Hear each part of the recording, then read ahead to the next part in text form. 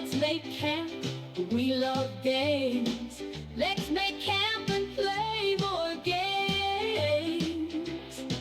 Hey la, oh la la, we love games. Where are you going? There's no knowing what magic awaits, what evil is growing. Hey la, oh la la, we love games. Hunting old crypts is folly. Just play games and be jolly. Magical treasures hide in the dark. So race, then embark. We love games. There's a standing stone. All right, there we go. That's the sort of country-ish version, 1960. We love games. The great thing about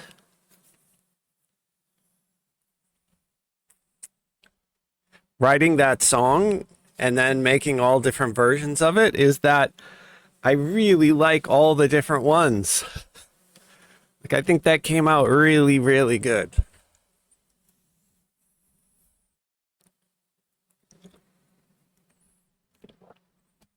So in the background, I don't have it on screen, but I'm trying to log into this new server.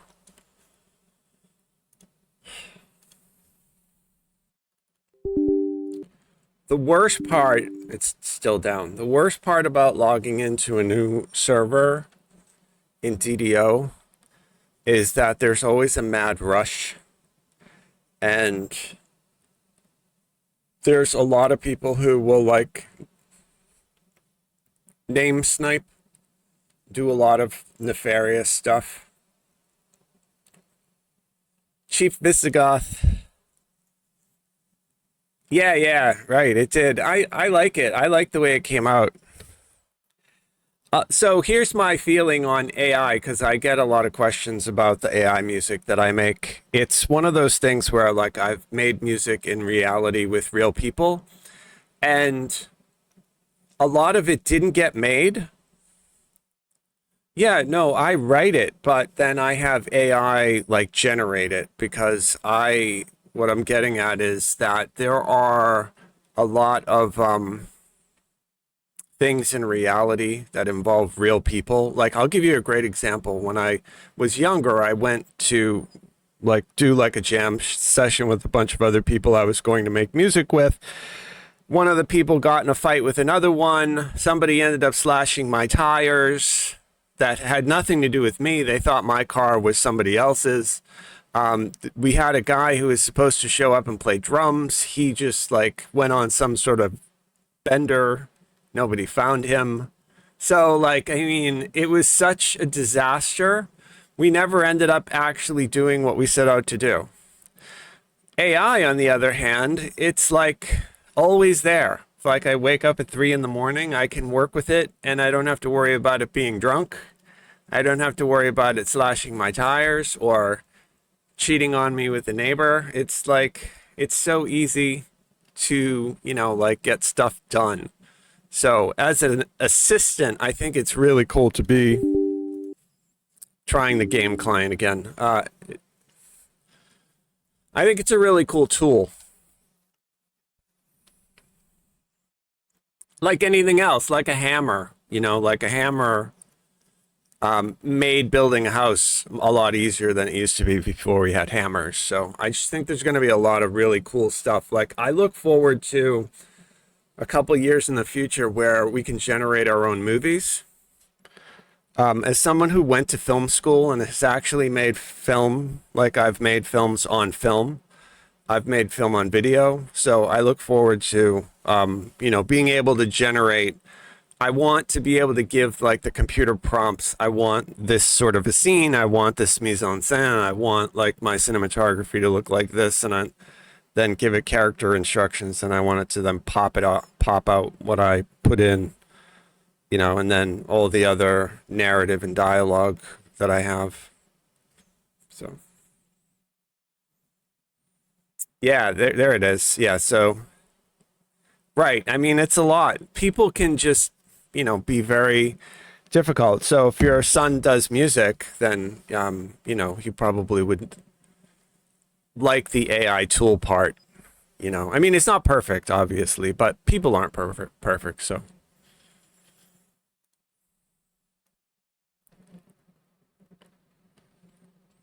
but it allows me to get some stuff made really.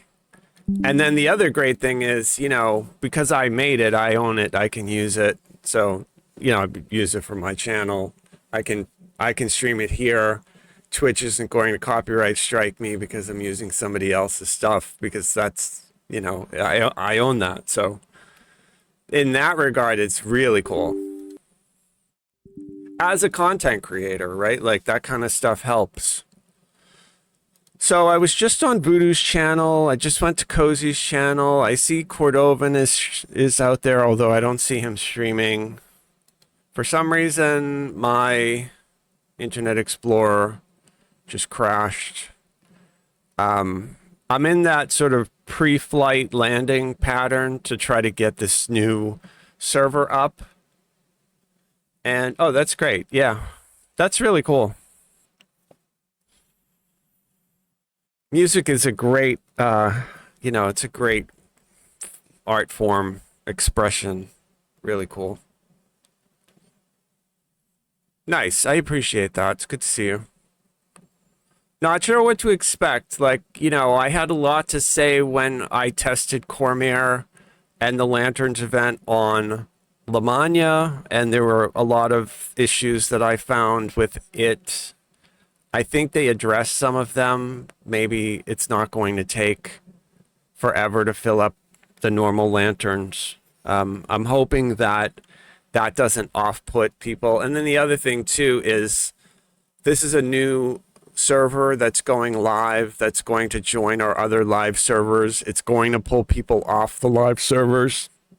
And so my concern is that, you know, people on Argo, Sarlona, the other servers, they're definitely going to notice populations go down on their home servers because people are going to migrate, move over and play on the new server, even if it's just temporary in the short term. It's what we saw every hardcore season for 3 months. The first month of hardcore, the live servers were really, really low as far as like engagement and popularity, because everybody was over on hardcore, you know, farming whatever rewards they want. So I kind of think that's what's going to happen with Cormyr for the first, at least until maybe the holidays, December, the first month. We'll probably be super busy on Cormyr, and the actual live servers will probably see a great drop in their populations, which is unfortunate. I think that I'm going to try to start this client up again. No, it's still not working. I don't have an answer for that though either, other than like, let's make the game so that more new people want to play it, so our population goes up, right? Like that's really the ultimate solution, to get new players injected into our community, not to just move around the existing community. And how do we do that?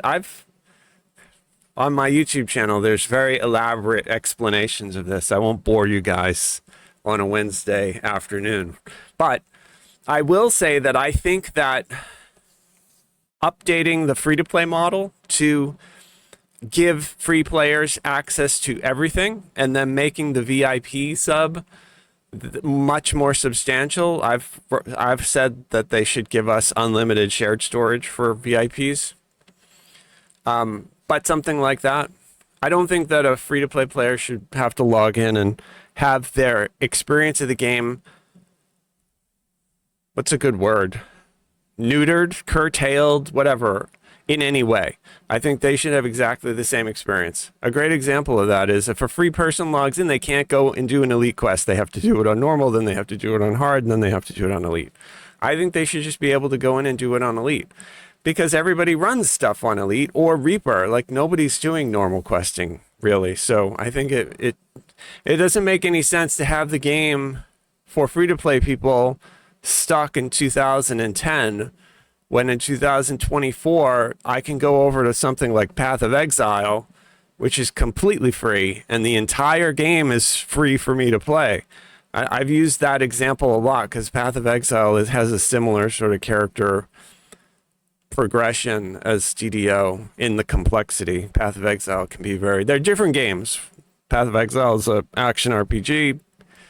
DDO is an MMORPG, but I mean, the concept is similar. Another great example is Genshin Impact.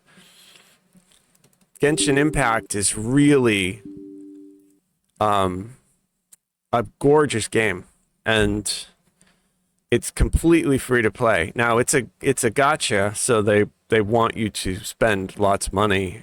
People do spend lots of money on that game. That also is a different type of game, but the concept is similar in the sense that a free player logs in, they can do anything they want, and then they're encouraged to spend money. So that's what I think. Like, people who come to DDO should be able to do everything that they want as if they are like what we have as VIPs now, and then encourage them to spend money on the expansions and other stuff.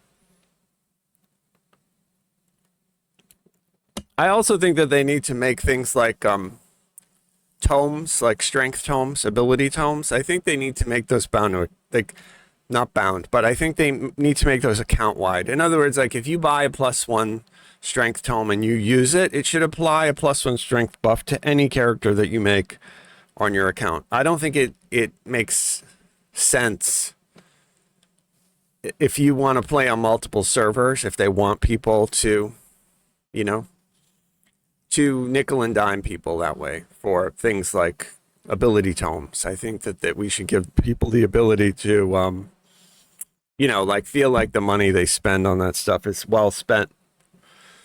Other games do that too. Like, you know, a lot of other games, you buff your character. You don't have to do it individually. It's an old model. They do it in Lord of the Rings too, online. So if you buy the upgrades for your, I forget what they call them over there, you have to do it per character. It just makes no sense now because, you know, if you have more than 2 characters, it's going to get super expensive. So the server should be up really, really soon. I'm trying. I don't have my capture set to show the screen. You know, it's just a boring Windows desktop, and then I'm clicking on the link, but it's 12:58. They're set to launch at 1. So we are going to try. So I apologize if you hear the computer noise. That's just me trying to start this program up. It's super exciting, and I really hope I can get my name.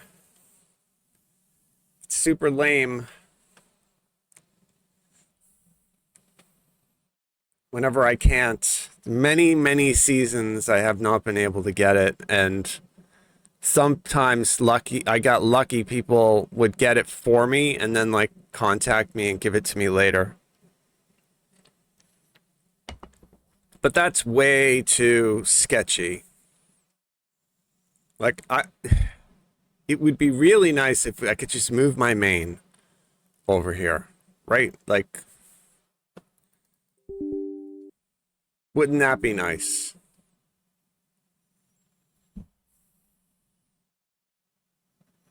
I mean, I don't know when you started. Yeah, so Agora, it's not a real hardcore. So in other words, like, what we all know and love and did for 9 seasons, that's not what we're getting. We are getting a new server, and it will have an event that has a hardcore element to it. It's called Lanterns in the Mist. You equip these lanterns, right? And if you die, the lantern's destroyed. That's the hardcore variant of this event. So you pick up the lantern at level 1, rank 1, and you cannot die. If you die at all, the lanterns are destroyed. You cannot put them in your bank. I tested it out on the hardcore server. I have a video on my YouTube channel where I actually show what happens. The lanterns are instantly destroyed, and they vanish. It's not like you can do anything about it. The minute you die, the minute your soul stone pops out, those lanterns are destroyed. So, but there's no favor farming. There's no Reaper farming. There's no leaderboard. So it's technically not like a hardcore like we would think of. It's an actual, just a normal server where they have an event that you can do a hardcore variant of. The actual event where you get the lantern, the story mode event where if you die, the lanterns aren't deleted. It's a pretty simple concept. You equip one of these lanterns, these mist stalkers are now then available to you because you have a lantern equipped. They will attack you, you kill them, and then it adds points to the lantern. Once you fill the lantern, you could trade it in for some cosmetics, and then like normal cosmetic rewards, you can go to another server and pick them up. They have 2 cloaks, a shield, a pet, and a mount. The mount is a saber-toothed tiger. It looks a lot like the war cat from He-Man. So if you've seen that. Tough RPG, good to see you. Yeah, and that's another interesting point you bring up there, is that you can only have 1 lantern equipped. There's 10. There's 5 story mode and 5 hardcore. And you can only have 1 equipped, and then the mist stalkers that you kill while you have that equipped will fill that lantern, but so that you can only fill 1 lantern at a time. So if you're chasing the mount, you have to make sure that you have the mount lantern equipped. Otherwise, you won't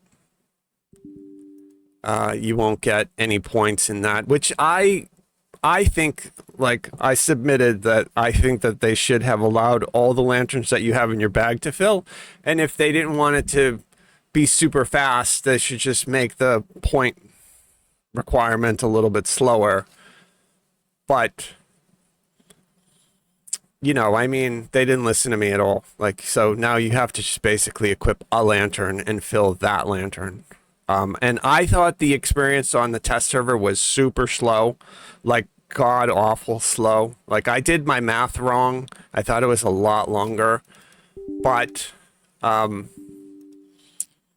it was still like, I quested on the server for like 3 hours and I probably got like 35 points in my lantern. I did 1 quest for 45 minutes. It was the immortality lessons, and I did not see a mist stalker at all in 40 minutes. So that was another thing I complained about when I was on the test server, that it was just way too hard to to spawn these mist stalkers. They're kind of similar to the hounds from the season 5 hardcore league, where they just randomly spawn on you. But there was nothing that you could do. You just have to have the lantern equipped, and then you'll get one to spawn, but who knows when. So it's 1:04 p.m. Eastern time, and I cannot get the server up. They have not released. I'm reading chat. They have not released how long the server goes. It's not a hardcore. No, it's sort of like a softcore hardcore. It's not an official hardcore server. There will not be a leaderboard. There's no favor progression. There's no Reaper. There's nothing like that. It's basically, if you want to participate, you pick up a lantern at level 1 and then don't die, and then you can turn it in and get a cosmetic once you have it filled. I'm not sure how long it'll take. Based on what I tested and based on how I play, I'd be really shocked if I could fill a lantern by Christmas. I mean, I'm probably being really conservative. It was just super slow. So maybe if I want to go for like a lower one, like a cloak, I could probably fill it by Thanksgiving. But if I want the mount, yeah, I'm probably looking at Christmas, which is a couple months from now, whatever. Yeah, well, here's the thing. I think that I might just do the normal. I mean, I'll probably pick up the hardcore lanterns on a hardcore tune, but I think I'm also going to do the normal ones just because the hardcore variants have a tiny little skull on them. And what I noticed on the hardcore server is that it's really hard to notice that skull from far away. You have to get super close. Game is still down, by the way. You have to get super close to see the hardcore skull, and while I think that kind of FOMO is good for the game, they're not unique enough. Like, in other words, if the hardcore saber-toothed tiger was on fire, then that would be noticeable from far away and really cool to chase that, because that would be real FOMO right there, right? But if it's just the same tiger and the same color pattern, but it's got a little skull on it, and the person who wants to look at the skull has to get right up next to me to see it, I can't see stressing and sweating just to get that tiny little skull. Just as long as I get a cat mount, I'll be fine. And I say that as a guy who has all the hardcore mounts. You know, I have all the hardcore mounts, so yeah, I mean, so on the website, Cordovan posted the event photos. Like, if you go to the website, look at the link, there's links to the images that people have posted. And I think you can see, like, the little hardcore variant will have like a little skull and like a little sort of like a fleur-de-lis on the bottom. I don't know. I commented on that when I was on the test server.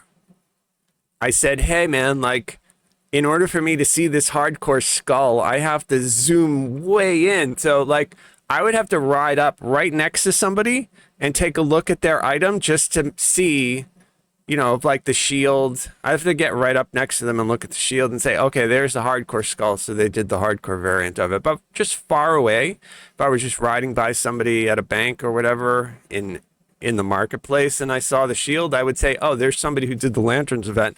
But I wouldn't be able to tell if it was the hardcore variant or not. Again, like, if the shield were on fire or like had some sort of like an aura effect, you know, kind of what they do in other games, to make them visually different from far away, that would be cool. I don't think that they've done that though. But then again, I have not really seen all the images. I've seen some, and they look very similar to me. At least on the test server, they looked almost identical. So we'll see. So the noise that you guys are hearing is me trying to start up the game. We're trying to get the game. It says it's still currently down. I don't have the, what is that? Streamlabs looking at my desktop because there's nothing there yet. Once the game is up, I'll switch to the game mode so you guys will be able to see. We'll do the whole like character creator thing.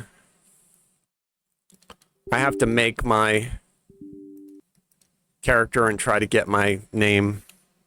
Who knows if I'll even be able to do that. Yeah, I feel the same thing. I wanted a normal hardcore.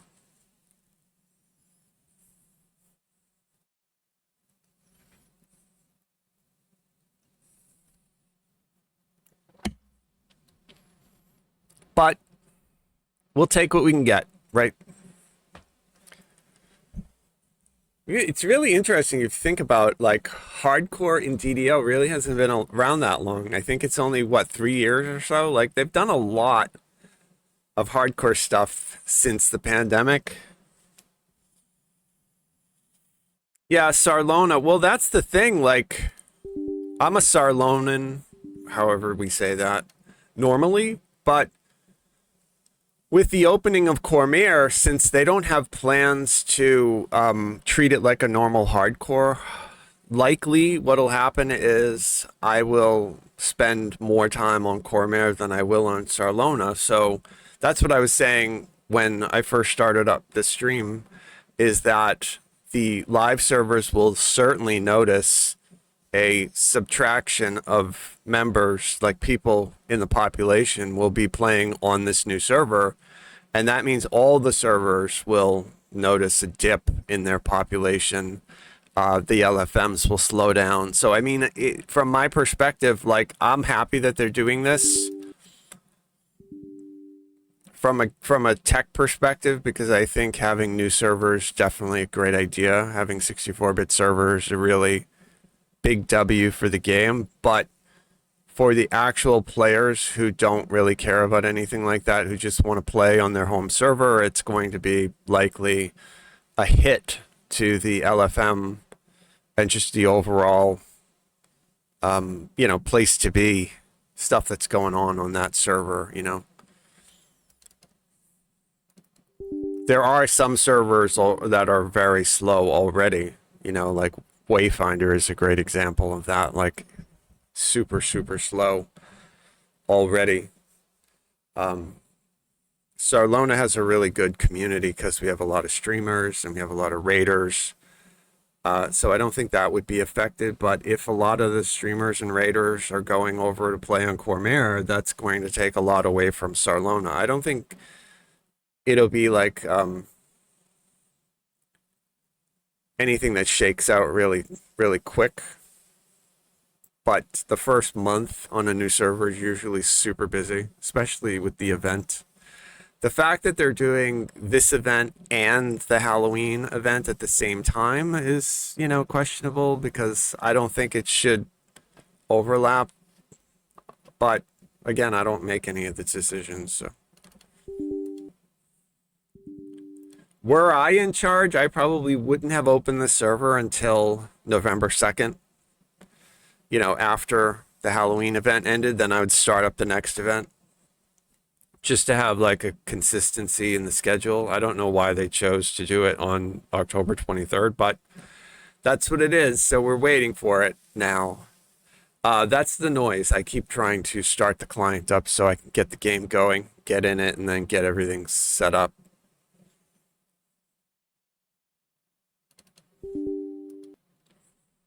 It's super frustrating though, because they did say 1 p.m. and now it's 15 minutes past. And if this were college, right, we'd be able to leave. Right? If the teacher doesn't show up, you're sitting in the class 15 minutes. You get credit for the class and you can just go.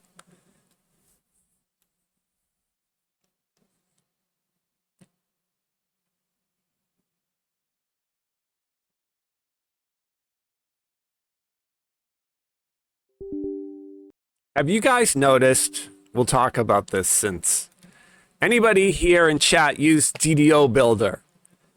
Hopefully you guys do. It's a great program. However, what I want to talk about is whoever runs that program just made a massive upgrade to it. So now it works like a new program, and it's not reading any of my old builds. And somebody asked me to make a build for them, and I was trying to figure out how to use this new layout, and I was completely like mystified on where some of the stuff was. So I don't know if anybody else has had the same experience. Maybe I looked at it at the end of a long day and I got, like overly frustrated. I haven't tried to make a new character in DDO Builder in the last few days, but yeah, bro. That's what I'm saying. So I had the old one, and then somebody on my YouTube channel was like, I would like this build, please, if you could, help me out. And I'm like, yeah, I can put something together. I'll just pop it into, the builder, and then I'll post it on the forum and I'll send you the link. And I got the new version of the GDO Builder, and I've been completely mystified. Now, it's probably not that bad. Like I said, when I looked at it, it was at the end of a long day, but it's not opening any of my old builds. So, like, I have to re-enter all of the build.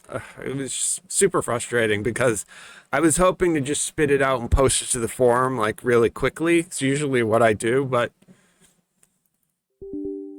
have to spend some time with that.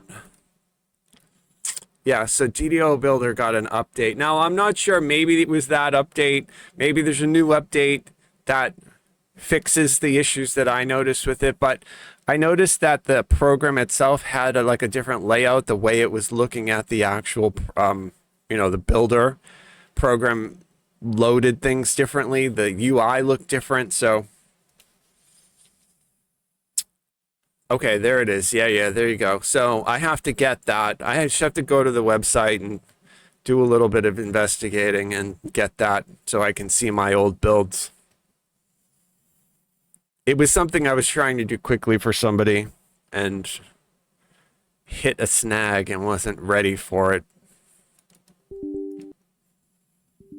I didn't expect them to sort of redesign that. I've been using that program for many years, so really good. I'm surprised somebody hasn't put together a web-based version of that. That exists on other sites. Like if any of you guys play Diablo 4, Season 6 has been pretty fun so far, but there's a website called Maxroll where you can actually go like to the website to a page and it will allow you to do like what we have a DDO builder. It allows you to do it right there with the web browser. So I'm surprised that they haven't, rather than updating it as a program on Windows, the person doesn't make it into something for like Internet Explorer or Firefox or something like that. Would make more sense to do that simply because a lot of people could then access the builder on their phones or their iPad, like I think that would make a lot more sense rather than using, like a Windows only program. I don't know if they might have a Mac version of it, but yeah, I don't know anything about coding C++, so I'm just talking about like if I could, wave a magic wand and make the DDO builder a web app, I certainly would, because I think it would be cool to be able to do it on my phone. So I'm going to keep trying to get this up. It says the game is still down. I wonder if they're having problems with the servers in Vegas. I wonder if they gambled, like they put it all on red and they actually lost the servers. Because the servers for the 64-bit are in Las Vegas, right? Hopefully not. Hopefully that's not the case. Hopefully they're not gambling. They're not gambling on our gaming future. Damn it, the game is still down. Yeah, so I'll sum up. If anybody is curious about Diablo, you guys out there may have played Diablo 1, which is probably one of the best games ever, right? Diablo 2, top 10, easily one of the top 10 games of all time. Diablo 2 is amazing. Diablo 3, not so much. Diablo Immortal was garbage, in my opinion. A lot of people liked it, but I didn't like it. Diablo 4 launched. It was absolute garbage. And then they listened to people complaining, and they fixed a lot of stuff. And so season 4, 5, and 6 were pretty good. They're in season 6 right now. This had nothing to do with DDO, but we're just talking while we wait for the server to come up. There it is. It's coming up. Okay, so I played a Sork originally, and now I'm playing the new Spiritborn. And bro, I gotta tell you, the difference in damage on my Sork, I do 100,000 damage. On my Spiritborn, I do 500 million damage. That's the difference. So if you're playing Diablo, I recommend you play a Spiritborn, because right now they're busted. They're like, the Spiritborn is like the Dragon Lord.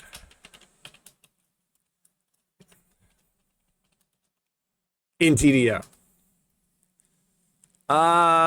Yes. Yes. Really?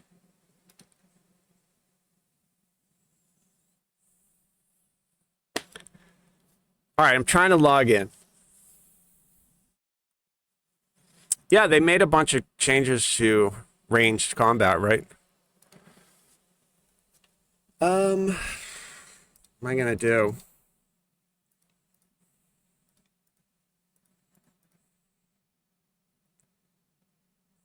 Damn it.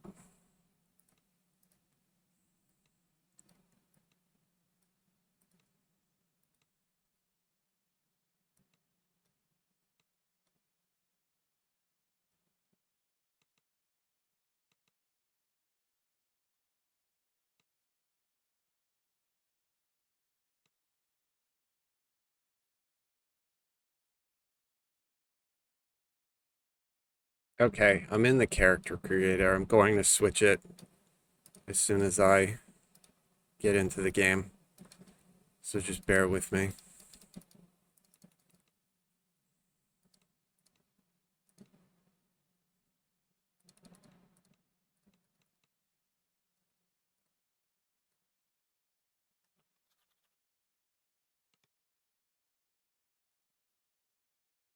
All right, so that should be that.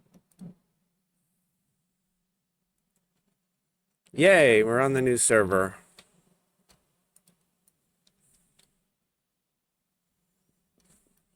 Okay.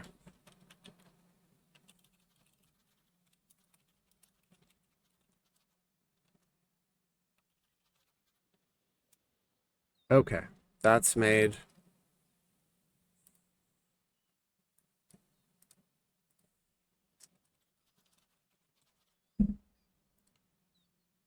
And that's made.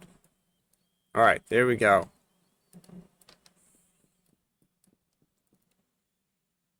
Oh, they're letting me start. No, I'm not going to do that. I'm going to start at level 1 because I want to get my hardcore lantern. Right? Right. All right, but I've got to get out of this area. All right, so I have join channel Death Smile set up. I have the guild set up. If anybody is playing and wants an invite, just let me know. I've got to get out of Korthos. Ah, you're awake. Oi, you ain't undead, are you?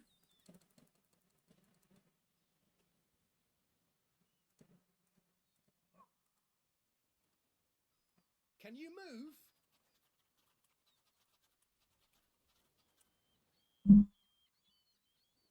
Get my UI set up. That looks good.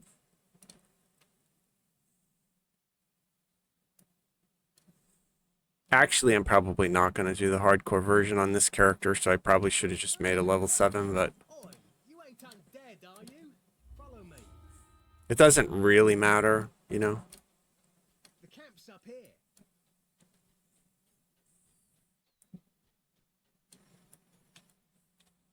Level 7 on hardcore. There you go. Well, keep in mind, if you make a level 7, you won't be able to get the hardcore lanterns.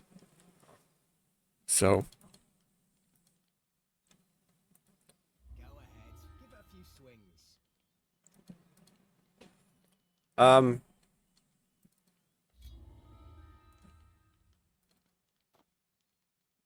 the other thing to keep in mind, you have to be rank 1 in order to get the lantern. So, it's like, I don't want to level up, but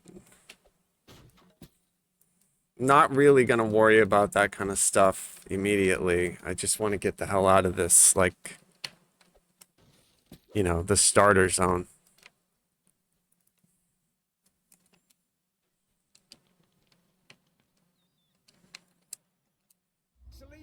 All right, we're going to do the gold roll, right? You think we're going to have good luck? Brand new server. Can I roll 100? Nope. I rolled a 33. We'll take it, though. 33 is not bad. And then we'll do the silver roll. Got a 36. But I did get 1,000 plat. That's going to be helpful. So here's the thing, right? Like, we have to do that bullshit beginning thing where we go by the Balrog and he can hit us for 12,000 damage if we're not careful. I don't know, man. On the hardcore, I mean, pardon me, on the Lamagna test server, that thing killed me like 6 times. So I thought it was really sort of like frustrating if I were doing a hardcore, you know, because I don't want to die, right? But it really doesn't matter. I can die. It's no big deal.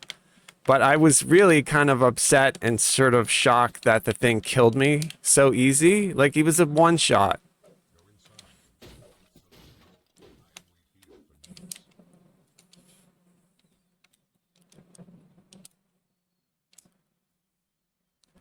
Probably should have just started this character on level 7 and just made my hardcore character later.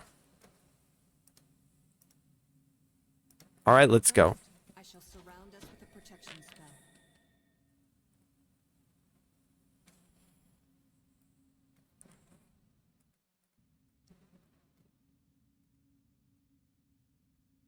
I'm gonna get my bars set up. Let's be about it.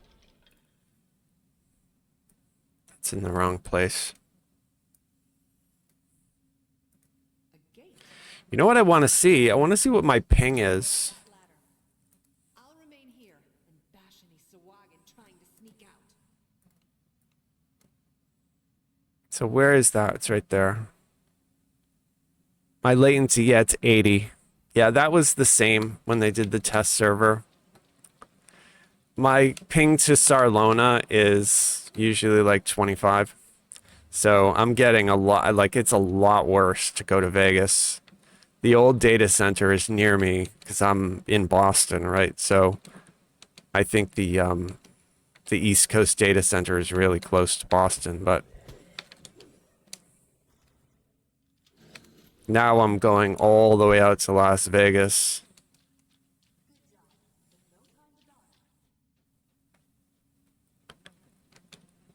So I'm gonna do exactly the same thing for you guys who watched me do this on the test server. I'll show you what I normally do on hardcore.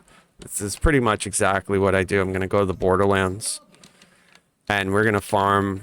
We're gonna farm money, and we're gonna farm a feather falling cloak because you know we have nothing, right? Like brand new server. I have nothing. I have no money. I've got to get some master shards because I need to buy a ship.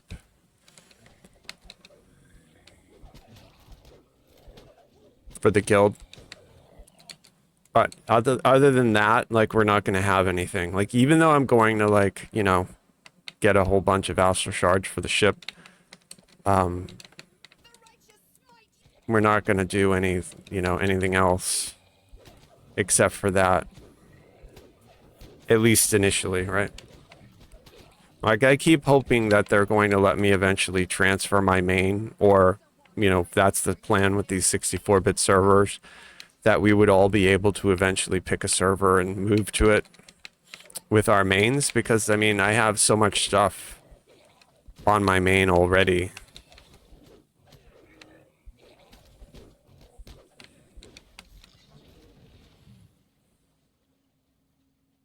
Such is the fate of evil.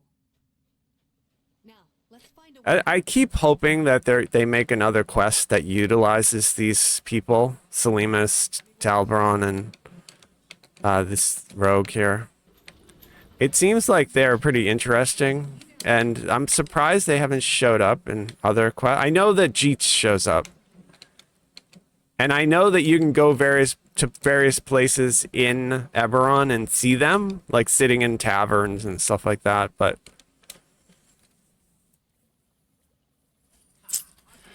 yeah, well, so Agora, that's the whole idea. I think what they're going to do with these 64-bit servers, if they can prove, like Cormyr is kind of like a test, and if they can prove that it's actually sound, then they will probably do exactly that. They'll probably open transfers up to it and then encourage people to leave the old regular 32-bit servers to go to a 64-bit server.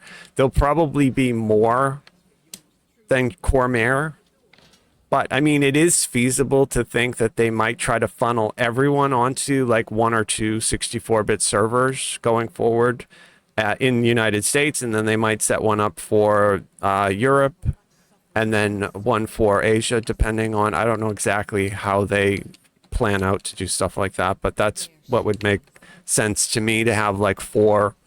Be a lot like Star Wars The Old Republic, if any of you guys have ever played that. They basically did exactly that. They have two US servers. They have one, I think they have one European server. They also have one like French server, I think. For some reason, I think like Star Wars The Old Republic was really popular in France. And then they have an Asian server. They might actually have two Asian servers, but you know, the total list of servers is like 4 or 5, which used to be like, if you guys are around for the launch of Star Wars The Old Republic when BioWare originally made it, they had like 1,000 servers. So they have really, like, you know, went from 1,000 down to 5. I think that's what they need to do in this game too. I think they need to sort of funnel everyone onto like 1 or 2 big servers, and that's that. Just for the LFMs, you know. I mean, unless they figure out how to do like cross-server questing, you know, like LFM cross-server, like they do in World of Warcraft, that would be cool. So here's the thing: I cannot go higher than rank 1. Level 1, rank 1. Like, I don't know what's going to go on with this, man. Like, I can't... We're just going to test. See, now I'm level 1, rank 2. I hope that I can get the lantern. It's possible that I might not be able to. We'll try it right now. But this is the event, right? So you come here, you talk to this. It's a solo... It's going to take you to another plane of existence where these Silithtar people live. And this is like an apocalyptic wasteland that's been decimated and they're trapped, very similar to like what Strahd did to Ravenloft. So if you talk to these people, they're all like nuts. They all want to know why you're here and stuff like that. Anyway, you guys can read through this stuff, but I think it's a pretty cool story. Like if I sat down to a pen and paper version of this, it's pretty interesting. None of this stuff counts though. We just need to basically like trigger. I just got booted. My game just crashed. Not sure if you guys had that trouble, but I'm gonna try to log in again. I don't know if they restart the servers or what.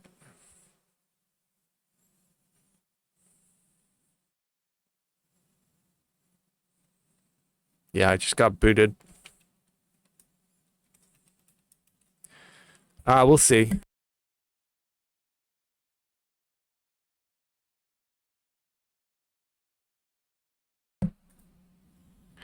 Oh, they took it down.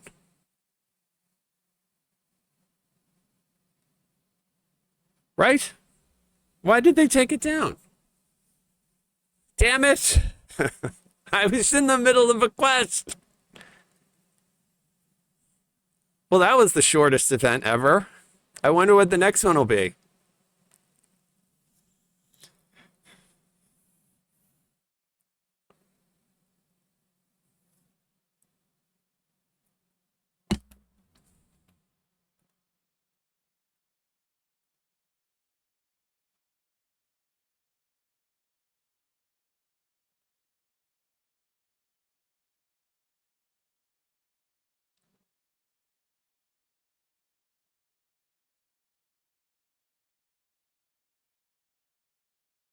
A lot of people online right now for DDO.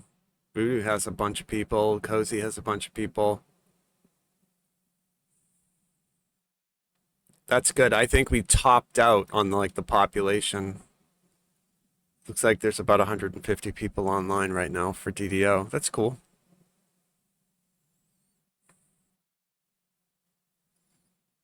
Oh, you're reinstalling your game client. Wow. I did a joke. I don't know if you guys notice on my stream. I put drops with an exclamation point. There's no such thing as DDO Twitch drops. There should be, but right now there isn't. Maybe Cordo will give me some codes though. I don't like asking for stuff like that, but maybe he'll be nice and he'll give me some codes. Then I can give stuff away to you guys. Right? And then they would be drops, kinda.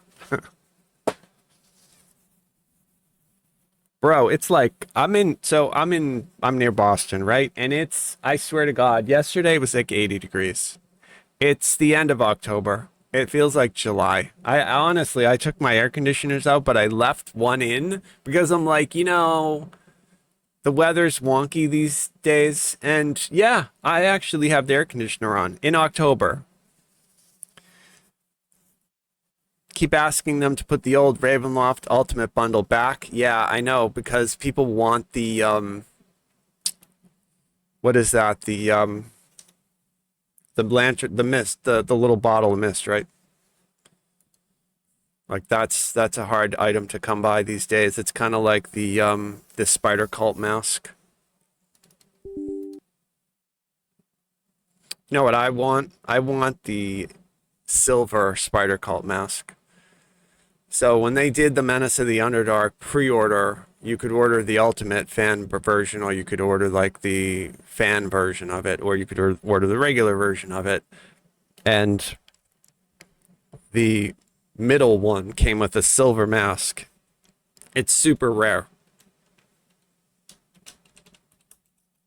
A lot of people got like either the most expensive or the least expensive.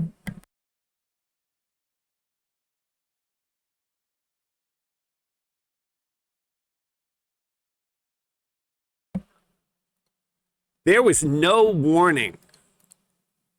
Cormyr is down. There was no warning for taking that server down either. It's not like they posted a thing. We're taking the server down in a minute. We're taking the server down in 5 minutes. They just shut it off. So that tells me that they saw some nuclear level problem with it, like some crazy issue. Either that or the server itself just died, and now they're like, we turned the server on and now it's off. We got to figure out why.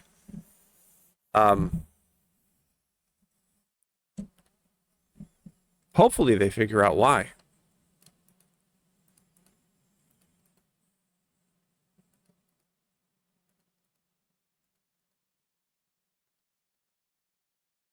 Just as we started to go, right? I made it through the first Korthos quest. And then I was in the Balrog quest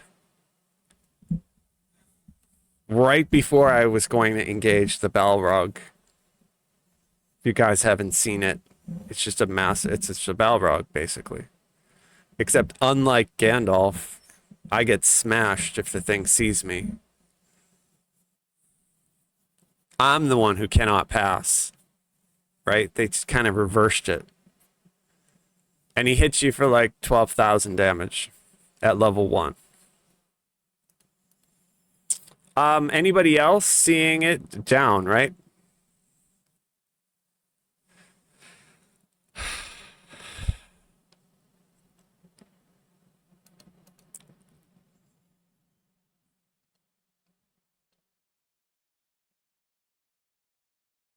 I wonder. I'll check Discord.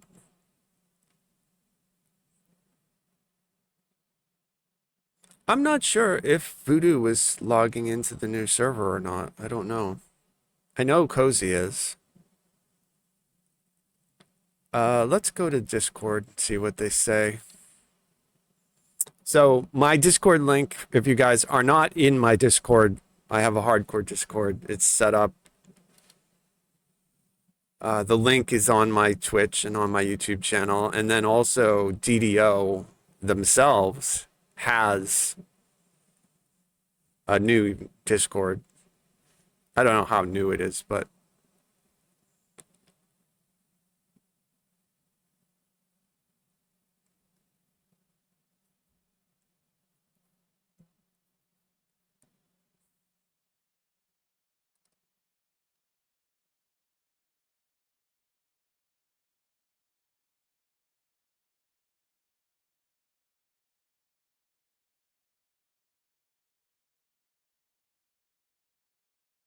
all right, I'm looking at their.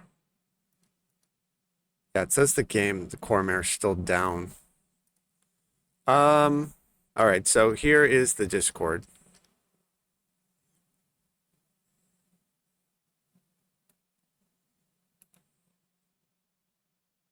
It says the server's down. Yep. I got on the server, but I got booted right out. That's exactly what happened to me.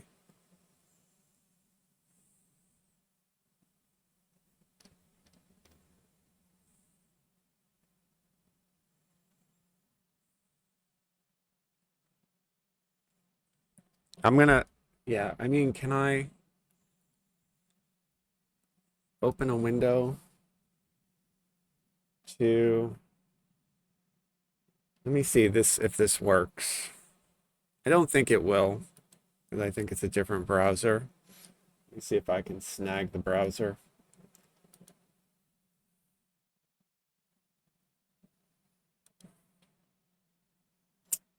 Yeah, that's it.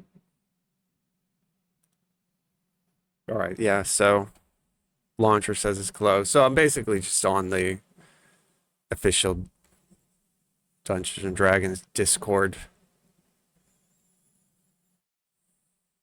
server.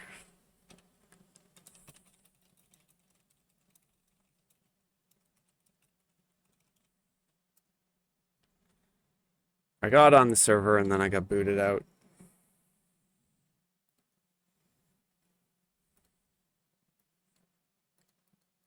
And it shows Cormyr still down.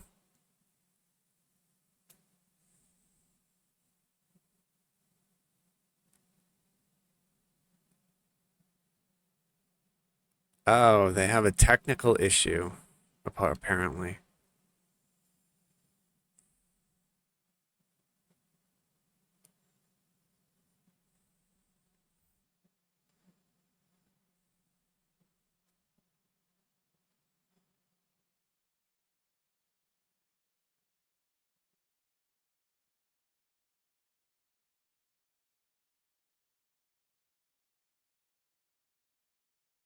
So I'm just in Cormyr launches, the channel there where people are posting about the game.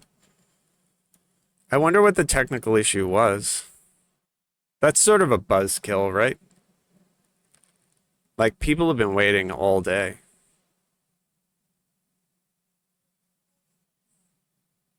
Cormyr is being brought down while we troubleshoot a technical issue. We will keep you updated. Is there an bro? Is there an ETA?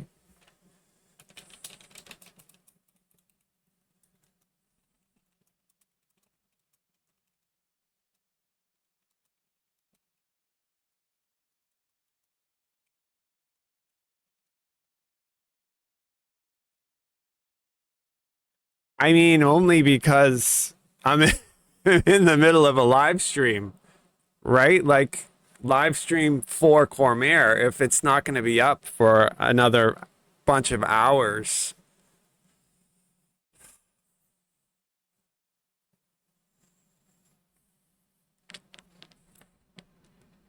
we'll see what they say.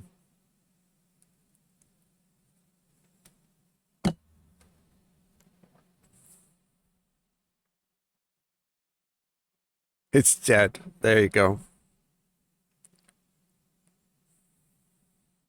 I really hope that they get this back up in like 5 seconds.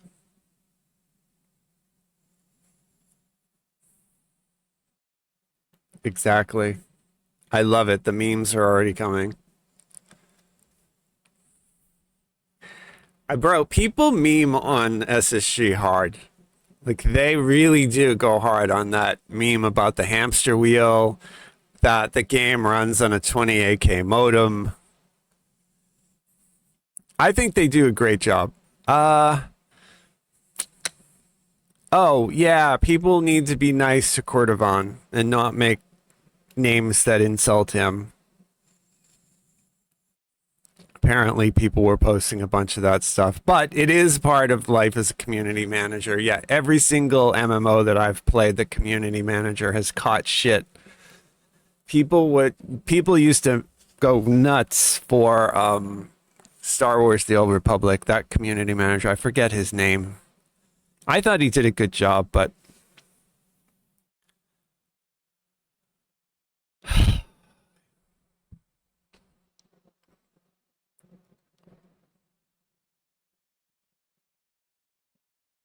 it's still down.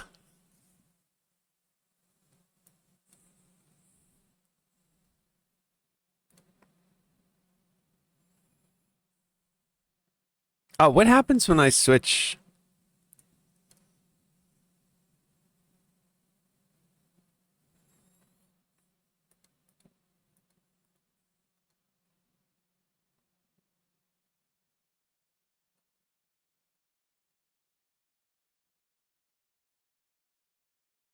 So all the other servers are up, by the way.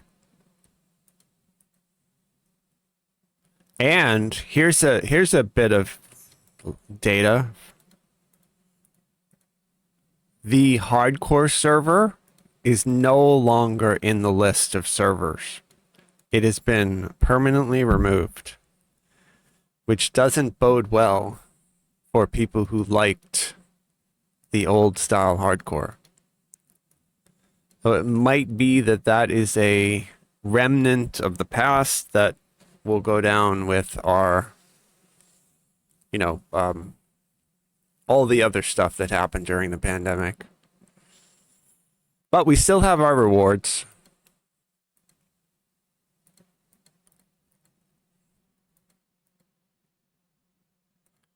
So has anybody in chat seen the new books, the new TSR books, the new Player's Handbook, the new Monster Manual, or the new Dungeon Master's Guide? They were supposed to come out. I have not made any effort to check them out just because doing a lot of research on them, I know that a bunch of the changes that they made, I don't want to own the books, but I'm curious to see what like artwork they went with.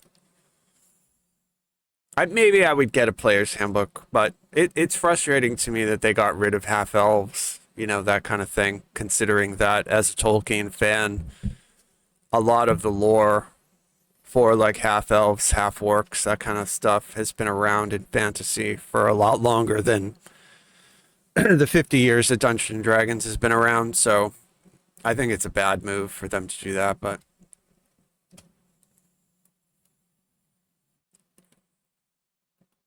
can always homebrew yourself a half elf if you really want to. And hopefully they don't make SSG retrofit our game, because then we'll be doing species past lives and they would delete half elf and half orc, or maybe rename them into different, like it would be a different variant of an elf and just a regular orc that you could play. But I don't like that. I think that's dumb. I mean, they could do it, but I don't think there's a reason to do it. Just leave it alone. I was also not a fan of them removing wild men and replacing them with the little bullywugs. I mean, I like bullywugs. They're fine, but I also think the wild men are thematically appropriate, considering that, I did a YouTube video on this, that they have been in fantasy fiction for hundreds of years. It's not just something new that is popped up. So they're in the Lord of the Rings. If you read that, they actually ally with wild men against Sauron. They don't really do that in the movies though, but in the books, it's a pretty elaborate part in the third book.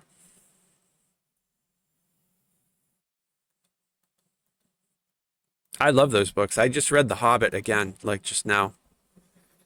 Like I finished it yesterday. I read that book all the time. I've probably read that book like 500 times. I'll probably do The Lord of the Rings as well. I also recently just read the Iliad and the Odyssey. Really good. Cordovan is saying something about an account. A parent created the account. Parent created the account. Should contact. I don't know what they're talking about. Somebody got banned.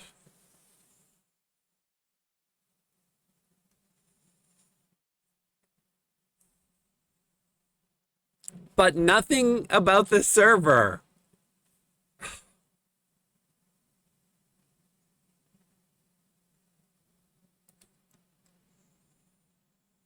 It had to be a massive technical issue for them to pull it down with no word and to keep it down.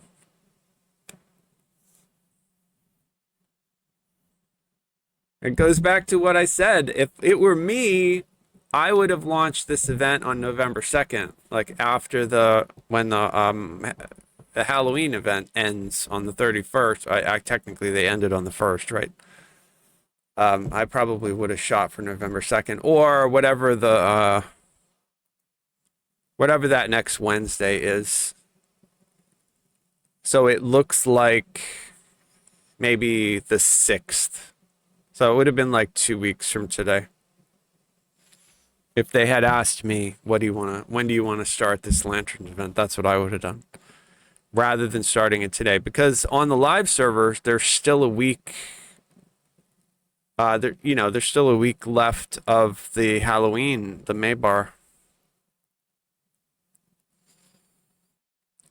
So people wanting to do Maybar or the lanterns would have to decide one or the other because they're exclusive.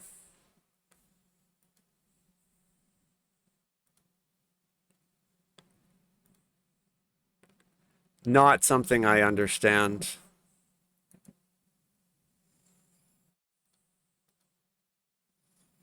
Oh, it looks like I can minimize that and it stays. Okay. Yeah, I mean, it's not the most interesting ever watching this Discord feed scroll in real time, but I'm going to try firing up the game again and see what happens. I mean, I guess if not, I could just run around on Sarlona and play while we wait. I did get to make my main character, and I got to make the guild, and I got to make the channel, so we'll see.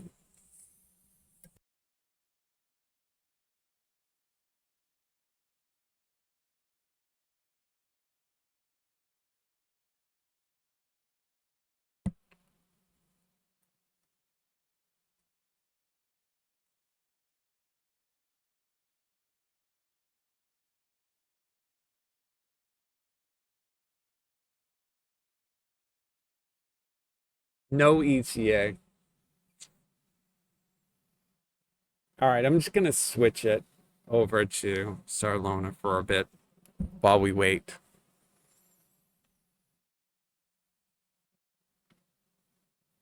So I made my main, I made the guild, I set up the join channel. The only thing I really haven't done is picked up my lanterns or got out of the the starter area there. And as soon as I'm able to do that, we will. As soon as I'm able to switch over to Cormyr, I will, so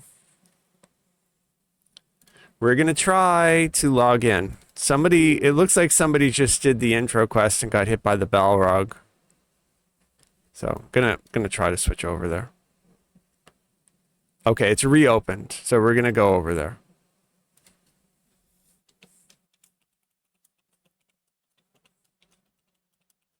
All right, there we go. Yeah. All right. Is that okay? Yeah, that looks good.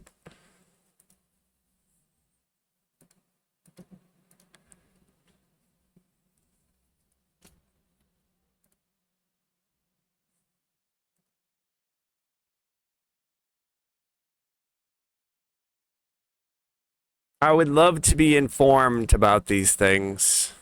All right, here we are. New server. It's up.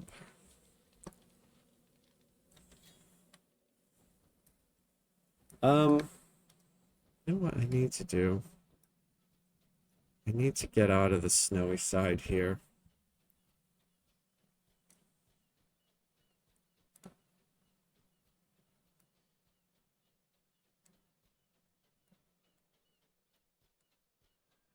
I'm gonna run to the harbor. And while I'm here, I'm going to turn on the guild, whatever. So social. Grouping. Okay. All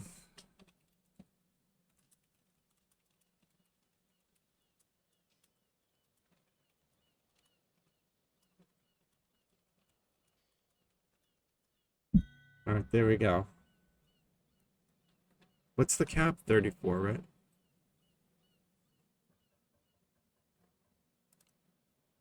There we go.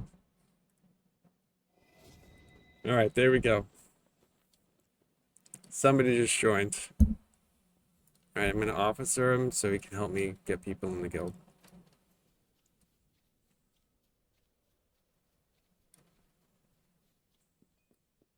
And I'm a charisma tune, so I can talk to this dude, bluff him, and not bluff, haggle. There we go. And probably get a piece of gear here that I can sell.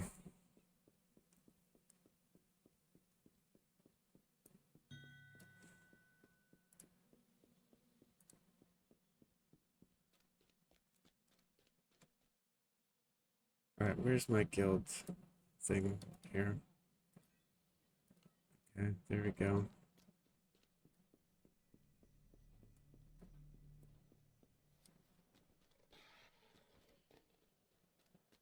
Yep, if you're on Cormyr and you want a guild invite, just send me a tell.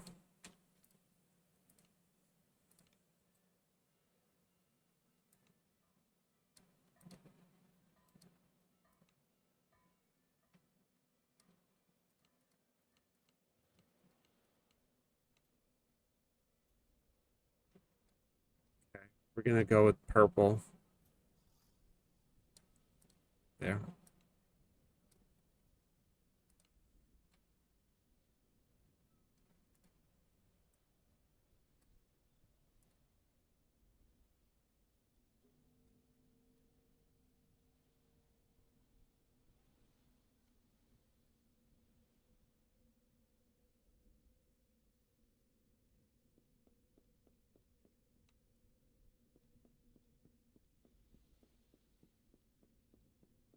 What is that? Okay, dangerous opportunity in the mists. Yes. We will go grab that stuff. Gonna go bank everything right now. I technically could just do like a pin and go to the Salt Marsh Tavern, but I'm running to the bank as if I didn't have the pin.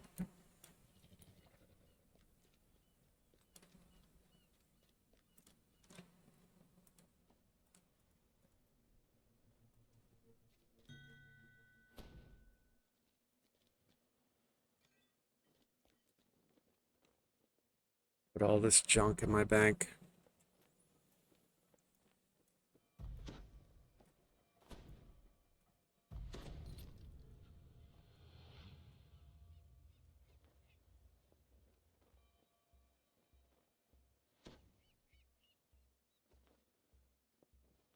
I'll keep a Larry on me. I mean, I don't have anything on this server, so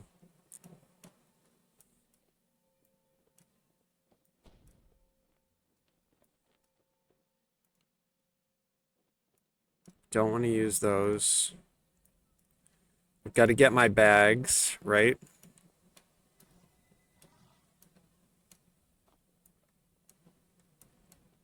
Not gonna wear that armor either. It's garbage.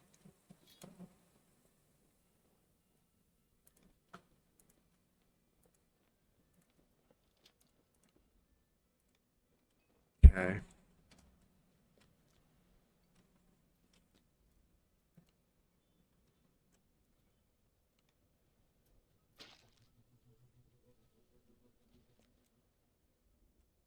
Right, I forgot about all that stuff. Yeah. There's a lot of junk that I have to go get. For now, just gonna save all this stuff in my bank.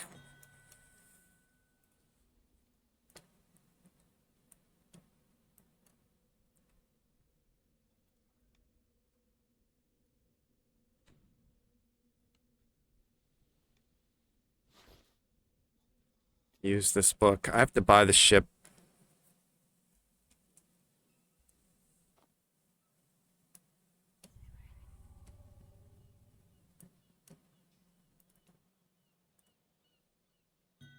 I'll go through this stuff in a bit. I want to go get the lanterns first.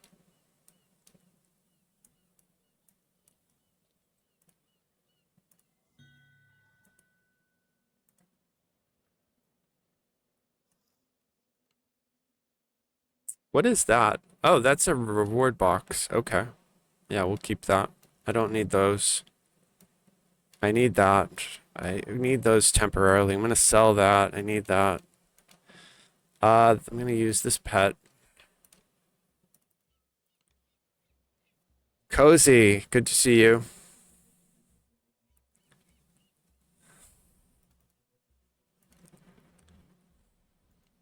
I stopped over in your stream earlier. I don't know if you noticed me and asked you if you were making a VTuber because you were talking about CGI. And then I told you if you do make a VTuber, make sure she has cat ears.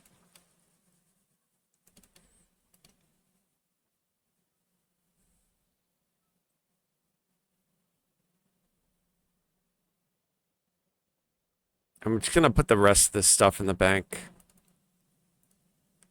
Not super exciting to go through this stuff. I'll just do it when I'm off stream. Can I not put these in the bank? Oh, it's full. Really? I only have 20 character slots? What the? Why is that? I'm confused. I guess all those unlocks that I got are just on Sarlona. That is so lame.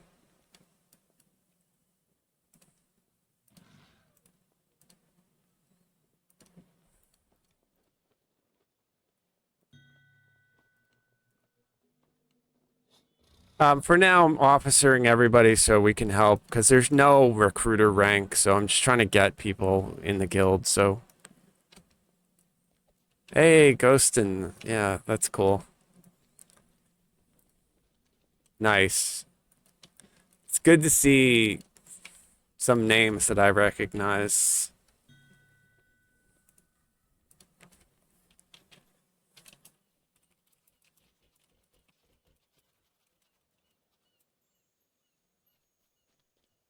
All right, so what do I need? How do on my desktop, I have an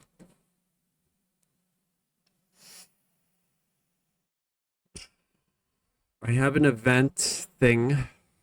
Where is it?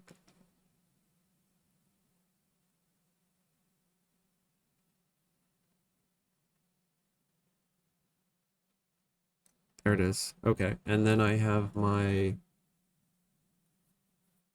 message of the day. All right, here we go.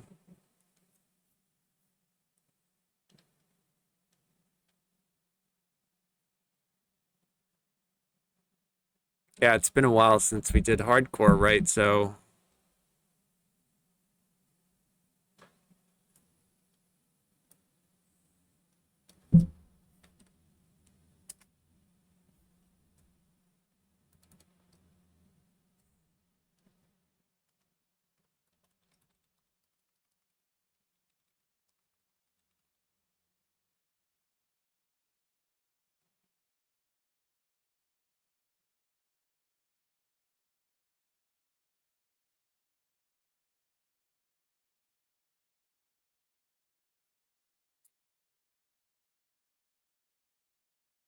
yeah, I'm going to have to like make this stupid thing from scratch. Okay, let's go. The other thing I need to do is get those darn shards.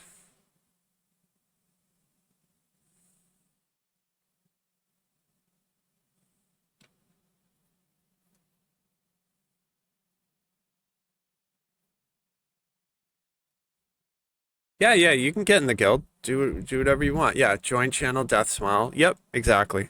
Yep. Lardo, hey. Thanks for check. Yeah, I appreciate you checking me out. That's great. I'm in game right now. If anybody needs an invite, just send me a tell. I'm working on getting astral shards too to get the guild ship, which I'm going to get like any second now. I just have to basically do the dance over on the website to actually get the shards. Put all the Patreon money to work here, right?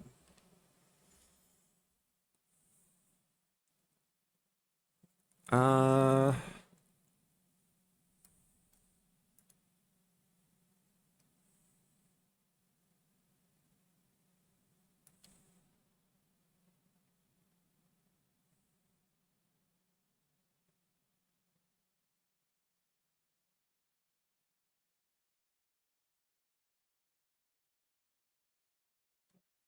We have to do this.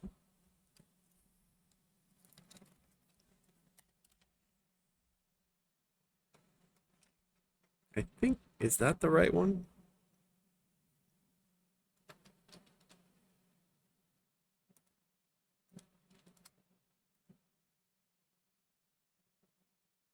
Oh, yeah, let's do that. That's better. Sorry, I'm talking to myself. I'm trying to get Astro Shards so I can get the guild chip. Yeah, I don't plan to log out, but thank you for the warning, Lardo. Already in channel Death Smile. Yeah, so if you're trying to join and I'm ignoring you, it's because I'm like looking at another screen in order trying to get the shards to buy the ship. I'm promoting everybody so you can help. If somebody else wants to join and you see them asking, just invite them. It's fine. For right now, everybody's going to be officered since there's no recruiter rank. You can invite your friends. You can put alts in the guild. That's fine. Do whatever you guys want. This event's going to be a little bit different than normal hardcore, where I doubt we're going to be full. You know, because this server is it's not only an event server, but it's also going to be you know, like a permanent server. So after the event expires in 6 months or a year, however long they let it run, you know, the server's still going to be around. So likely what's going to happen is initially we'll probably get like a lot of people, and then as people realize that, you know, they want to set up their own thing, like or move their guilds here, you know, our population will probably settle down. But hopefully people who know me and have been in my guild before, you know, they come for like a certain experience. I put a lot of work into it for the hardcore, so try to keep everybody happy. Hopefully I can get this sorted out so I can get some master shards so I can actually buy the ship. A lot of channel members over the years have either donated or joined my Patreon, which supports this. So like, you know, have helped out in the past or have recently helped out. So I appreciate all you guys if anybody is in channel and has donated. It's exactly what we're doing right now. We're getting the ship.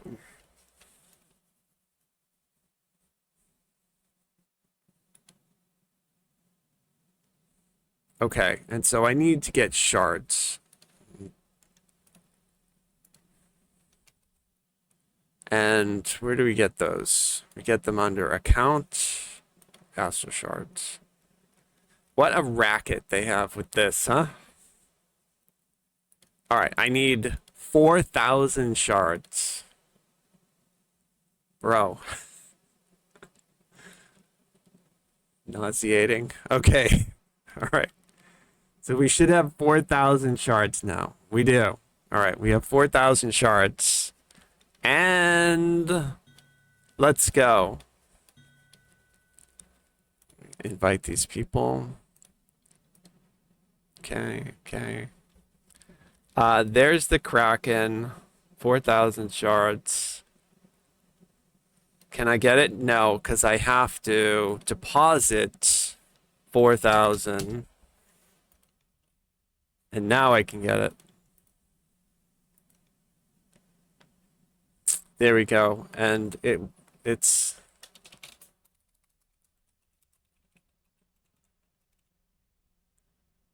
that's sanctuary is spelled right. Okay. All right, there it is. So there's the ship. The ship is there.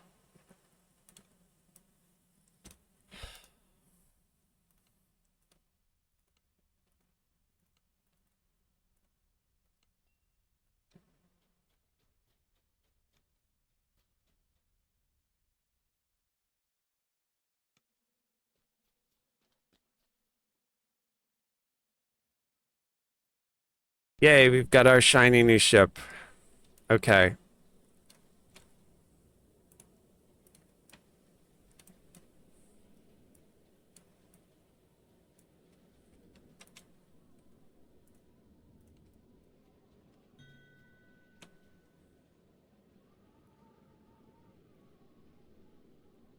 Well, let's update the guild message and let people know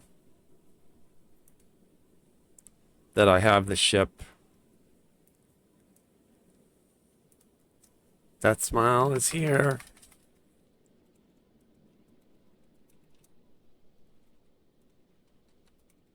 Ship is bought. We got him already. Okay.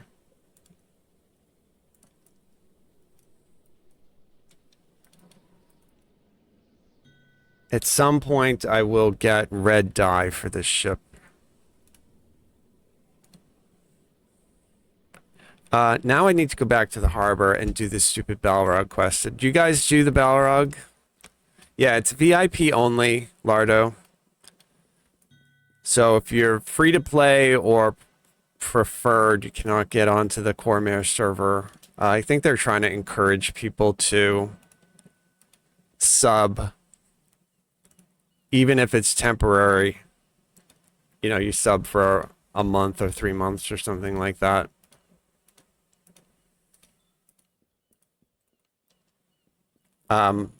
I am a VIP, obviously, right? I'm on Cormyr. I always am a VIP to this game. When I don't play it, I basically unsub. And then when I start playing it again, I resub. You know, I don't ever play as free. I understand a lot of people do, though. I don't think there's anything wrong with that. I think it's just a choice based on, you know, like your economy and how you like to play games. There are a lot of games that I do play without paying anything, like Path of Exile. I've never paid anything in that game and I play it. Genshin Impact, I've never put a dime into that game and I've played it. So like I understand. But I think DDO is good if you're going to, you know, this is not an advertisement to be a VIP, but I do think it's worth it. That's why I do it. And also because I've been playing since, you know, this game was, like, I've been playing this game since it was made, right? So, like, a long time. So I kind of want to see it stay around. So I do what I can to support it. Obviously, like, I have a YouTube channel for it. I live stream it, you know, like, if I wanted to be a professional streamer, I'd probably stream WoW or some other game that got a lot more viewers, but I really like this game, so. I think it has a lot to offer, too. It reminds me a lot of Path of Exile in the sense that it's very, very rich. Like, there's a lot to do. And, especially if you're into like theory crafting builds and coming up with like new ways to smash content, this game has a lot to offer.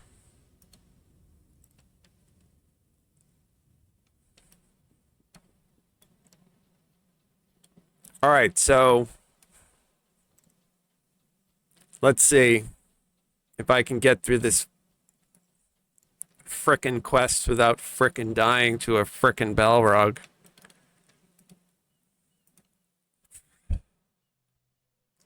So all these Sulatar people, we were talking about it, they're in like some sort of post-apocalyptic wasteland. There's a Dark Lord who has sort of like enslaved everyone, and the result of the Dark Lord's energy has sort of bled all of these weird mist creatures into all the other realms. And so there's a group of like they're sort of like Avengers, I guess, for lack of a better way to say it. They're like freedom fighters or something. They're going all through the realms trying to catch these mistwalkers, and so that's what they're doing. They recruit you to work for them. They you know, they give you a lantern and they have you like look for these mistwalkers, and then the idea being like once we catch all of them, apparently there's like a limited amount of them, the energy from them will then allow the Avengers or whatever we call these people to bust into the Dark Lord's temple and actually face him or her, whatever the Dark Lord is, and hopefully we figure out you know, like the bigger story, and they give us like a raid tied to this content because there is a really big temple in here. So I'm supposed to explore the domain. Okay, so here we go. So what I'm going to try to do is just brute force this. Like, I died 14 times to this Balrog on the test server, so like I'm just going to try to run by this stupid thing. Although I can't move. Alright, there we go.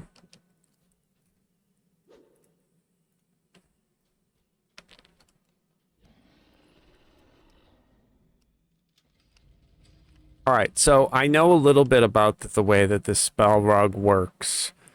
We cannot let it see us. Like, it has like a cone in front of it. And the hiding spots don't work. Like, in the sense that if you're hiding and it walks up, it'll still hit you. I don't know why they have it coded like that, but use the sneak. Yeah. I don't think we're going to do that. I think what I'm going to do is just run by it. All right, it's got its back to me, right? We need to get around it. Like, we need to get around it. So if I lure it, I cannot get too close to it. Yeah, there it is. Perfect. Okay. So we got by it. Now, I don't really care about picking all this junk up, although I'll pick up the collectible, but...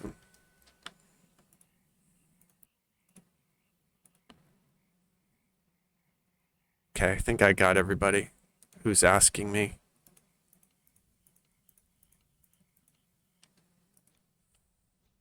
Okay. All right. This one is tough. So what I'm going to do... Oh, yeah, no, don't. Fuck. Bro, stay away from me. No! I'm dead. 34,000 damage. So stupid.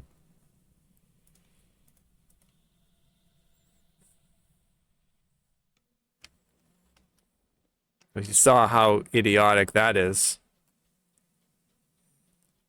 Luckily, though, this is not a real hardcore.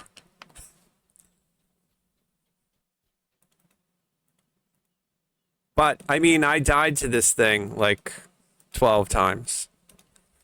I was able to eventually just run through it, though. Like, look, they put in the bullshit hide behind the bush thing, and maybe it works, but I couldn't get it to work. When I was hiding in a bush, he found me and killed me. So, from my perspective, it's better to just run by him.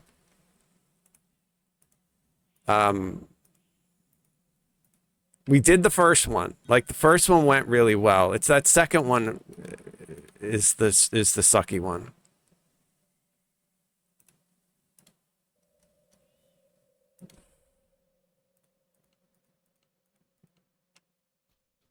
All right.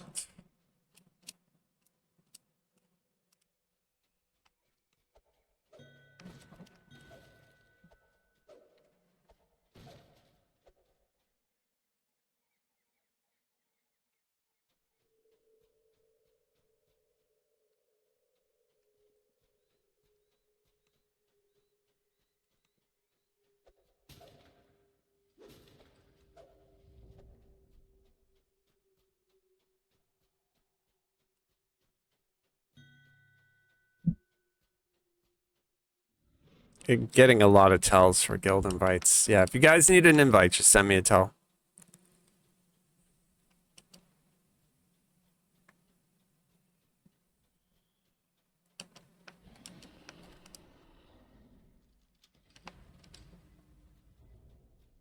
So hopefully we can do the same thing that we did. And like fake them out. Like get him to look at one side and then run to the other side. I just have to figure out, the second one was walking away from me, and then for some reason, like, I did something that triggered him to come over to where I was. Hey, I see Tanya.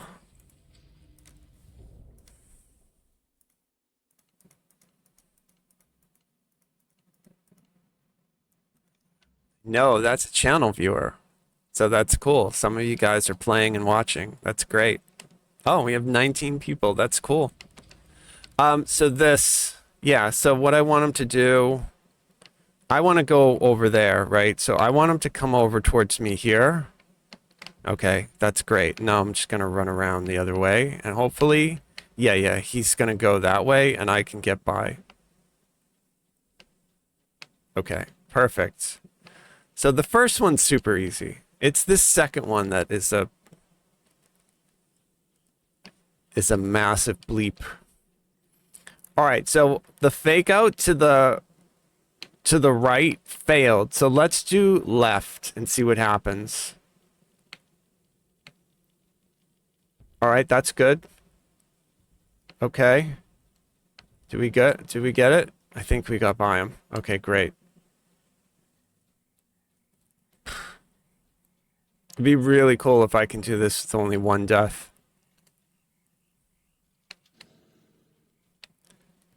I mean, they kind of made this, like, terrifying, right? All right, we're just going to run right behind him. There we go. Okay, great. Oh, did I get him? Looks like I got him. All right, we made it. That's it.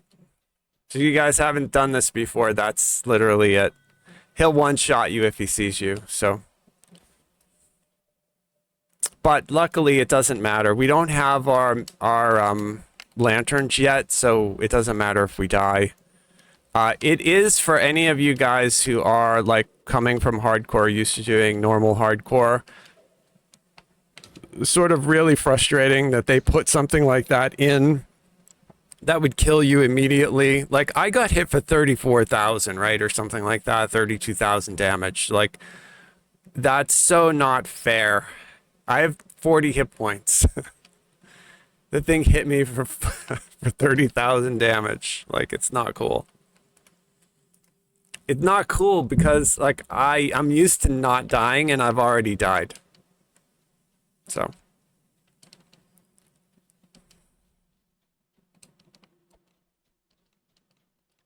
We're going to grab all this stuff, right? And I'm going to break all these boxes that I can because they're going to... Sometimes you can get, like, good stuff that drops out of these.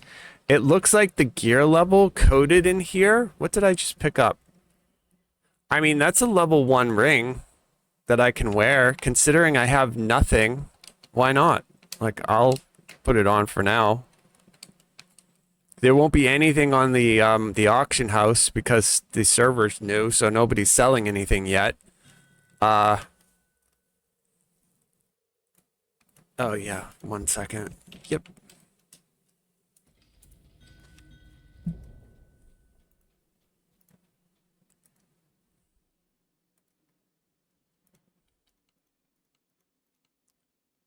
It is a like a kind of like a weightlifting like stress test where I'm live streaming, playing, and doing the guild. And so it's like a multitasking Olympics. Getting a lot of tells for invites and stuff, so.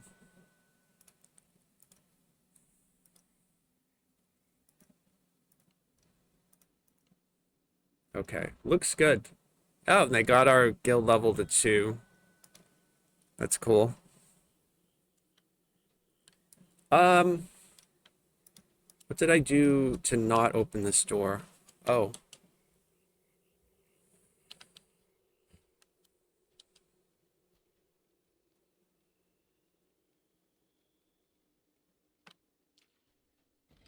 Okay. We have to go find the Avengers.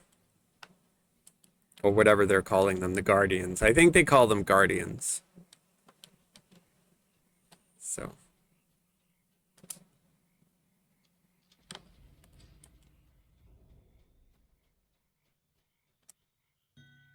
The Priest of the Five Fangs. The Five Fangs are what became the Dark Lord. Like, it was these, the snake people, whatever they're called. Wanties. Is that how we pronounce that?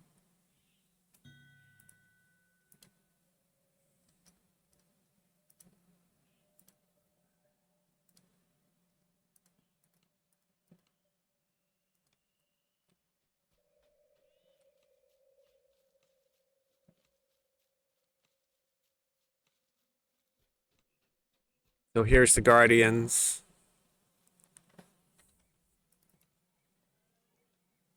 And you guys can read through this. I read through it all on the test server. I won't bore you guys with it now. But basically the story is these people are trying to find all this energy that was dispersed throughout the plains in order to unseal this temple here where whatever the Dark Lord is resides. This is where they're, I guess, trying to get in, as I understand it. I might be wrong on that lore, but basically if you read through this, that's kind of the gist that they get at. That whatever these things are, one of them ascended and became kind of like Vecna, kind of like a god, and a lot of the energy got dispersed and now appears in other realms as these mistwalkers, and they're kind of like out there doing the Dark Lord's bidding or whatever. It's really interesting because it kind of is similar to the story that I wrote like for my YouTube channel way back with the Dark Lord Awakens. So I did offer to write for them, by the way, but whether or not they take me up on it, probably not. All right, so here I am. I'm at the person who gives out the lanterns. This is the hardcore lantern. I'm gonna grab all of them. Level 1. It's gonna reset me. So all that XP that I just earned, it's gonna be deleted because it has to put you down to rank 1. Level 1, rank 1. So I'm rank 3. They're gonna basically just delete like a couple thousand of my XP or whatever. So there it is. I just lost not that much. And so now I want all of them because these are the hardcore one, the skull lantern. So I want the pledge. I want order. I want all of them. I want shield and seeker.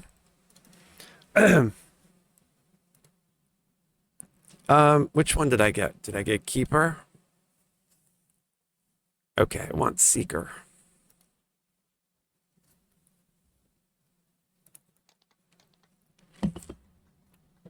Okay, now I have all the hardcore lanterns now.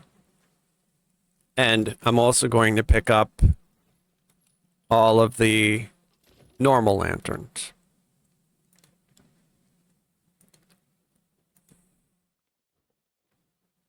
Okay, there's the normal pledge order. It's too bad there isn't a give me all button. There's the shield,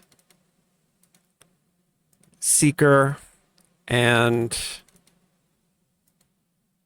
keeper. All right, and if you're wondering what the gear looks like, they're wearing them. So that's I think that's like the first cloak that you can order, the half cloak. And then I think this person is wearing, yeah, this is the hardcore version of the long cloak. And you can see that little skull there at the bottom. That's the hardcore variant. I'm almost positive. I might be wrong. But you see on this cloak how there's no skull here? This is the story mode content. right? This is like the first cloak that you can get for 750 points or whatever it costs.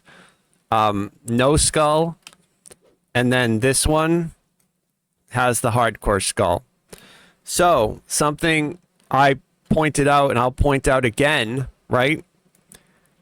If you are far away, you know, it's a pretty decent looking cloak, but if you were like trying to impress people for like having hardcore equipment, it's really hard to see that tiny little skull, right? Like from far away, it's hard to notice. Like, yeah, you can see it if you're looking for it, but if you weren't looking for it, like a cloak is a cloak is a cloak, right? So if you're thinking about doing this event, the gear is identical except for those tiny little skulls, and you don't want to go through all the hassle of doing the no death for the hardcore, then I think it's, you know, you're still going to get the, you know, the cosmetic. It just won't have the little skull. Now, I don't know enough about what the gear looks like, right?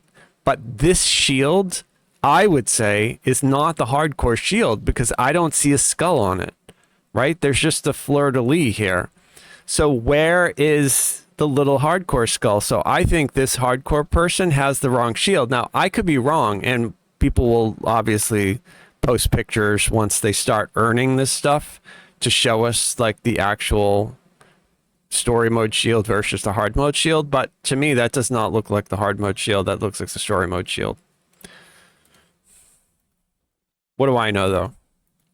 I think it's going to be the same thing for the cat mount, too. I think the cat mount's going to look identical, except the cat mount will have on it just like the little skull. I don't think it's going to be a different color. But, I mean, again, I could be wrong. I don't really know. So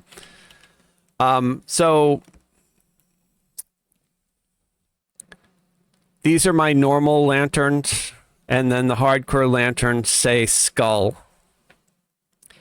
In order for a mist walker to approach me, I have to equip this. So I am not going to equip any of these now because I don't really want a mist walker to approach me at this particular point in time. Because I literally have no gear on. Like, I'm running around naked. Like, there's some things that I need to get first before I do that. It also will allow us to test out whether or not the event is functioning correctly too, right? Like, if I don't have them equipped and I start seeing mistwalkers, well, then I'm going to make a forum post because they shouldn't be. But we'll see. We'll see what happens. So here, because this is my main character, I'm just going to claim everything on this server. And I'll do the same for all of these. Just going to claim everything here. And I'm going to run out of space.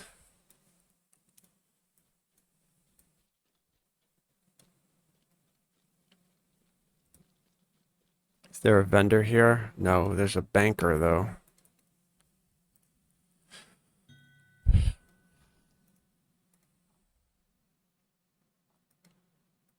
All right, we'll bank that. I don't need the red wizard. Don't need that. Don't need that. I will bank her.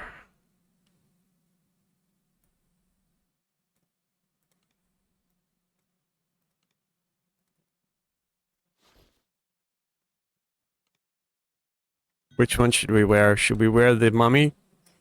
The mummy wraps? Let's wear the mummy wraps. I like the mummy wraps.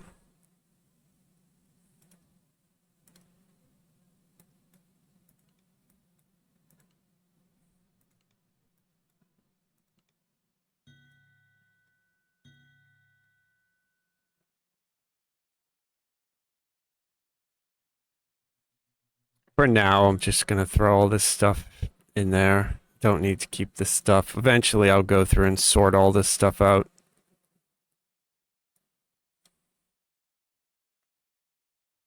I just need to sell that, basically.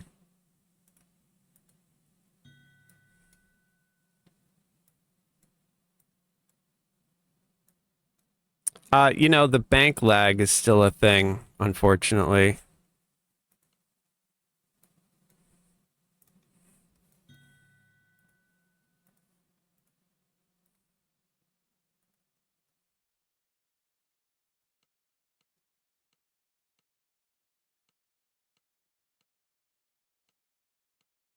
Okay. So I've got all the bags.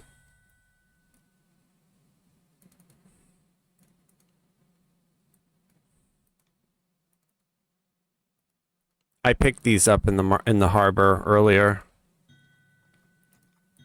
Okay, got all my bags. Getting everyone invited to the guild. If you need a guild invite, just send me a tell.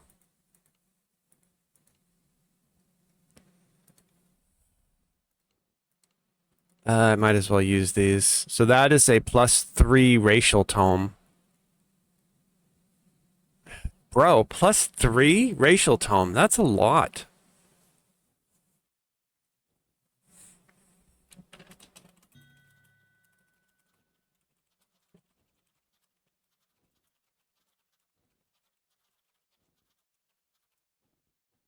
Okay.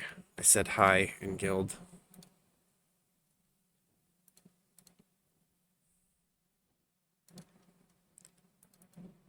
What is this? A +1 universal. Don't I have another universal somewhere? That's more grave. I should have a Sharn one. Did I already use the Sharn one though?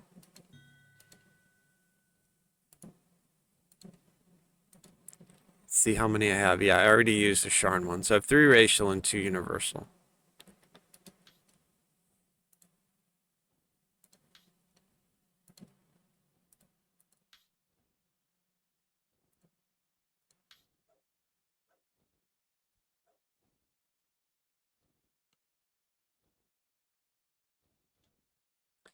Well, I've got to take the illusory weapon, right? I've got nothing on this server, and that's a charisma weapon, and I am charisma based as a warlock, even though I'm really not going to quest on this character. What I probably should do is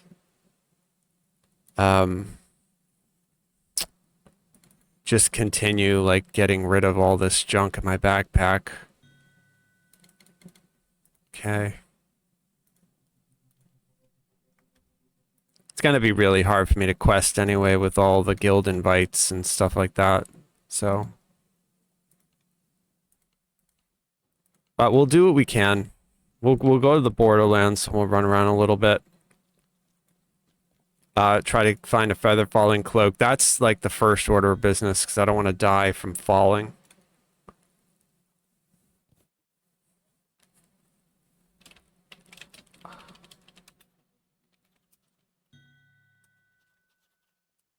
Oh, somebody just told me why they closed the server down.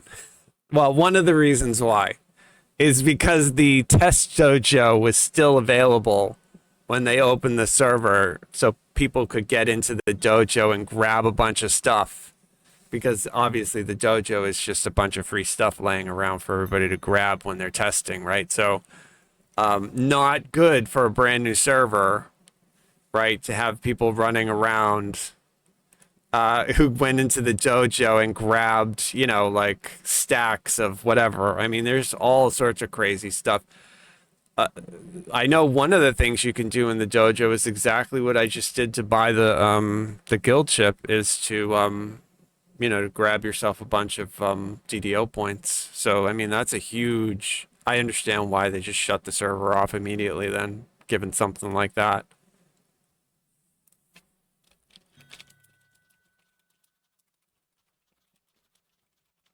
Right? I mean that's a massive bug. It's like having you know, like God mode.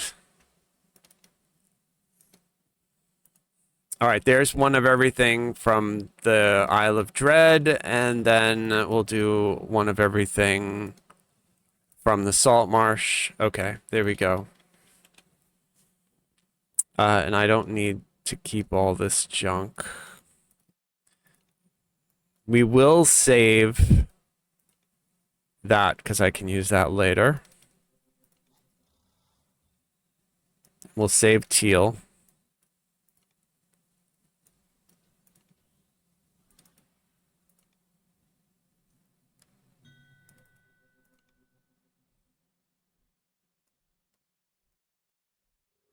Don't really need to save the spark because I can go get one.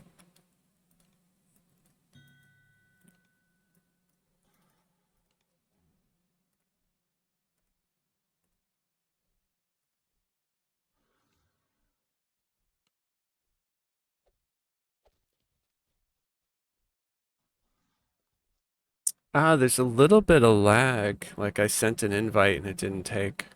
All right, it looks like it got him.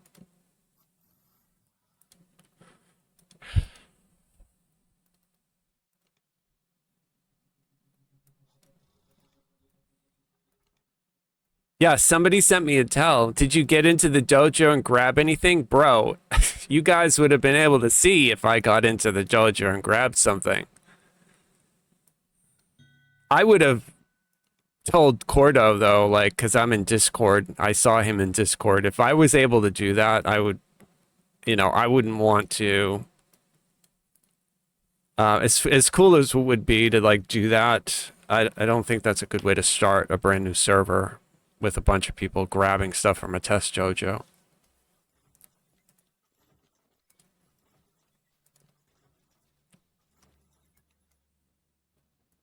Unless I was able to grab some, like, a full set of raid gear.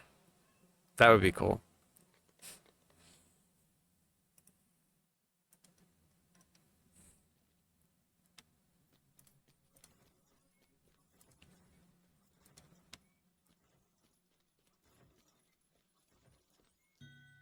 All right, is there anything else down here that I need to grab? Yes, I do. I need to get this coffer stuff. So we'll do all of it, right? Give me everything. All right, so that should have given us our mount from that. We'll do everything on that. That should have given us that, and then we'll do this one too. So I should then have these mounts.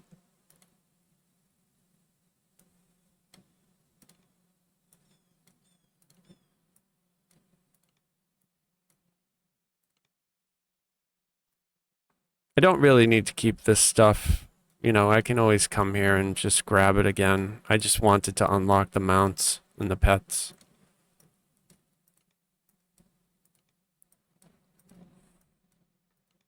I do like this armor too. This armor is pretty good. But we'll wear the mummy wraps just because. Why not? Yes, Cozy, I am a VIP. You are, right? Aren't you? I thought you were. How are you not a VIP, Cozy? You have to be a VIP. You stream DDO.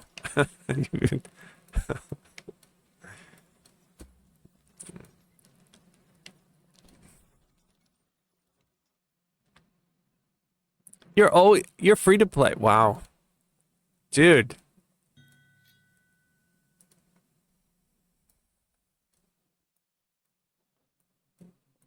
I've been a sub for as long as I've played this game. I've never played it not subbed.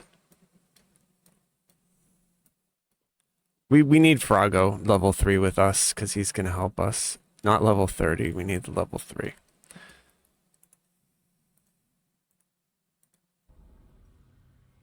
All right, I'm gonna sell those. I'm gonna save that.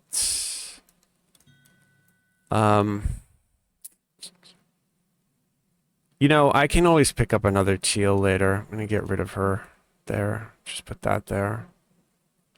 I can pick up another spark later. Don't need to keep that. All right, that all looks fine. All right, great. So I just need basically to sell this junk now.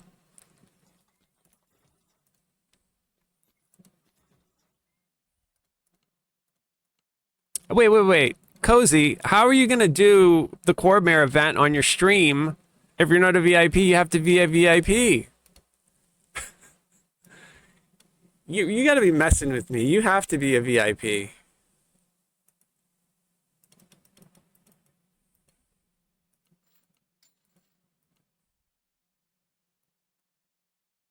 All right, we sold that.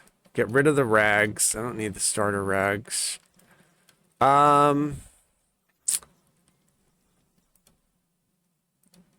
and I can actually spend these points, right?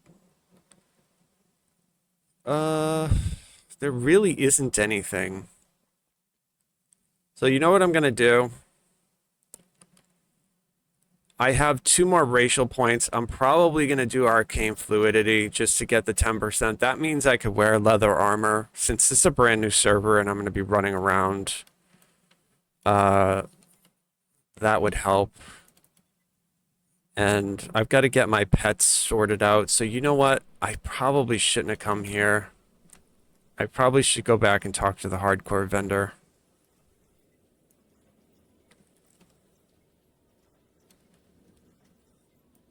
Broke college student. Yeah, I mean, I get that, bro, but like, if you're gonna stream the event, you have to be a VIP, right? Like, you you make you're a content creator.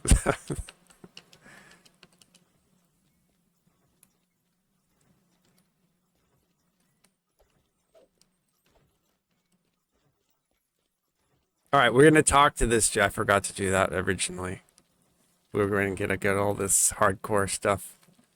So I've been to your world, season 1. Yes, yes, yes, and that'll unlock a bunch of feats that we got from season 1. We need season. What was it? Season.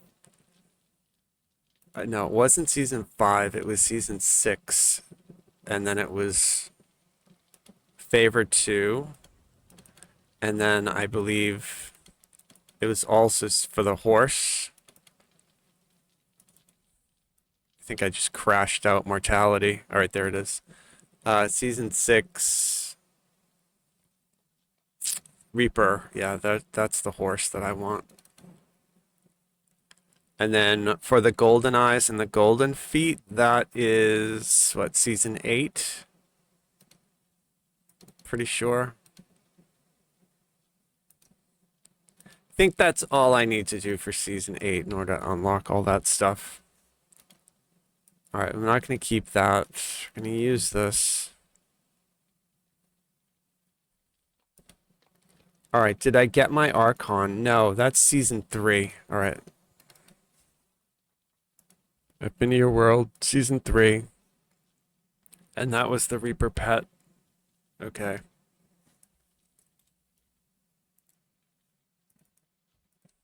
It's my favorite pet right there. I love the little Archonling. All right, there we go. So I've got the Archon. I've got my mount. That's the mount.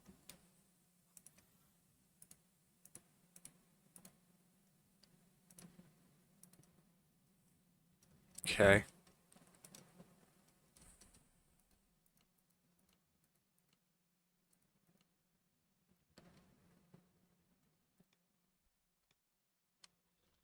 All right, that's great. So I've got everything. Yeah, that's the mount that I want. Okay, good, good, good, good.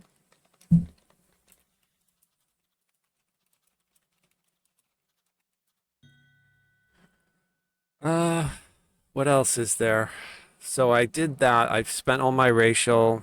I spent here. I probably, because I'm not going to go into Enlightened Spirit until I hit level 12. I don't really care about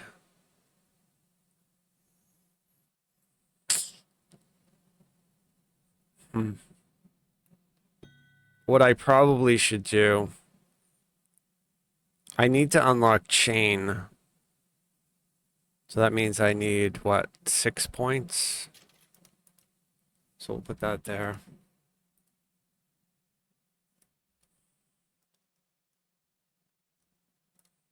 How much money do I have? It's the real question. I have 1,000 plat. That is terrible. I have 2 hirelings. I have Illyri, and then I have Froggo, but I can't use them yet.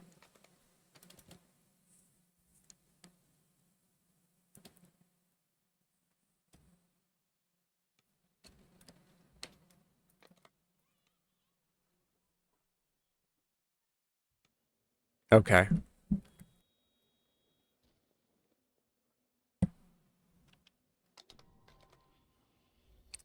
Must get a feather falling cloak so I don't die.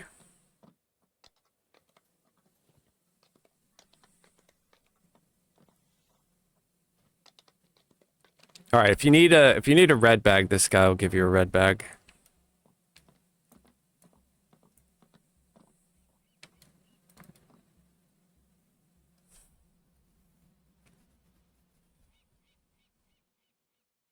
I have to get Byron.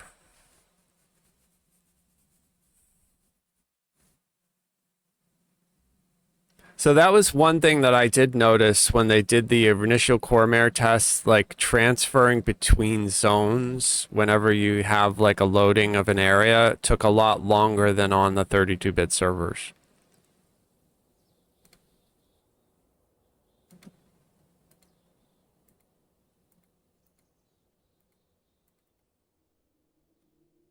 But that was pretty quick. Oh God, I disappeared. All right, I reappeared. We're not going to do these at the level. They're kind of... I'll just go back. Once I get the cloak, I'll go back to the harbor. And we'll do all that stuff. We want Byron. Like I said, I'm not going to equip any lanterns at the moment, just because I don't want to grab one out here, although I probably have really nothing to worry about.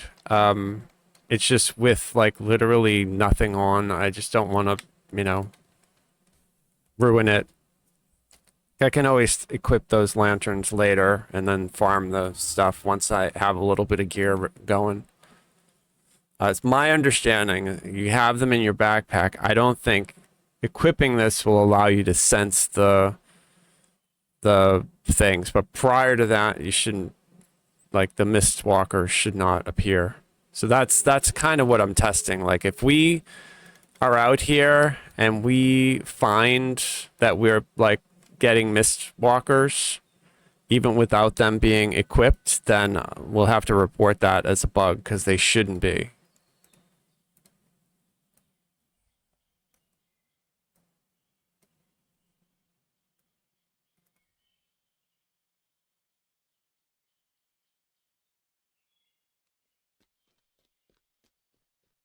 Okay, don't need that great axe anymore because I have my shadow blade.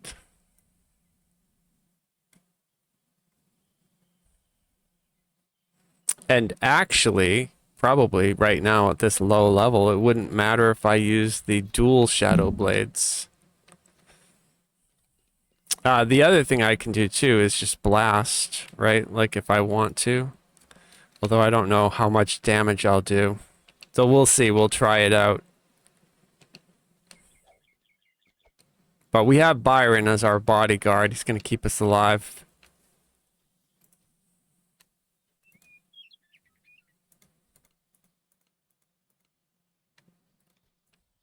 I've got to do that message of the day after I find this cloak. See how much damage I do with these. So I'm charisma, and these are charisma-based weapons, so I should do pretty decent damage, yeah. Yeah, that looks pretty good. Right, my charisma is 20. So this is just a warlock. I'm probably not going to quest a lot on the Guildmaster, but for now, I am. Likely what I'll do later, once I'm off stream, is I'll make a couple other characters, and then I'll get a character that, like, I really plan to push hardcore with. And I'm going to make a Dragon Lord for that.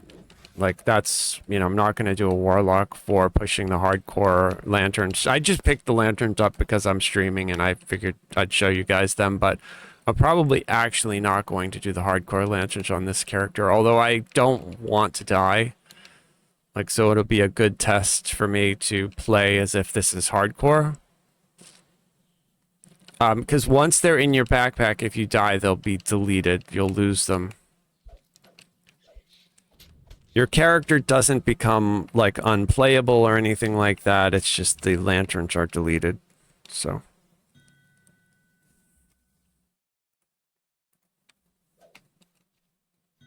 All right, let's see what our damage is. See, I'm lagging right now, like really bad. Like rubber band, can't move. I really hope those fucking wolves didn't see me, because if they do, then I'm gonna probably die.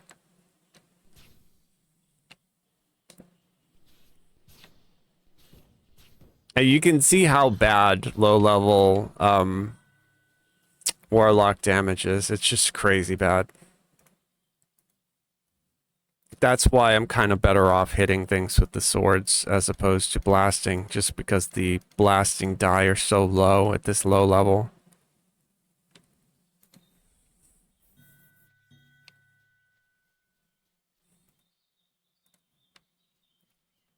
Hopefully this here gives us a buff. Yeah, that's great.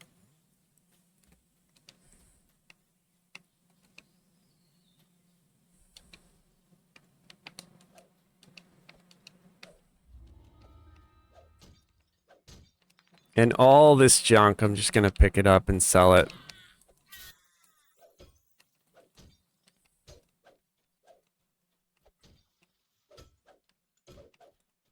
So I love the Fade Arc Illusionist, the idea that we can just get these two magic swords just right off the bat on hardcore or on a brand new server where we have nothing. It's really great.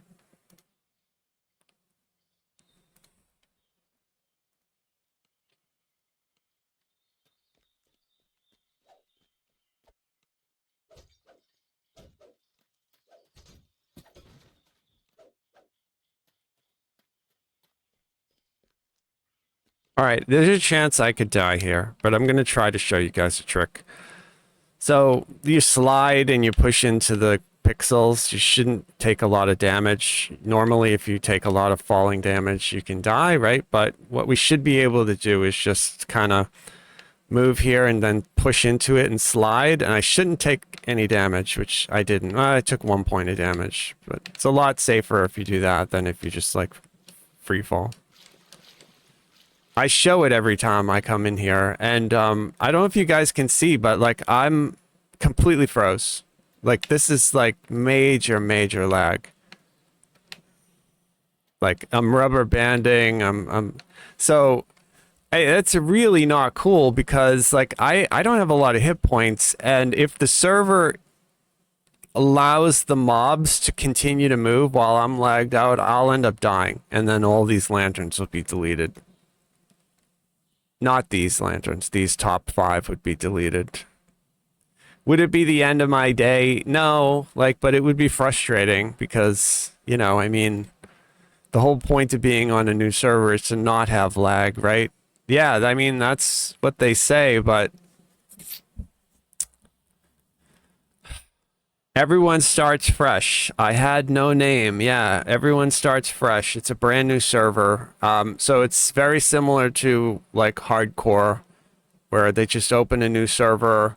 You can come here, you can do the event, and then you can take the cosmetic back to your home server if you want, or you can actually stay on this server as your new server, because unlike hardcore, at least right now, they're saying that they're not going to shut this server down. Like every season when hardcore ends, they shut it off and they wipe the server. Supposedly they're not going to do that with this server.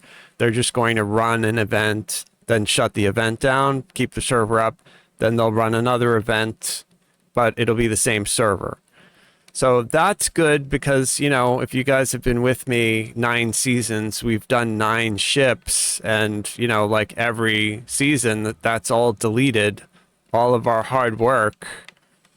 So, I mean, it's, you know, it's nice to know now that whatever we do now technically probably is not going to be deleted. However, that being said, it is much different than what they've done before. So whether or not a lot of people decide to come here and participate, we'll see. A lot of people do hardcore for the first month and then they just go back to their home server. we won't really know what's going to happen here until like we play for a little while. But here's our first chest, so we have to deal with this eagle rare. And this eagle rare hit me really hard, but it's okay. Get a cloak? Nope. I did get lenses appearing though.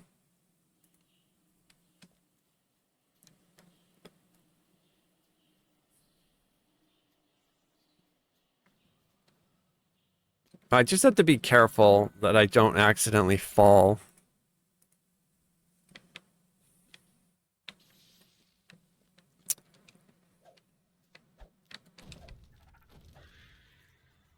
Yeah, we'll see. No spider rare. That's too bad.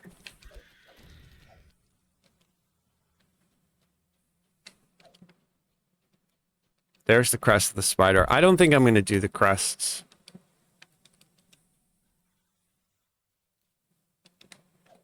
Just going to run through and check all of the, you know, the common chests.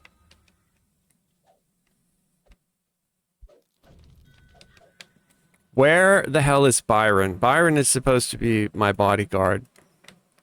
So, but the hirelings are really good insurance against something happening to you in a lag bubble because, like other mobs, Byron here can still move when the server is lagging, even if I can't. So he technically, because he's on murder, I have him on aggressive, technically should be able to, like, you know, intercept anything that, if I lagged out and was frozen, anything that tried to come and kill me. Technically, that's the idea. Is it foolproof? No, like, and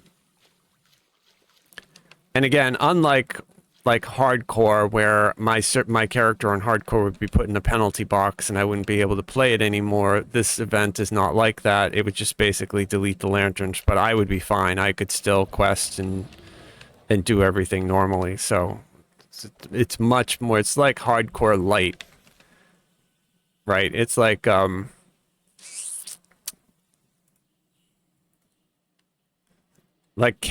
hardcore, I guess. Is the dinosaur here? No.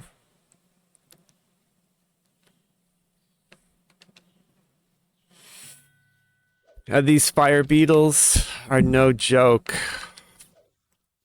with no fire resist, so.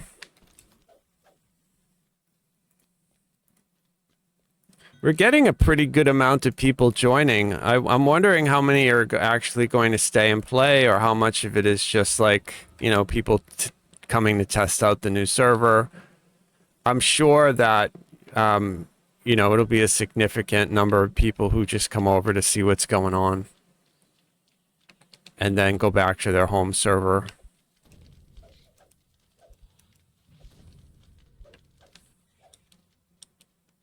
Okay, so there's no rare here either. Oh, wait, no, it would be over here. Yeah, but I'm like rubber banding again.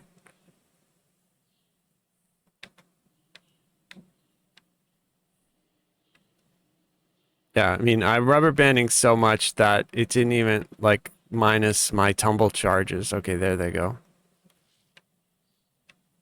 This quest is super lagged, somebody just said in guild. Yeah, I'm lagging really bad. Okay, there is a chest over there, though. So I'm going to send Byron over there to deal with those lizard men. He is my lag insurance. I think he could literally kill this entire zone if he had to. He does so much damage. Although, you know, he's kind of... There he goes. Go get him. Go get that one.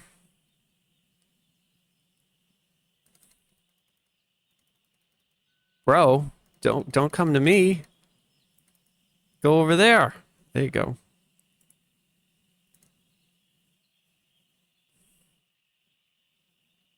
No, no, no, no, no.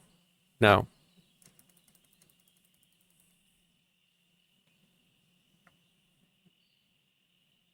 Attack the crab. There you go. I'm gonna use my last heal potion. Okay.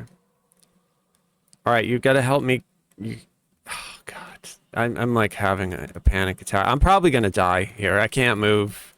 For some reason, he's there. There's a mob that pops right there.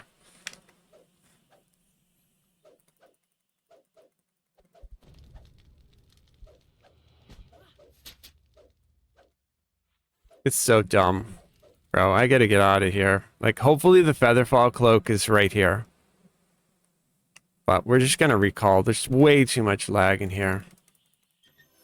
No, I did not get it. I got an Arcane Ingot, though. That's great. I'll be able to get a caster stick with that. And that has a green slot. So that's really good. Still no feather falling item, though. Yeah, people in guild are saying that they're lagging too. So, I mean, you know, it's just one of the things, like, this is a proof of, you know, the fact that even though it's a 64-bit server, they are not immune to the things that we have issues with on our main servers. You can see here's a load screen, stall out. There was rubber banding, there was lag. So, I mean, it's unfortunate. I kind of was hoping that the performance of these new servers would be way better.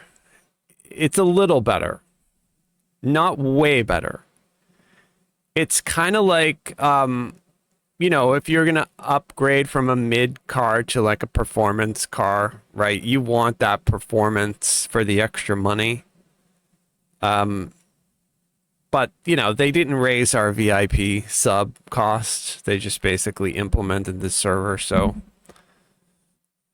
I still think it's a W for the game to have it. It's just, you know, it's not way better.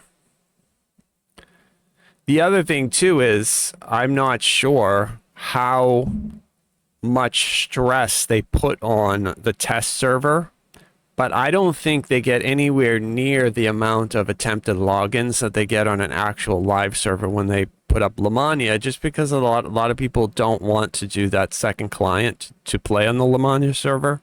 I know for a long time I didn't even want to use, because, you know, the client's pretty big, and when I was on a laptop, I just didn't want to take up the extra space. Okay, so I made it. I made it out. I didn't die, but I, like, cannot move at all. I'm, like, completely frozen here. So what I'm going to do probably is just run around and do stuff like try to get some of the junk out of my bank, run around and pick up all of the mounts and the pets that I haven't picked up yet. You know, things that I can do safely without having to worry about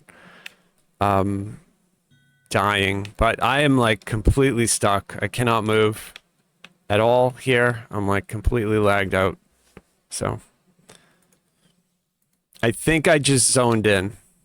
Yeah, okay. I'm moving slowly.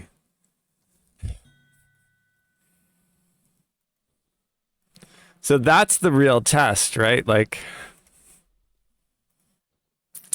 open up the server live and let's see how we do.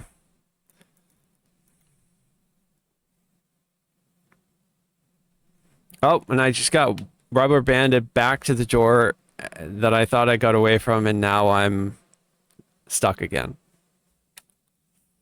Float on by. How you doing? Yeah, I mean, I agree with you. It's performing really terribly, and I'm wondering if it's what I just said, the fact that there are a lot of people trying to log into it and play on it.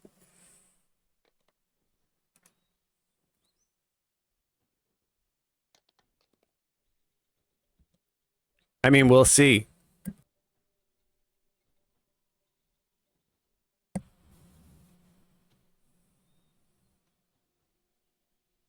I think right now, though, based on what I just saw, it's essentially impossible to quest right now, at least where I was. Like, I still can't move. I'm completely stuck here. Maybe I could try. Yeah, so I'm completely lagged out. So let's just make some of these. So here is that. Then there's the Drunken Dragon, Ravenloft. Okay, and then Isle of Dread.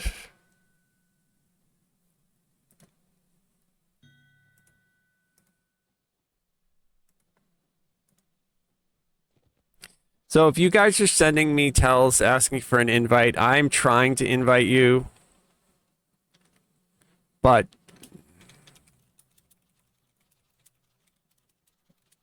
there's a lot of lag. So you guys can see what I'm typing.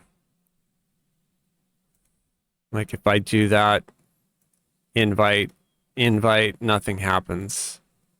Like nobody's going into the guild. It's so whatever their buffer tech that they had to give this server a little bit of a better experience with the lag, it's not really working that well. Like my character is stuck. Cannot move at all. And I've been stuck here now for a while. Oh, I just rubber banded back. I think maybe I can move a little.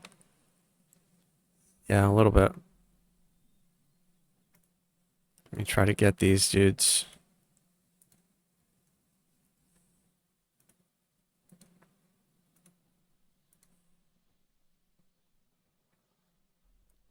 Yeah, other people are saying terrible lag. I really want to get out of this area, so I'm going to try to trigger like Salt Marsh.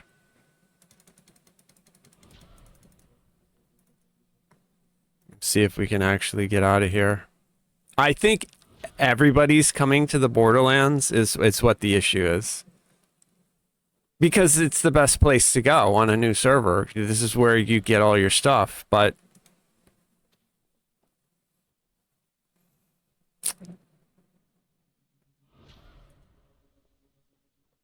can I escape? I don't know, man. I've cast that teleport to the Salt Marsh 3 times. People are asking me for guild invites. I'm trying to invite them. It's not adding them.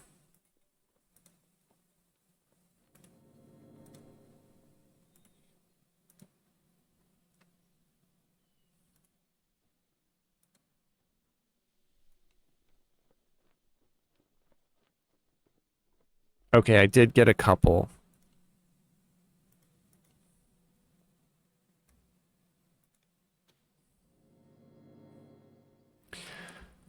So it shows that the teleport to the Salt Marsh worked, but I am still here.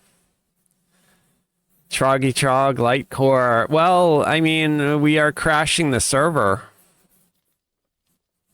Basically.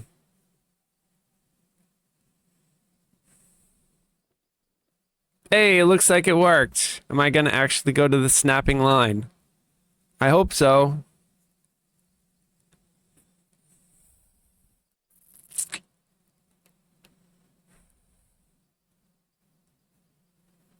Really bad lag. Like really, really, really bad lag. Like lag that you haven't seen in DDO for like 7 years. Makes the live servers look like they are way faster. But I think that's only because we are getting an unusual event happening, which is we are getting an awful lot of people trying to log in at the same exact time and do the same exact thing on the same server. We're getting Cormyr and everybody's trying to go to the Borderlands to farm for money and gear because it's the best place to go. I saw some people in guild were already like level 15, so I mean, I'm assuming, I wonder if that person was an iconic. I don't know what happens if you make an iconic on this server. I'm assuming it's like normal and you start at level 15. So, I think that's where our high level character came from, but I could be wrong. I opted to start at level 1 just so I could go pick up the hardcore lanterns, but you know, I still am like I cannot move even in this location where I am. Like I'm barely moving now. A little bit. Let's see if I can actually interact with this vendor. Gonna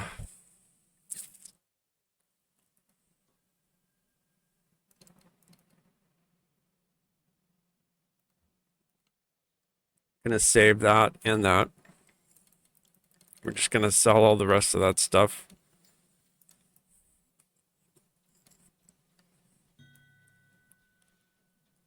All right, so now that I'm not lagging, let's go back and see who needs an invite.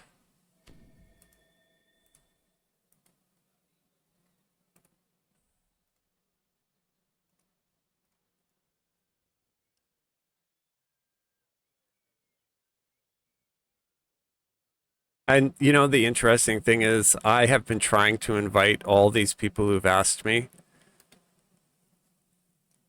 Like it's just all the lag. I wasn't able to get them. So I'm just gonna keep trying. Okay, it looks like I got that person. It looks like I got a whole bunch of them just now. Okay, that's good. Even the promotes are slow.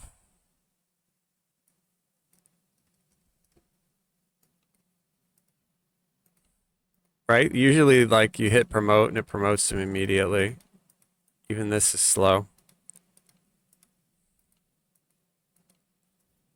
So it's not working. So we have literally stressed every system that the game has. Oh, now I'm like doing the rubber band thing now.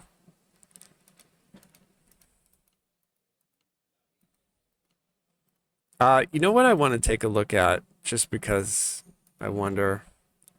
Oh yeah, look. Look at all the people. There are a lot of people on this server right now. Right? That's part of the problem. This is like I wonder, can we see that on that website that monitors like traffic? I wonder if it has this server on there yet and if it would show how much traffic this server is getting, because from what I can see, you know, I have a lot of people online right now, right? But that's normal. But normally over here, like for that bar to be that small, that's a lot of people on this server.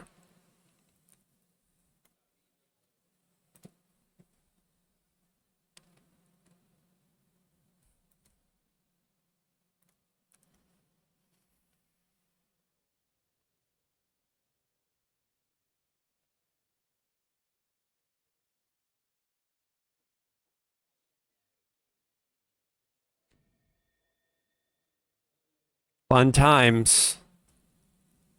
Let me make sure that I have everybody. Oh, yeah, that looks like everybody got promoted. Okay.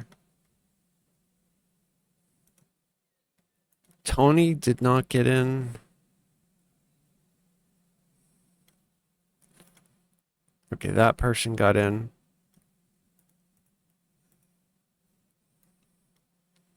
Yeah, I was hoping to do some questing. I will try again in a bit.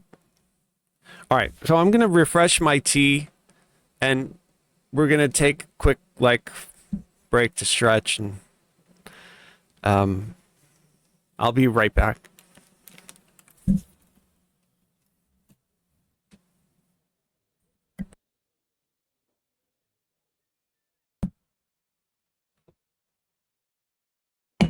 Dude, it's like 80 degrees in my apartment, 82 degrees. In New England in October, usually it's like 40 degrees out. It was 80 degrees out yesterday. And now my apartment is super hot. I have a fan running, but it's not really helping.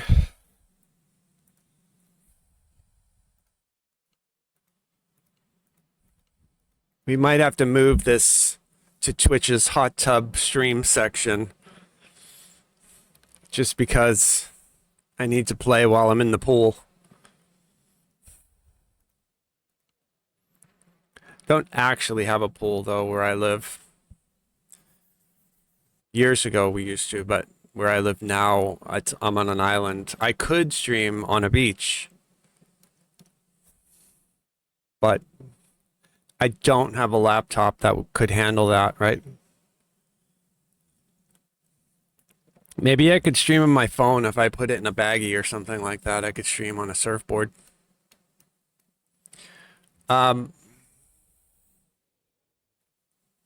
So the lag seems to be like it's, yeah, all right, I can move. Now I can't move. I'm not sure if it's going to resolve, like, I think it may persist.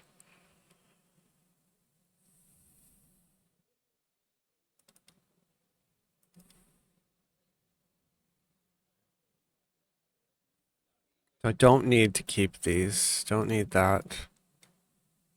Don't need that. I don't need that.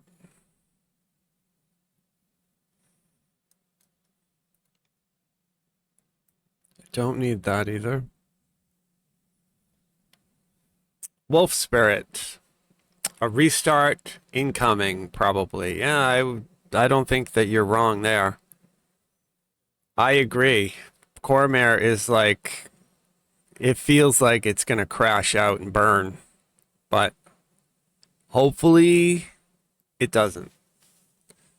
I don't know, man. Okay, we'll throw that away. So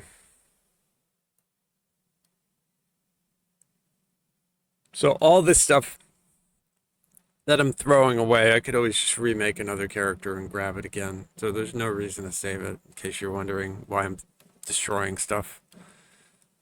But there's lag because you can see there's that item that's right there. It has not updated that there's only one of the items. It's showing me two.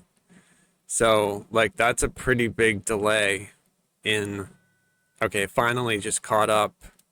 See if I can move that out. No, it's not letting me. It, like, rubber banded itself back in.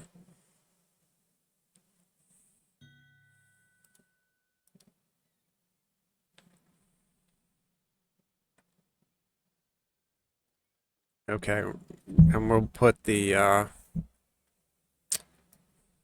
collars in our backpack.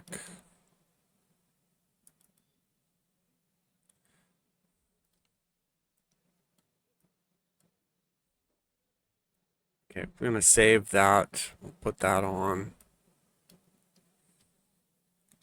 Okay. What else do we need to do? All right, so Raider box, I will use that and pick something up from that. Shadowfell, yes, yes. Yeah, we'll go through all these. Might as well click off all this stuff and use it. Put the Feywild level 5 muse in my backpack just so I have it by the time I'm level 5. So I will use that. I don't need to keep the Silver Dragon scale plate, but I can always put that there. Probably should just destroy it. If I need another copy of it, like I said, I could always make a new character. And then the Bottle of Mist, I don't need to save it because I have my Sharn Pass. I can just destroy this. Because they're all of them are here. As long as you have them unlocked, you can use them. You don't need to save the individual piece. So, like that, this can just be deleted. It's just a placeholder. Trog, I am going to run a Dragon Lord. I'm going to do my Charisma Dragon Lord build for the hardcore run. And, this character is not it. This is not going to be my hardcore character. I did grab the hardcore lantern just to show you guys You know, if nobody had seen it before, what they look like. That's them, the skull lanterns. I have not equipped one yet just because I have no gear and I don't want to attract a Mist Stalker and have to deal with it, because when I was on the test server at level 1 or 2, the CR for the Mist Stalkers was like CR 12 or CR 14. I don't think I could handle the CR 14 with no gear. If I had gear, that'd be different. But this character is a warlock, and warlocks at low level are god awful. So I mean, I'm just not ready to do this. Once I get a little bit of an economy up and running and I have more stuff, then I might try to do these lanterns on this character, but likely I'm just going to do it on a Dragon Lord. I only picked them up just to grab them because we were there.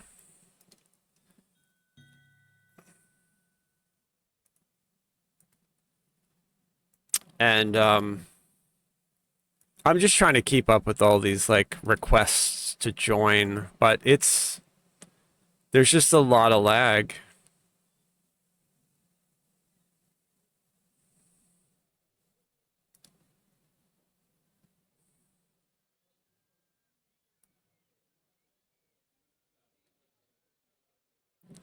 Someone in guild said it took me 5 minutes to open a door in game. I believe it. Let's try to use this experience point gem here. Oh, that worked right away. Hey, level 2.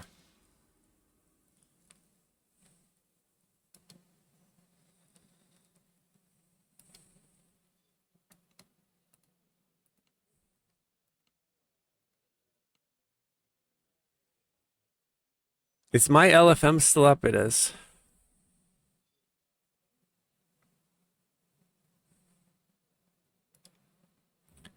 Okay, where can we level? I'm going to go to the Drunken Dragon. See if I can get there.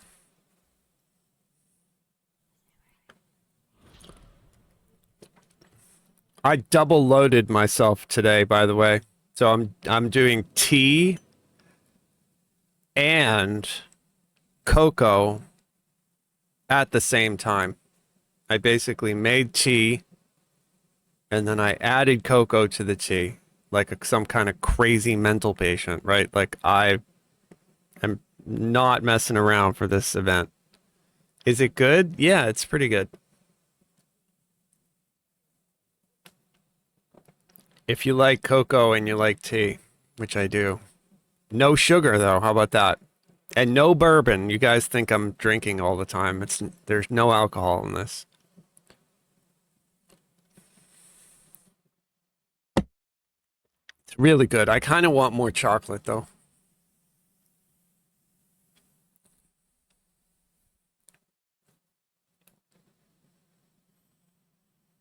So today we've had a couple of false starts. We had the initial false start of the server being taken down immediately because they launched, apparently, the story on the street. I'm not sure how accurate it is, but they launched this new server with the test JoJo enabled, which is a massive, massive mistake that they fixed.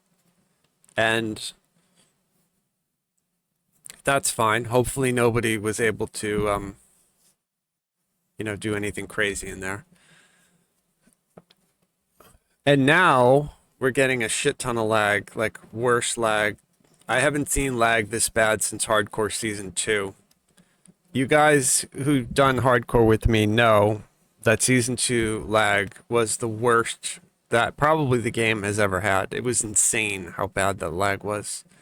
People died all over the place in Season 2. Really good players dying to like the stupidest stuff because of lag.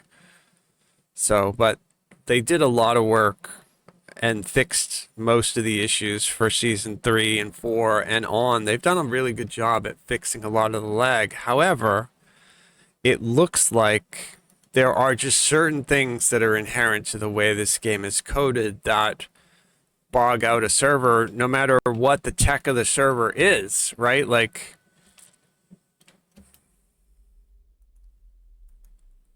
You would think 64-bit, all the RAM, they're probably on super fast, like the data center in Vegas.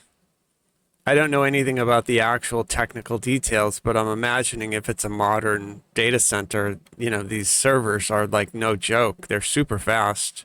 So for us to have this kind of an experience, like look at that. I just rubber banded back downstairs and I can hardly move. I mean, it's not like this on any other server. Like I just rubber banded again. I'm stuck.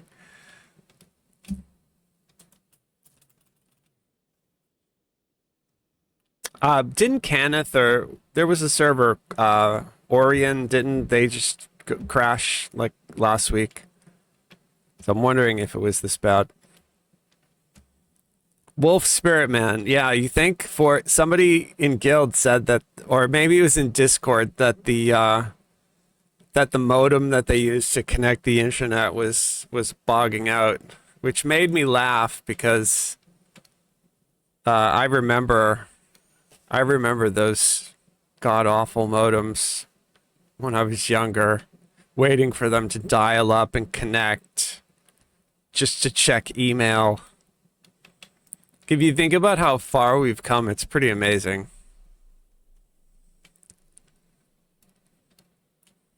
Although it is kind of bullshit that I'm old enough to remember when we had to dial up in order to check email. I can't even make it up the stairs. Like that's how bad the lag is. Yeah, somebody in Guild is saying he'll one-shot you. The Balrog will one-shot you. Yeah, you guys saw me. I got one-shotted by that stupid thing. I got hit for 30, what was it? 30,000 damage in one hit. I have 40 hit points. They hit me for 30,000 damage. I think that's a little bit of an overkill. Oh, I just got rubber banded back down the stairs, so I cannot even go up the stairs.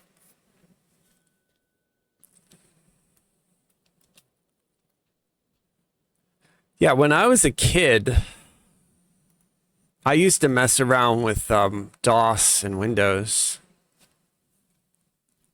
So, like I know all that stuff, but I mean, I never, even though we did programming in school, all that stuff I just learned because I like to play video games when I was a kid, so.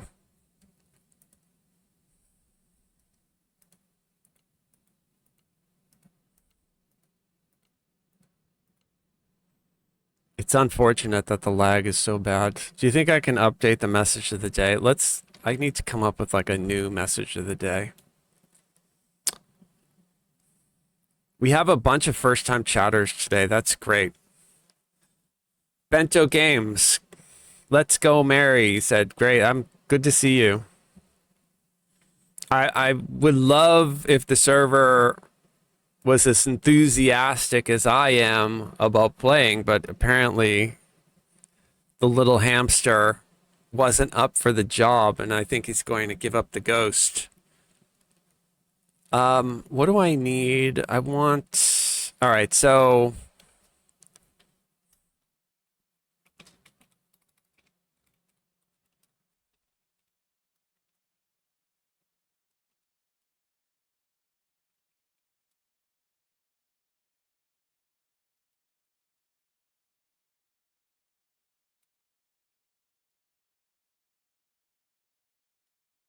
All right, that has the Discord link. What else do we want to tell people in the message of the day? Is there a weekly code? Does anybody know what the weekly code is? You know what's really interesting for this Twitch stream? I put drops exclamation point. That's a joke because there are no such thing as Twitch drops, but I'm optimistic that there will be someday.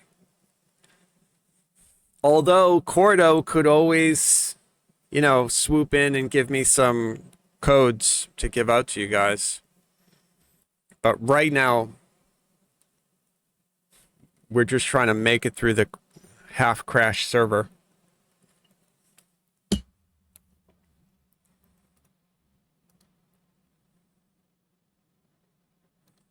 Somebody's asking me if I'm lagging. Say very, very laggy, yes. I can't even type in guild chat.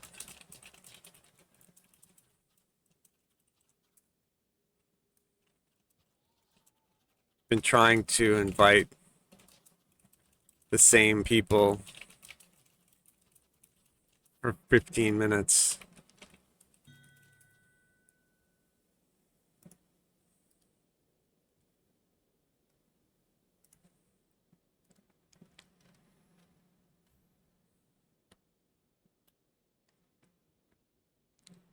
Problem 0 minutes. Yeah, welcome 64-bit. I mean, we do get the same. This sort of thing has happened. I've been in this on the regular servers. So, I mean, it's the unfortunate thing from my perspective is that I think we all hoped that the buffering tech that they're using, where it sort of pre-caches the game, would allow the server to sort of pre-cache and then sort out the lag before we actually got to it in real time.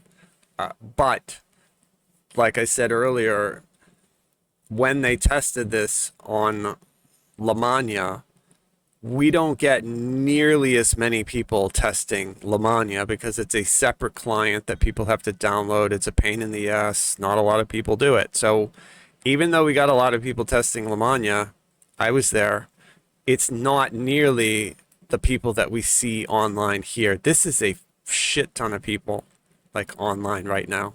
So it's a lot of people trying to do the same exact thing. Like everybody's logging in, making a character and going to the borderlands and the harbor, right? So the server is trying to deal with an awful lot. So this is the actual stress test. Even though we had those open betas where people will log into Lamania test and give them, this is really the first actual stress test with a live server with an actual population of our VIPs. These are, think about that too. That says a lot for this game. Everyone who's on the server is a VIP.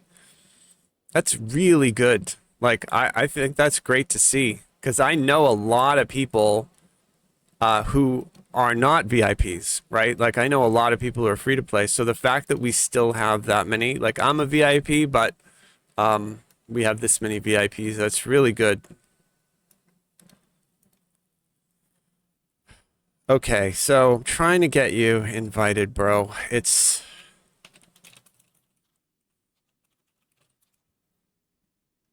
like I sent somebody a tell, and the tell's not going through. I tried to get him an invite. The invite's not going through.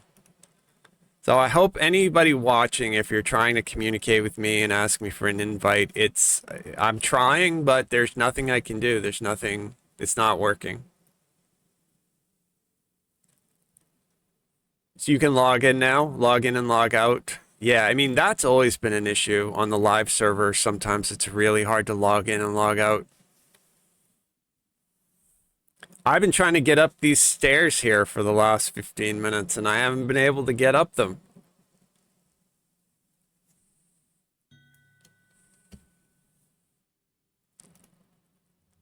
All right, there we go. Did we get them?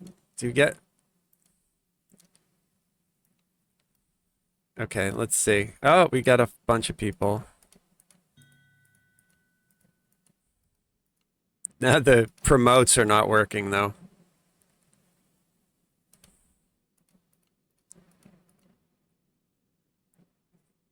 All right, I was working on the message of the day. And I did ask if there was a weekly code.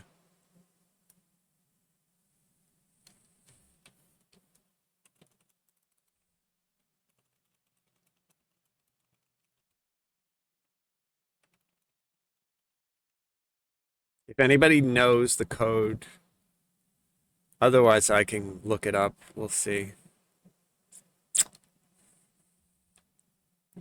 So if I go to sales and promotion, it looks like better than bandages. Oh, I am going to use that.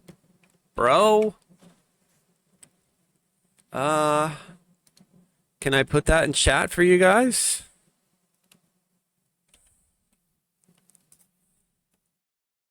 I don't even know if that worked. Did that work?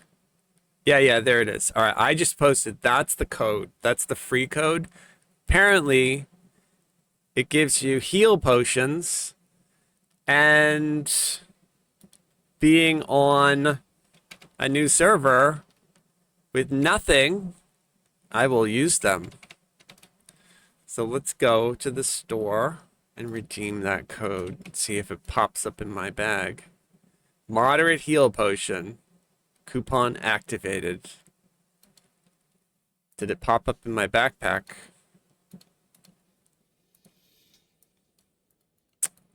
No.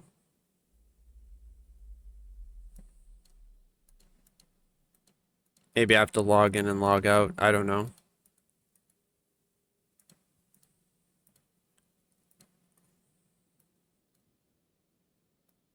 You think I can rename my lantern?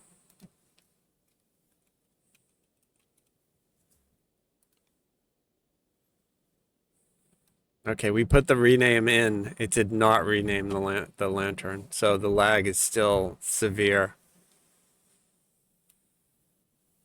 Yeah, Fire Eater, I did. You know what I do though? Because I stream, I have it open in a browser, so it doesn't open in game. Because they you know, they designed this game not with Twitch in mind. So like when you open the store in the game, it like gives you all the, it's like nude mode, right? So you can see a whole bunch of account info that you wouldn't want like to give out, right? So but if you set it to open in a browser, it just pops it open and you can do that kind of stuff. So you don't have to worry about it. Other games have like streamer mode, you know, like Blizzard games. You can actually go into the UI and click if you're gonna stream on Twitch, and it will like alter some game settings for you to take care of stuff like that. But DDO was made a lot before Twitch was even a thing. Really only was like the last 5 years. I think COVID really like catapulted Twitch into a very prominent situation where people were making careers out of it. Although people were doing it before COVID, but I've been trying to send out invites, but it's just so laggy. All right, the name went through. That's good. Cozy Bean is raiding. Nice. I thought you were doing the event. Oh no! Bro, they're shutting us down! Damn it! The server is shutting down in 9 seconds. Nothing like them giving us... They just kicked me out of the game. Dude!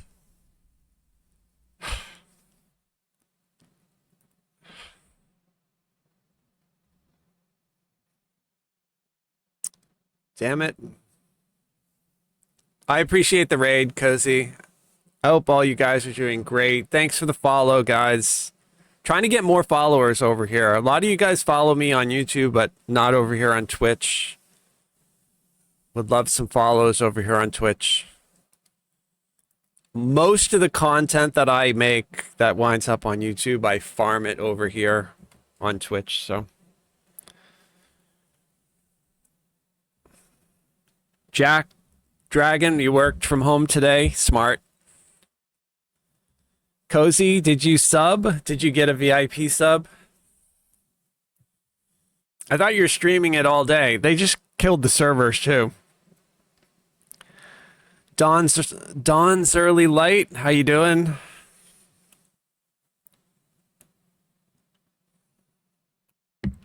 We got kicked out of the game again, chat. So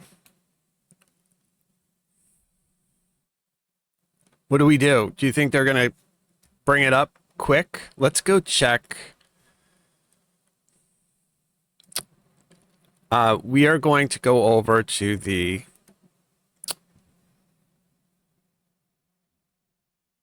Where is it? Is this it? Yes. So this is the Dungeons and Dragons Discord. And we are in the Cormyr channel. And they're saying, Severlin just said we're going to reboot it. And they're going to do some server configuration changes. So we'll give that a like. So Severlin is there. He's on top of this. Okay, Cordo said that as well. We're going to reboot this and hopefully solve some of these issues. So, like, I remember them saying when they were doing the initial tests on Lamania that they were gathering data in real time and altering things. So I think that having this new data from this actual live server will be really good for them to learn a lot. Yeah, exactly there. Okay, people are already memeing on this. No, they're not giving the server hamster Adderall. No. There's no need. They were... I mean, that's a funny one. Can we rename this thread Cormyr Crashes? Right? Because it's called Cormyr Launches. But unfortunately, we have nothing to do with... No meth. No. We don't need meth hamsters. We already have meth gators. Right? In Florida, they have problems with meth gators. New York, they have chud. Boston, I guess we have meth hamsters now. Although, no, it's not Boston, it's Vegas. Yeah, and we have to kind of blame this on Vegas, right? I don't know if any of you guys live out in Vegas, but... Bro, I love Discord because I love seeing the memes. I wonder if Cormyr Launches is just gonna blast out with a million memes. A few people are posting memes in here. Yeah. Lag definitely hit Cormyr. We did get a lot of people in the guild though, so we made progress. I got my name. I didn't have to deal with any of that nonsense of losing the name. We were able to set up the guild. I was able to set up the channel. We were able to guild a bunch of people, and I'm officering everybody at this point for right now, just because, you know, everybody who's officered can then invite friends and family or whoever they want to invite. There's no recruiter rank in DDO, so... but then once the event is over, then we'll probably settle it down. And once our population settles in, like where people decide to play, we'll take care of the guild at that point. But I got the guild ship. That was something that I wanted to do. We were able to get the Astra shards. And to people asking me, no, I did not get into the test dojo when Cormyr first launched. Apparently the dojo was still there. I didn't see it. I didn't get into it.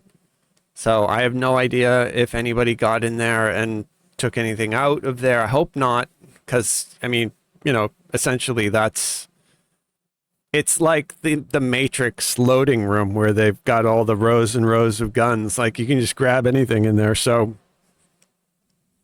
there's money on the floor. If you've ever played, you can click another NPC and get, I think it's like 10,000 DDO points. So, I mean, I really hope that people didn't get in there, but I'm sure somebody did. The unfortunate thing, though, is, like, I stream, but I have no contact with them beyond Discord. So, like, I have no idea if this is going to be, like, a long downtime if we're going to be able to start it up again soon, if they just did a restart, if he's going to let us know. I'm not in the loop. It would be nice if I were, but I'm not.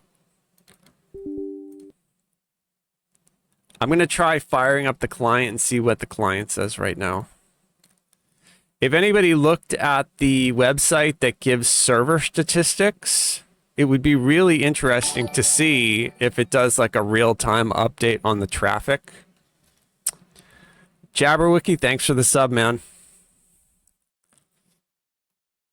Harley Freebird, not a VIP. Yeah, I mean, it is an interesting decision that they made to make people VIP to play on Cormyr, but I understand why they wanted to, because it is sort of an encouragement to get VIP subs. All right, I'm going to try firing up the client right now.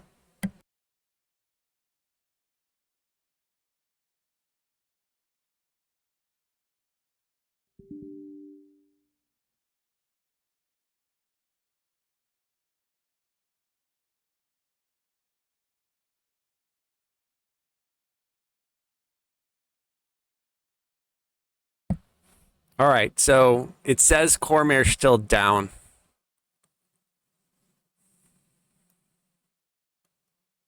What's the name of that website that does the server statistics?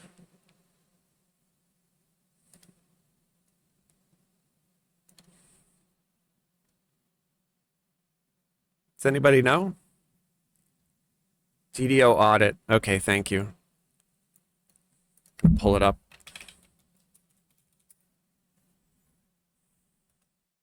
There we go.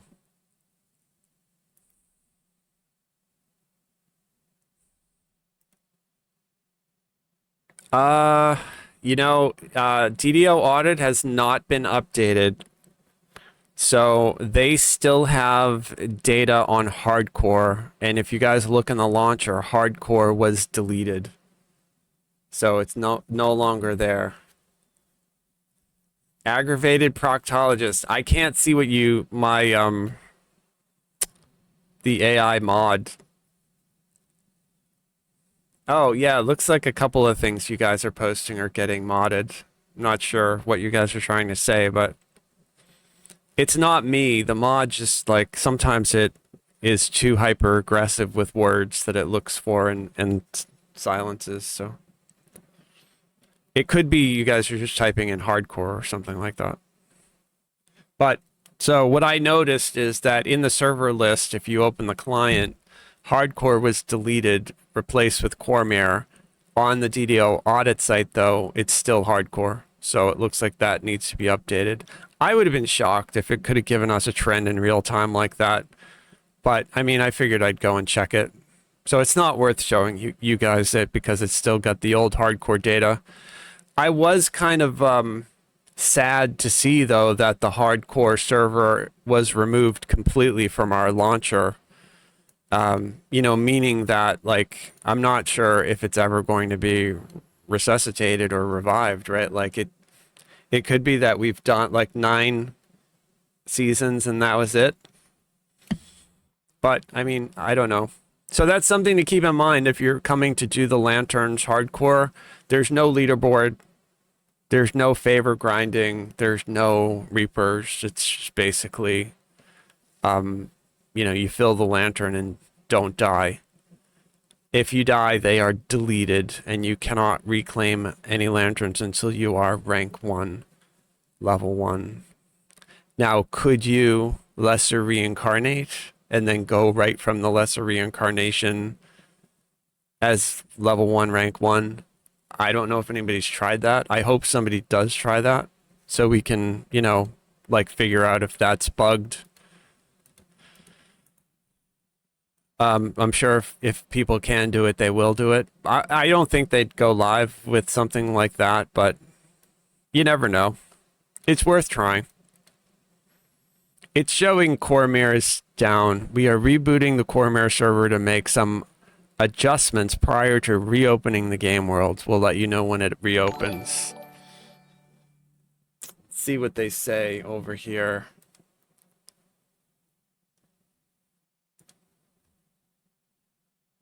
Oh God, I don't even want to read what that is. Luna Rose, thank you for the raid.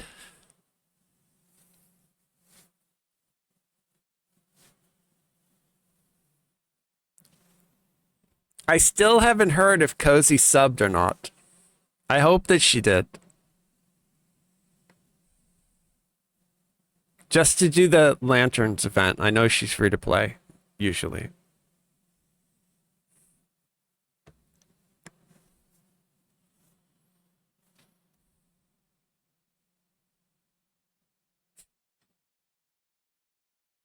I mean, this is great that somebody made that already. Oh, nice. Fuppin' Kiwi. Yeah, she's VIP. That's cool. Wolf Spirit Man. Yep, catch you later. Glassjaw. Oh, you made that? That's cool.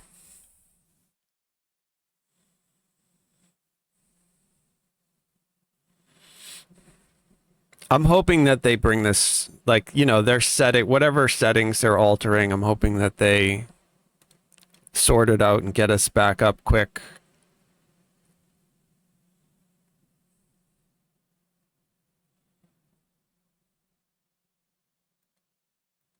It's really unfortunate, though. I was hoping that the new servers, you know, the tech would allow it to perform a little bit better, but hopefully they learn from like everything that they're seeing and they're able to sort of tweak it. It's like that whenever you implement some new tech, right? Like any of you guys who have like, I mean, what do we do with like home computers? We'll do like an OS update.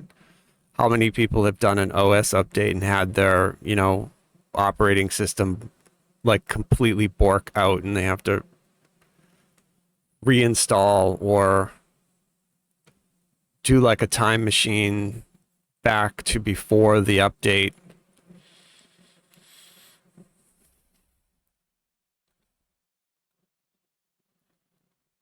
Although they don't say time machine in Windows land. I don't know if anybody plays DDO on a Mac. I wonder if people do.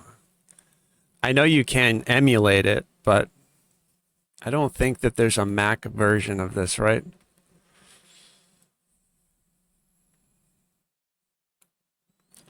Diablo announced their Halloween award for the event that they're doing over there. They're giving away a mount. All you have to do to get it is log in. I think there's a few games that are doing cool Halloween events. I think Path of Exile is doing something too. You guys are here for TDO though, so I won't bore you with the other games. I do play a lot of other games though.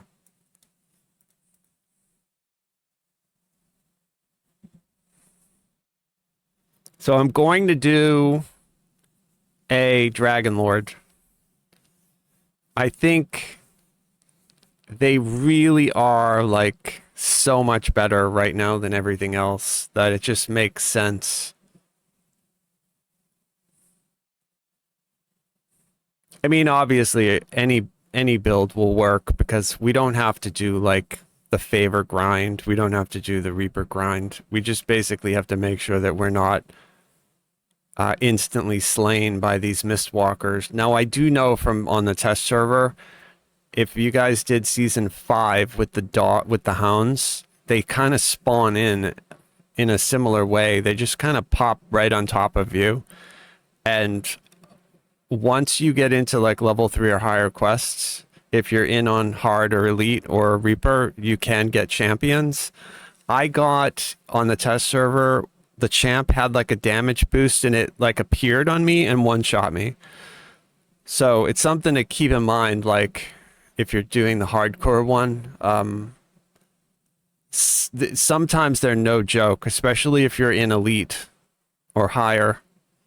The CR on them are way higher than our like level. I think I was level 2 or 3, and I didn't see this personally, but somebody on the test server said that they saw a CR 12, which is kind of crazy considering, right?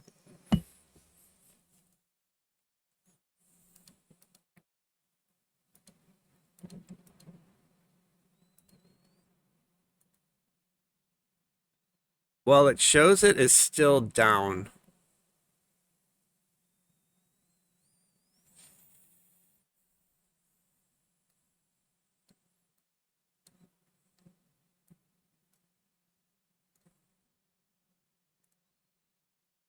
Another thing I was talking about earlier is any of you guys who use the DDO Builder program, I noticed that the DDO Builder was not reading my old builds for some reason. It was only, I guess the person who made it updated the program.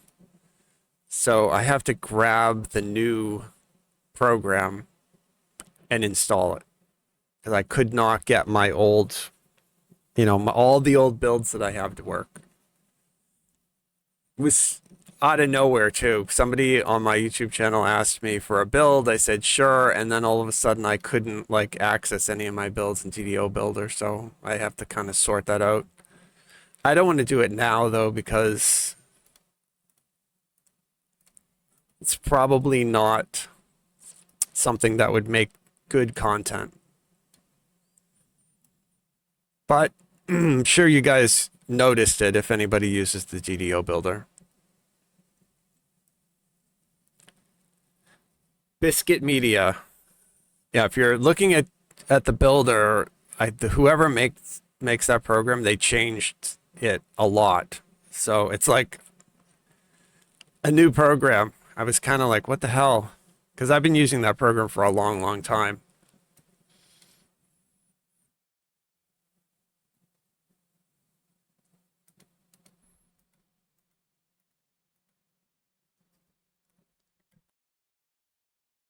So it is one of the interesting things about DDO and streaming DDO content, dealing with like the issues that we have in this game that are quite unique to this game, right? I mean, if you like World of Warcraft or pick a game, like what are people streaming? Black Myth Wukong or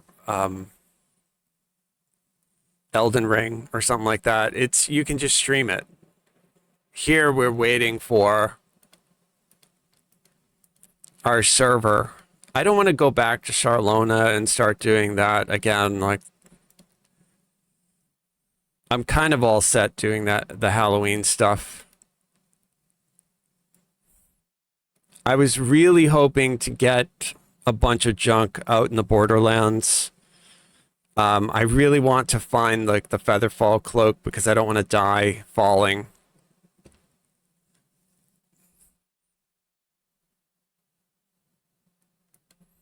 And it would be nice to get my economy up and running a little bit.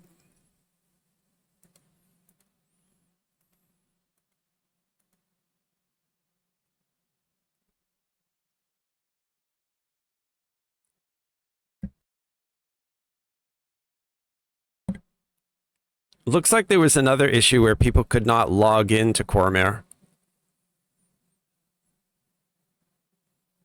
So I wonder if that's the same. Snidfizz. Any minute now. Okay.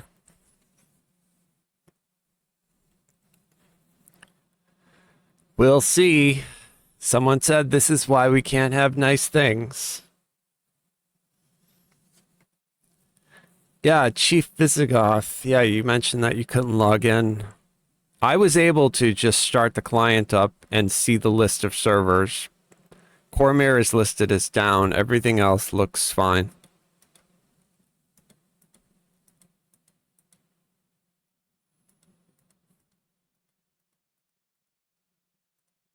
It'd be really, really cool if I could transfer characters to Cormyr. Like, it's kind of fascinating that they have that turned off since it's really not like a hardcore event that's going to go onto a leaderboard. Like, why not allow people to transfer to it? I don't see the reasoning behind it.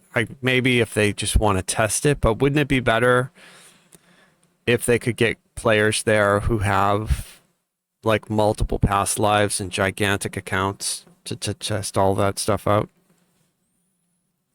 The Haunted Halls of Evening Star. Yeah. I mean, that quest can be wacky even when everything is working normally, right? So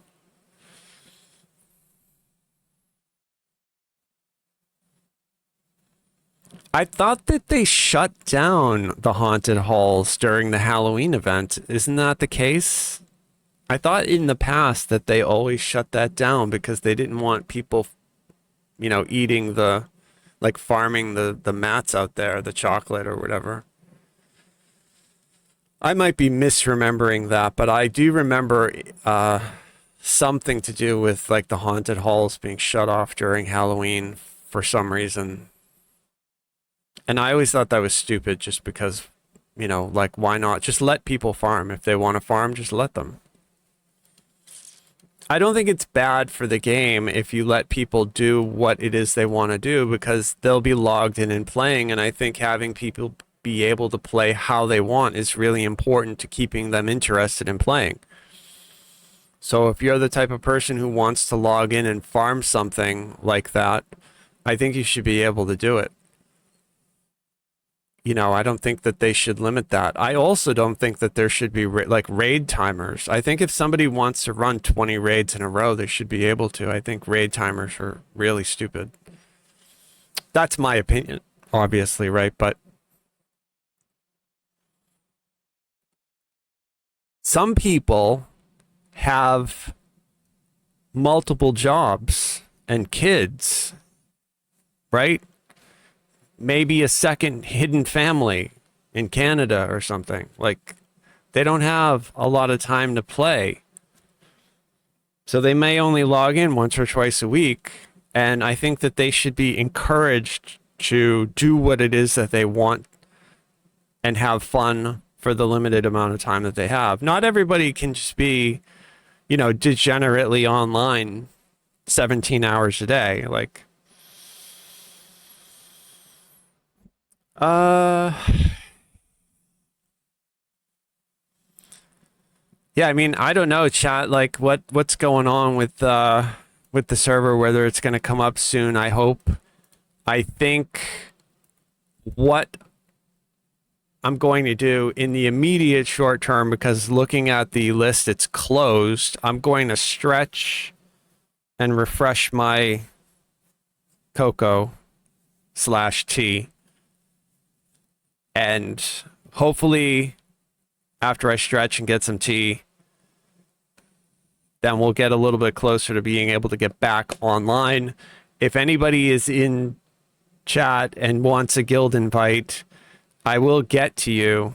You can always send me a tell in game, or in Discord you can send me a like a private message. I'm in my Discord, Death Smiles Discord, but I'm also in the official DDO Discord. And I'm in the Cormyr channel there, the one that I have up right now. This is actually the official DDO.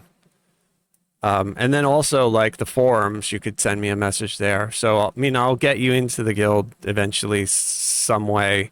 I'm officering everybody right now, so you can just basically like invite all your alts or friends or whatever once you get in. There's no limits on that too. Like, it's not like a normal hardcore where we would just limit it to like one ultra. I don't really care because this is going to be like a live server. I doubt that we're going to fill just because it's VIP only. So I doubt it, but I'm going to get some tea. I'll be right back.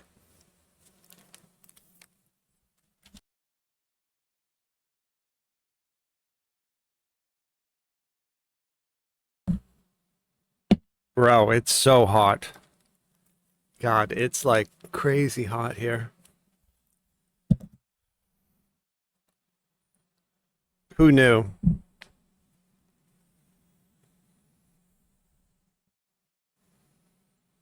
Usually it's 40 degrees out. Yesterday was 80. I'm not complaining. I like the warm weather. It's just like unexpected for this time of year. Yeah, right now it's 71.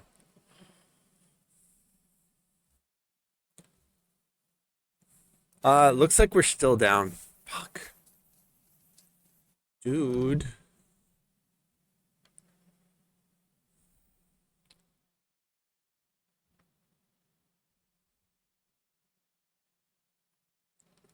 doesn't look like they have it. Yeah, sales and promotions. We did better than bandages.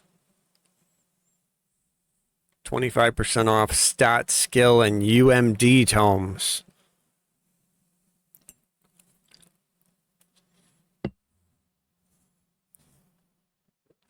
Harper Agent. Oh, wow. They sell Harper Agent. Huh. I kind of forgot that. I thought you just unlocked it or just got it by playing.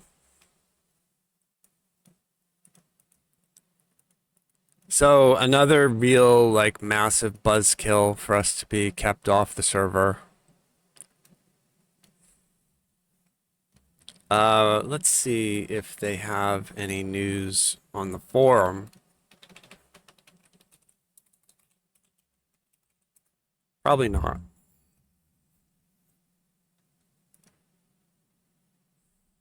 What do you guys think of the mount? Do you like the mount? Do you like the saber-tooth tiger? I think it looks a lot like the war cat from He-Man. Right? Like, there's no image here. Let me see if I can find. Yeah, all right, this thing right here. Right? This looks like kind of like the war cat from He-Man.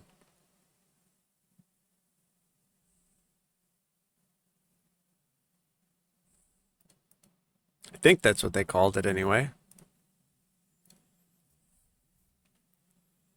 From Eternia. Eternia war cat. We do a search. I mean, dude, it looks a lot like it. Yeah, Battle Cat. Yep, that's right. Jabberwocky got it. Yeah, bro, it looks like it.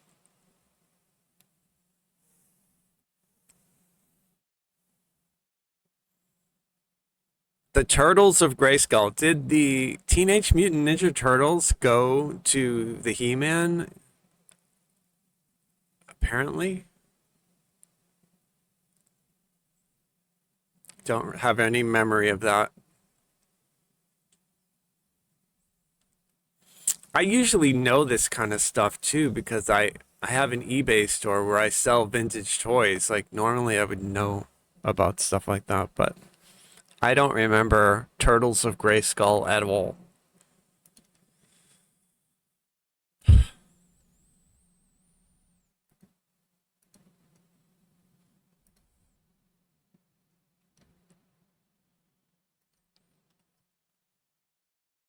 Oh, it's some new thing. How many people in chat like anime?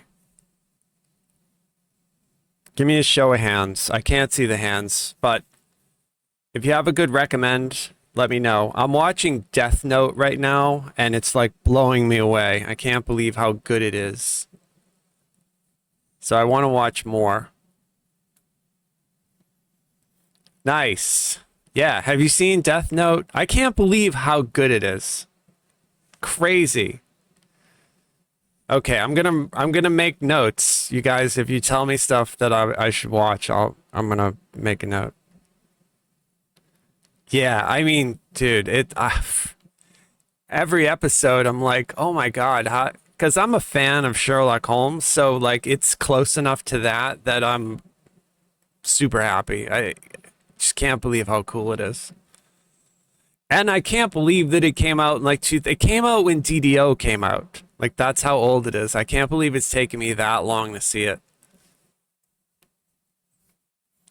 The hell have I been doing? But super cool. I'm glad that I did find it.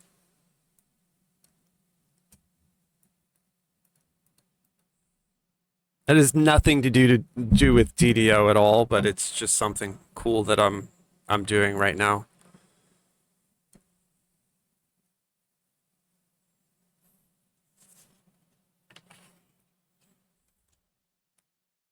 In the Dungeons and Dragons realm, I did play through finally my honor mode run in Baldur's Gate 3 and finish it, and I got my golden dice Finally.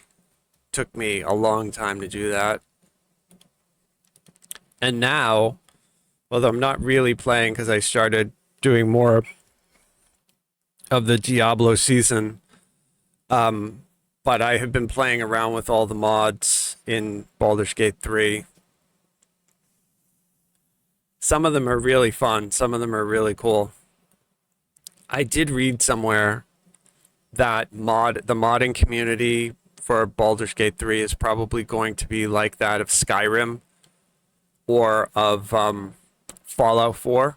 So it's possible that we may get like a Baldur's Gate 1 and 2 retrofitted with AI voices and put into the Baldur's Gate 3 engine, because the tools that Larian gave us for that game are the same ones that they use to make content.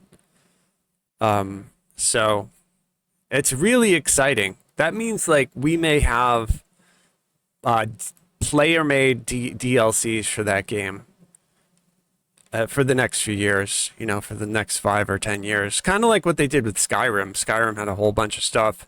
If you guys played Skyrim, anybody who played Fallout 4 knows that like there's a lot of people making stuff for Fallout 4 still. They just did, what was that, New London or something that was completely player-made. Really cool. Exciting.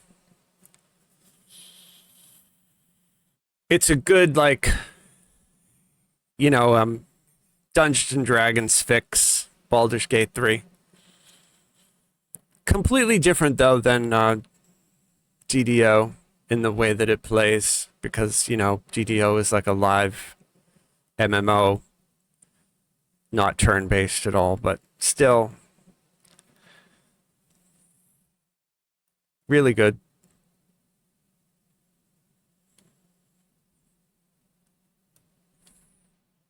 Server is still down. I'm checking, by the way. Yeah, I mean, that mount right there on the screen, Lanterns of the Mist mount, right? I think that, and this is not confirmed, but I think that it's the same exact mount if you earn the hardcore, except on that armor, that green armor that it's wearing, it will have a little skull. That shield that dude is holding, if it was a hardcore skull on the bottom, that little fleur down the bottom there would have a skull in the middle of it. This one doesn't, that I can see anyway. So I think that's a story mode shield, and I think that's a story mode mount. I'm not sure where the skull will show up on the mount, but what I was saying when I was on the hardcore server testing this stuff is that from far away, like if somebody just rides by you or runs by you with one of these items equipped, it's really hard to see the small skull. And so I don't think, based on that it's super necessary to do the hardcore version, just because there's no visual, like, it's not like unless I'm wrong, the hardcore mount is like on fire or glows. It's not like the hardcore version of the shield like has some kind of a shimmer, like you know, like you might see in other games where something is like a premier item and a premier cosmetic, it has sort of like an effect on it. I don't think that that's the case at all. I think it's just a little image of a skull, and it's so small that I don't think you can even notice it from far away. Which, I mean, part of the reason that people get the hardcore stuff is to show it off, right? Like, even though it doesn't matter, nobody really cares. That's kind of like the idea, right? Mustang 50, thanks for the whatever that is. I think those are bits, right? I think. Or maybe that was a cheer. I don't know, but I appreciate it. Yeah, I mean, I agree. Like, I like cat mounts, but is this saber-toothed tiger as cool as the panther we got for the coffer? No way. Like, no way. That panther is super cool. Like, that's a really, really cool mount that we got from that patron coffer. So like, I'm gonna participate in this event. I'll do it. I'll try to earn a pet. I like the little lantern pet. I'll try to get a mount. But to be honest, I probably won't care if it's hardcore or not. I'm going to do the event because I'm like running a hardcore guild, and I'll participate and run around with people, you know, because it's what I like to do. But my personal feelings are I could care less. The skull is too small. It's not different enough. For me, it's not worth the extra work.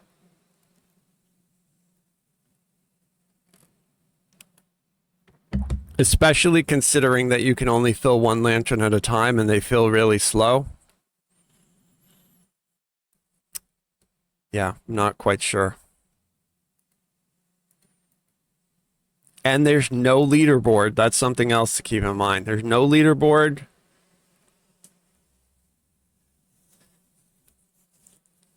There's no favor farming. There's no grinding. You know, Reaper, that's it. You're basically just filling the lantern, and the mist stalkers kind of spawn like the hounds from the season 5. But I mean, it's not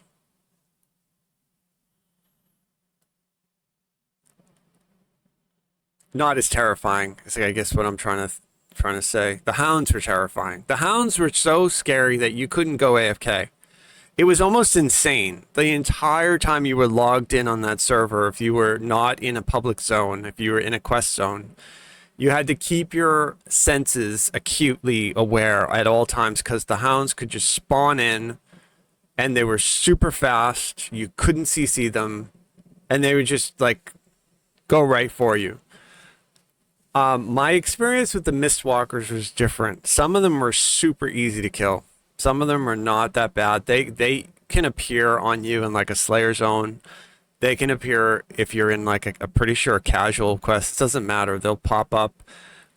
Where it gets a little bit hairy is if you are in like elite or higher content, Reaper, and you get a spawn of the Mistwalkers that is a multiple mob spawn. So sometimes you get one, but sometimes you get like up to, I saw up to 4. And the 4 that I saw, I got 4 champions. And I think I said this earlier. One of those 4 champions, they were normal champions. They weren't like a special kind of champion, but they were normal champions. And one of them spawned in on me. He had a damage boost. So some champs in DDO can get these massive damage boosters. And he basically one-shotted me. And it was super quick. So it's something that I made a mental note of. Like, if you're really doing the hardcore event thing, you have to be super careful of the spawn in when you're in elite or higher content. Do you need to do elite content? No. You could probably normal quests the entire way through. And it would be a lot safer because then you wouldn't have to worry about missed champions. And my understanding of it is that the amount of points you fill is related to the difficulty of the quest. So I think for normal, you get 3 points. For hard, you get 4 points. For elite, you get 5 points.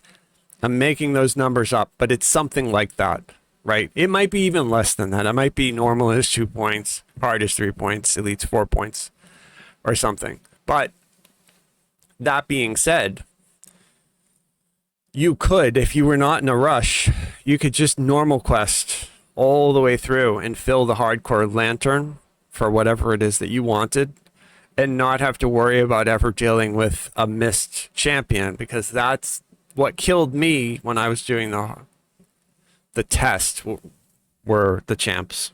Obviously, the champs are crazy. They're crazy in the normal game, right? So a lot of times if you Reaper quest, it's not the Reapers that suck, it's the champions.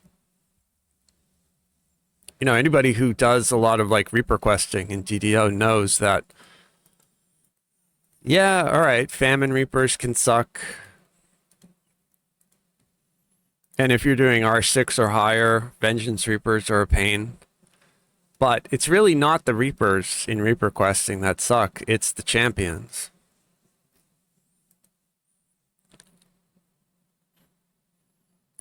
So I'm not a shield guy, so I'm not going for that shield. I'll probably go for this pet. And then I'll probably go for the mount. But I probably would be happy just getting the regular mount. I don't think I need to chase the hardcore mount. I'm going to try to get the hardcore pet, I think. Because I hope that little face on it is the hardcore skull. I might be wrong though. That little face might be on the normal version as well. And then the skull might be like right there. There's like a little thing. I kind of showed that if you guys saw my YouTube video of my test on Lamagna. I kind of zoom into these things and look at the skull on a couple of them. It's so small. Like, it's so hard to see. So I don't know. We'll see.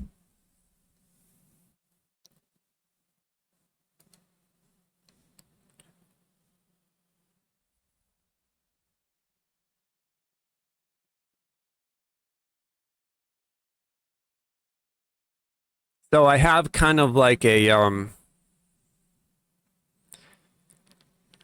in my Death Smile Cormyr Hardcore Lantern 64-bit Twitch, I have drops with an exclamation point, but that's a lie. There are no drops in DDO for Twitch. They don't have it integrated. Luna, I don't know when the ETA is.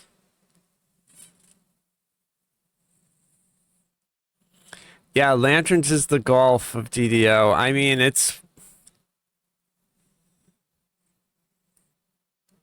I was hoping for a normal hardcore, but I'm happy to support whatever it is that they do. It's just, you know, it's not what I would have chosen to do.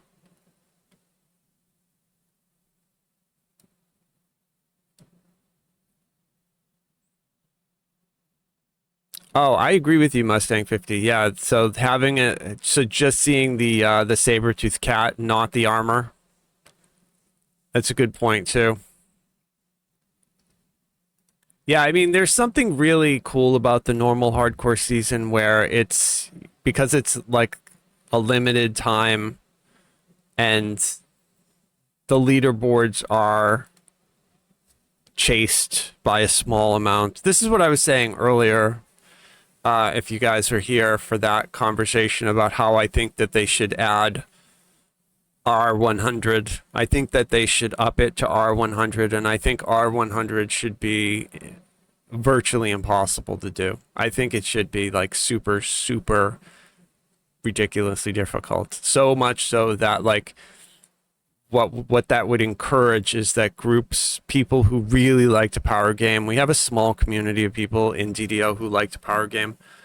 It would encourage people to theory craft builds. It would encourage people to like theory craft all the synergies of the different classes to come up with builds that could push into the Reapers and, you know, way past R10, but how high up can you go? I mean, I'm talking about like to where R50 would be like, you know, maybe 1% of the player base could do it. And then beyond that, you're talking about like impossible. So, and then watch how over the course of a year, how many groups try to do it in the highest level group. I mean, I think people would really like that because it would kind of be, it wouldn't be hardcore and there wouldn't be leaderboards, but it would be something that people could talk about and people could push and people could chase. It would give people a reason to log in.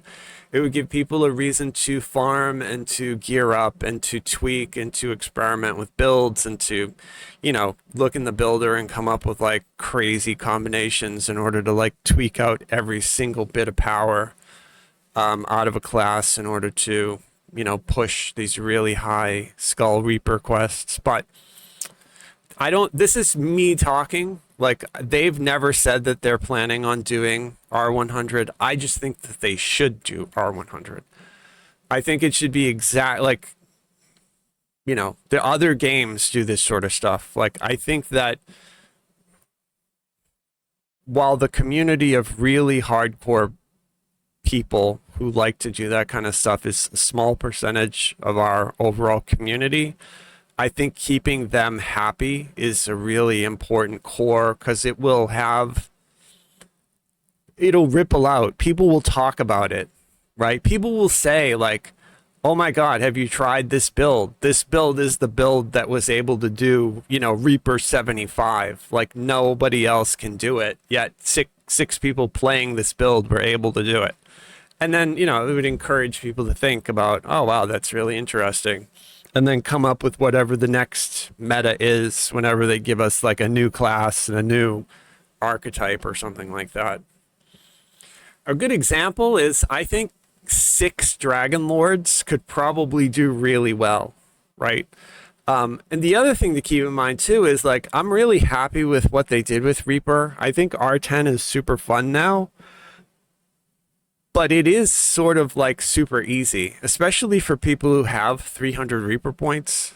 Like they've spent all the points, they have extra, they've got all the power, they're wearing all raid gear. Like for them, it's easy mode. So like, I think it would be really important to set an impossible goal. Not everybody might agree, but that's my opinion, right?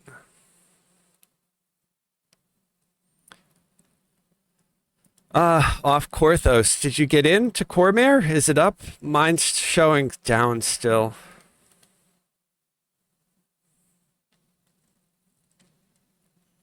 Hardcore X everything on season. Interesting. Yeah, I mean, in the server list where they list the servers, they have a I'll go back to Discord. They have a Cormyr listed, right? But they got rid of hardcore. Like if you look in the list of servers in the launcher, hardcore is no longer there, which is sad. I thought that was sad because I thought they were just going to add Cormyr but leave hardcore, but by the fact that they removed it makes me feel like they're scrapping the idea for whatever reason. I think maybe part of it is that the first hardcore started kind of during COVID. And I think it sort of took everyone by surprise, so much so that SSG made a ton of money from it. And they weren't really expecting to. And then when they did season 2 and season 3 really quickly after, those seasons did not make a lot of money comparatively, right? I'm sure they made some, but I don't think they made like the same crazy. Like season 1 was insane in the amount of people that we got and the amount of interest and stuff. So I don't think any has sort of like lived up to the first one. And while we do get a lot of interest on hardcore, you can't deny the fact that it does severely hamper the population on the live servers while it's on. So like the first month on hardcore, for example, go to any live server and their LFMs are going to be a lot less than they normally are, just because most people are playing on the hardcore server trying to earn their rewards or land on the leaderboard somewhere. So I think we're going to see that with Cormyr as well, but I don't think it's going to be as bad because I think a lot of people are probably going to wait. Since Cormyr is going to be permanent, they're probably people who are, first of all, they don't want a VIP sub, right? They're free to play and they just don't want to, so they won't try it. Then the second thing is, while there's a group of people like me who rushes to try it the first day, there's always usually issues with doing stuff like that. So like, it's usually better to wait a little while. It's one of the reasons in Diablo 4, like I didn't play Spiritborn immediately, which is their new class when they launched season 6. I waited till they put out the first patch because I knew it was going to be just like insanely busted and need to be nerfed. And that's exactly what happened. That's exactly what they did. It's still busted, but Yep, have a good one, Jack Dragon. Yep. Uh, I don't know how to pronounce that. Lilblix? Rainbow Footprints in December. VIP free. No, are you making that up or is that true? I know that we get for the Year of the Dragon, but I didn't know. Yeah, I didn't think that they were going to be rainbow. Is it? Oh, wow. Uh R1, yeah, it's still down. Yeah, they took it offline. They're tweaking something. I'm not exactly sure. So the first time they took it down, the rumor on the street is that they launched the server live with the test dojo on. So if you went to the marketplace when they first turned Cormyr on, you could go to the test dojo. Whether or not that's true, it could be an urban legend, but that's what I heard. I didn't actually go to the marketplace. I was in the Borderlands when the server first started. Actually, I was trying to do the Balrog thing and not die. And then they just shut the server down. And they fixed whatever the issue was, which I think is removing the dojo. And then they turned the server back on. We played. I set up the guild. I bought the guild ship. I got everything going. I probably put 100 or so people maybe in the guild. But then it started to lag out really, really bad. I was out in the Borderlands trying to farm for a feather falling cloak and I couldn't move. I started rubber banding. I didn't want to die because I have the hardcore lanterns in my backpack, so I recalled. It took me like a half hour to recall out, finally get to a inn, and then it eventually the lag was so bad that we got the message that they were just shutting it down in a minute, and that's what they did. And now it's been off ever since. Supposedly, according to Severlin in the post in Discord, he said that they are analyzing the statistics that they saw and they're going to make some tweaks to the server to try to fix the lag that we were feeling. But I don't know enough about the implementation of this tech to understand the lingo of what what he's talking about. But we can see here in this Cormyr launches channel here, we go back far enough, Severlin's post. Yeah, right here. We'll rebooting soon with server config changes. So, and that was at 4:21. So, bro, that was an hour ago, almost. So,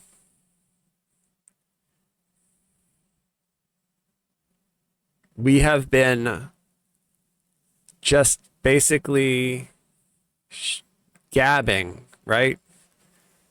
Gabbing for an hour.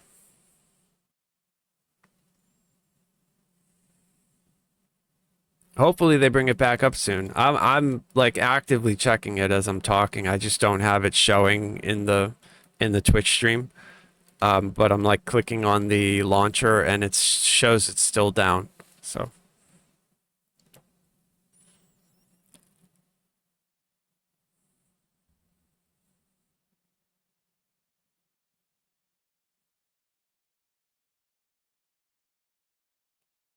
I like the memes.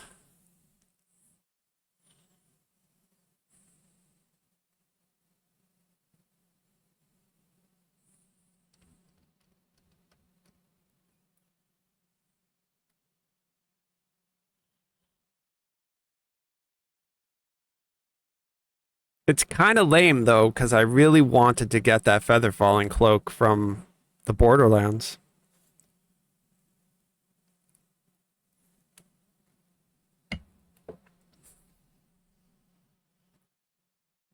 Like I have massive anxiety about dying, falling.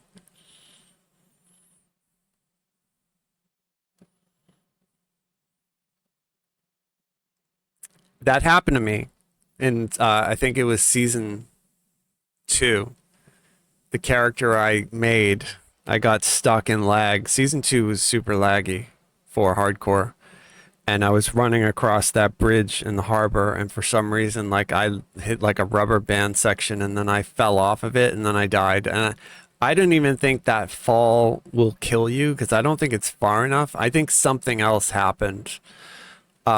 You guys ever experienced the bug where like all of a sudden like you hit something invisible when you're running and then are just dead? I kind of used to think that it was like a dev hidden who was just murdering random players for no reason, because it happened to me a few times over the years. Like I'd just be running through the harbor and I would hit some like pixel on the ground and then I would just be dead. I don't know if anybody else has ever seen anything weird like that, but luckily it never happened to me during hardcore. But season 2, I did rubber band off the bridge in the harbor and died. And so I'm paranoid to get a feather falling item. I did loot the goggles with the green slot, and that helmet has a green slot. I could just buy a topaz, a feather falling with 50 DDO points and slot it and not worry about it, but it's something to do to go out to the Borderlands. So the farm for those quests is super easy. Farm for all the gear out there at level 1 is super easy. I won't do the quests. I'll save the quests till epics. The quests are a lot harder at level. Not that it matters for us because we're not favor farming or elite pushing or anything like that, but it should be way safer to go out to the harbor and do this stuff there. Yeah, it's still down. Somebody just asked. Still down. Sad face.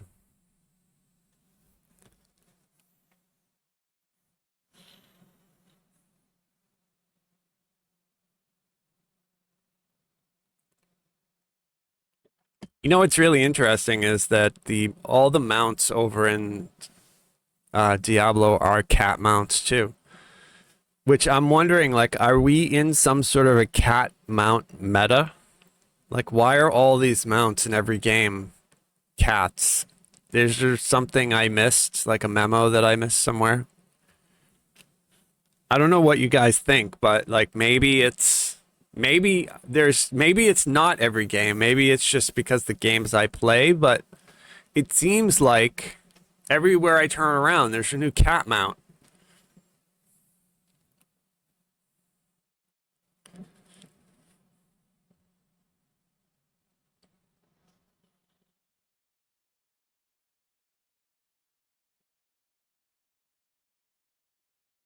Yeah, I agree. I don't remember who posted that, but I think it would be really cool if you could turn off that armor and just have that saber-toothed tiger. I think that would be really cool. You know, the other reality that we have to remember too is the fact that they made that as an asset, like the saber-toothed tiger or whatever, the cat. Likely we will see another variation of that somewhere else too, right? They reuse a lot of the same stuff. Like our nightmare mount that we got in the store first appeared on Hardcore Season 2. It was the Season 2 mount reward, and then it was like repurposed, like the Bone Devil mount from Season 2 became a nightmare that they sold in the store, and then they added, like, so you could win a nightmare from a gold roll, but the one that you actually purchased had the Bone Devil armor on it from Season 2, even though it was a different, like the color of the mount was different, the nightmare mount. It was still essentially the same mount though, you know, it was just a slightly different color.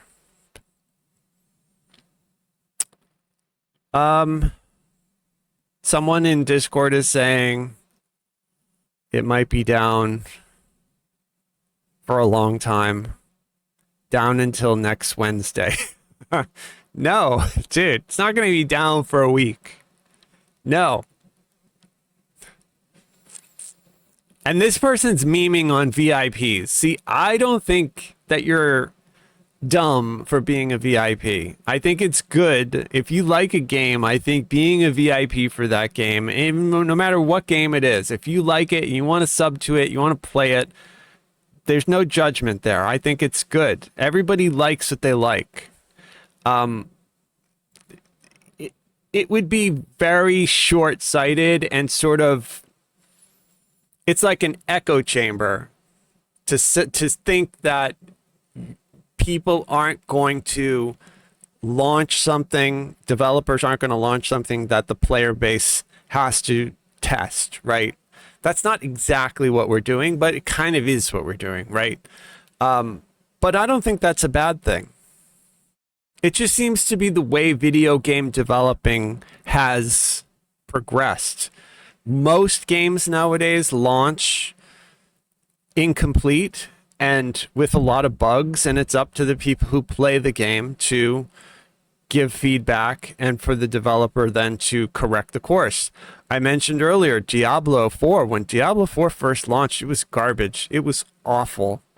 And they listened to a lot of player feedback for that first year. They watched the massive success that Last Epoch had and Path of Exile, and they basically ripped off a lot of ideas from those games and implemented them in Diablo and the 4, and now it's really good. It's super fun.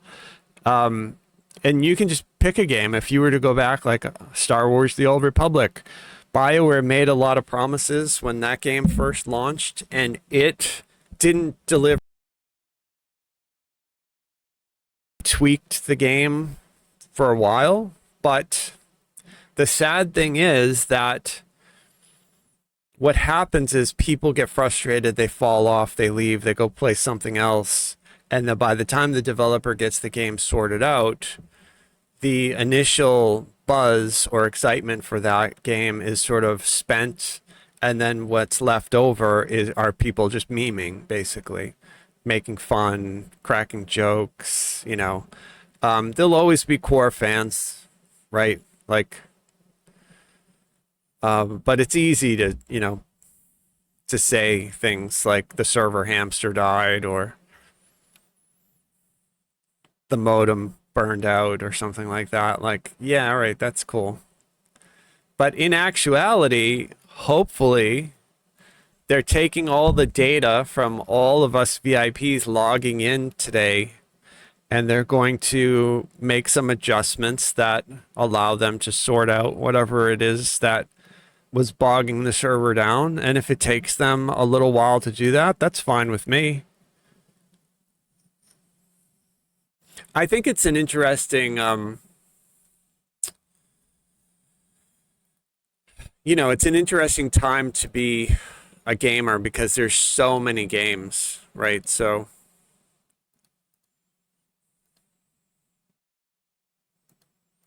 I think moving, like the reason why I thought that is because I think moving in the direction of having new server tech is a good thing, even though in the short term it's frustrating because of stuff like this.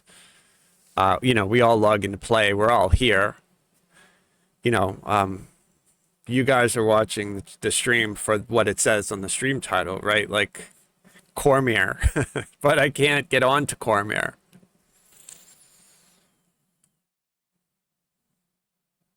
I do have, though, for you guys who are new to the channel or haven't watched me before, I have a YouTube channel. Maybe you have seen it, maybe not.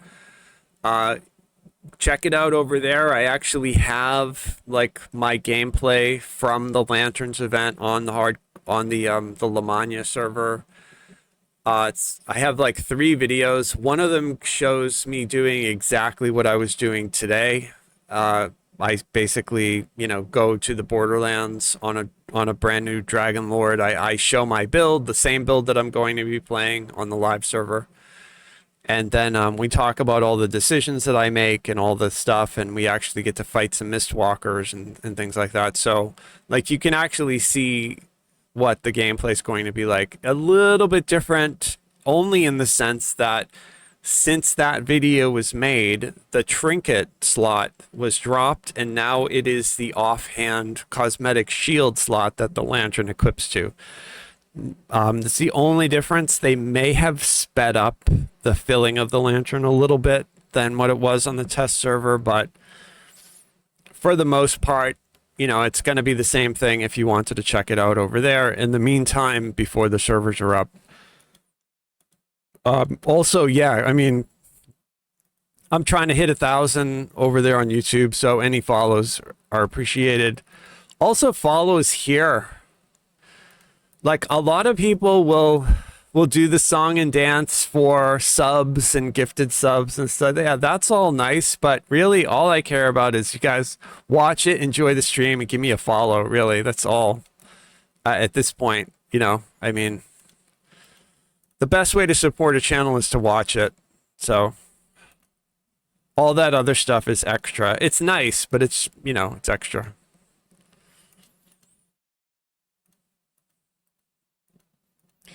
I keep hoping that... Oh, there's Cordovan. He just posted something. Continuing to work through troubleshooting. As I know more, I will let you people know. Okay. Hopefully, Cordovan sends me something that I can give out to you guys when I stream this again. I will drop him a note. I don't usually like to ask for stuff like that, but he has in the past given me like codes to give out to you guys when you're watching, and I figure that since Cormyr is like the shiny new toy and a lot of people are going to be interested in it, it would be good. I don't really care what it is that they give me to hand out. I'll give anything out that they give me. So maybe I can get some codes. I'm going to check with him. It would be really cool. Usually they're like 100-point codes or something like that.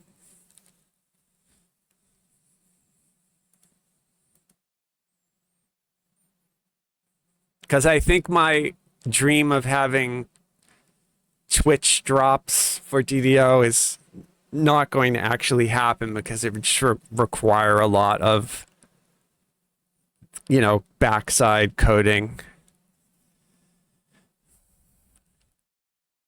Renani? Sorry if I pronounced that wrong. Yeah, so here's the thing. If you send me a tell, I'll get you in the guild, right? We don't yet have the ability to mail invites, but I'm happy to, if you send me a tell somewhere, whether it's in Discord, on the forum, in the game, you can send me a mail in the game. It doesn't matter. I made the main tune is Mary, so send a mail to Mary. That's fine. I'll eventually see it. Or you can send me a message here or on YouTube. It's literally anywhere. And then I'll just basically get you the next time that the server is up.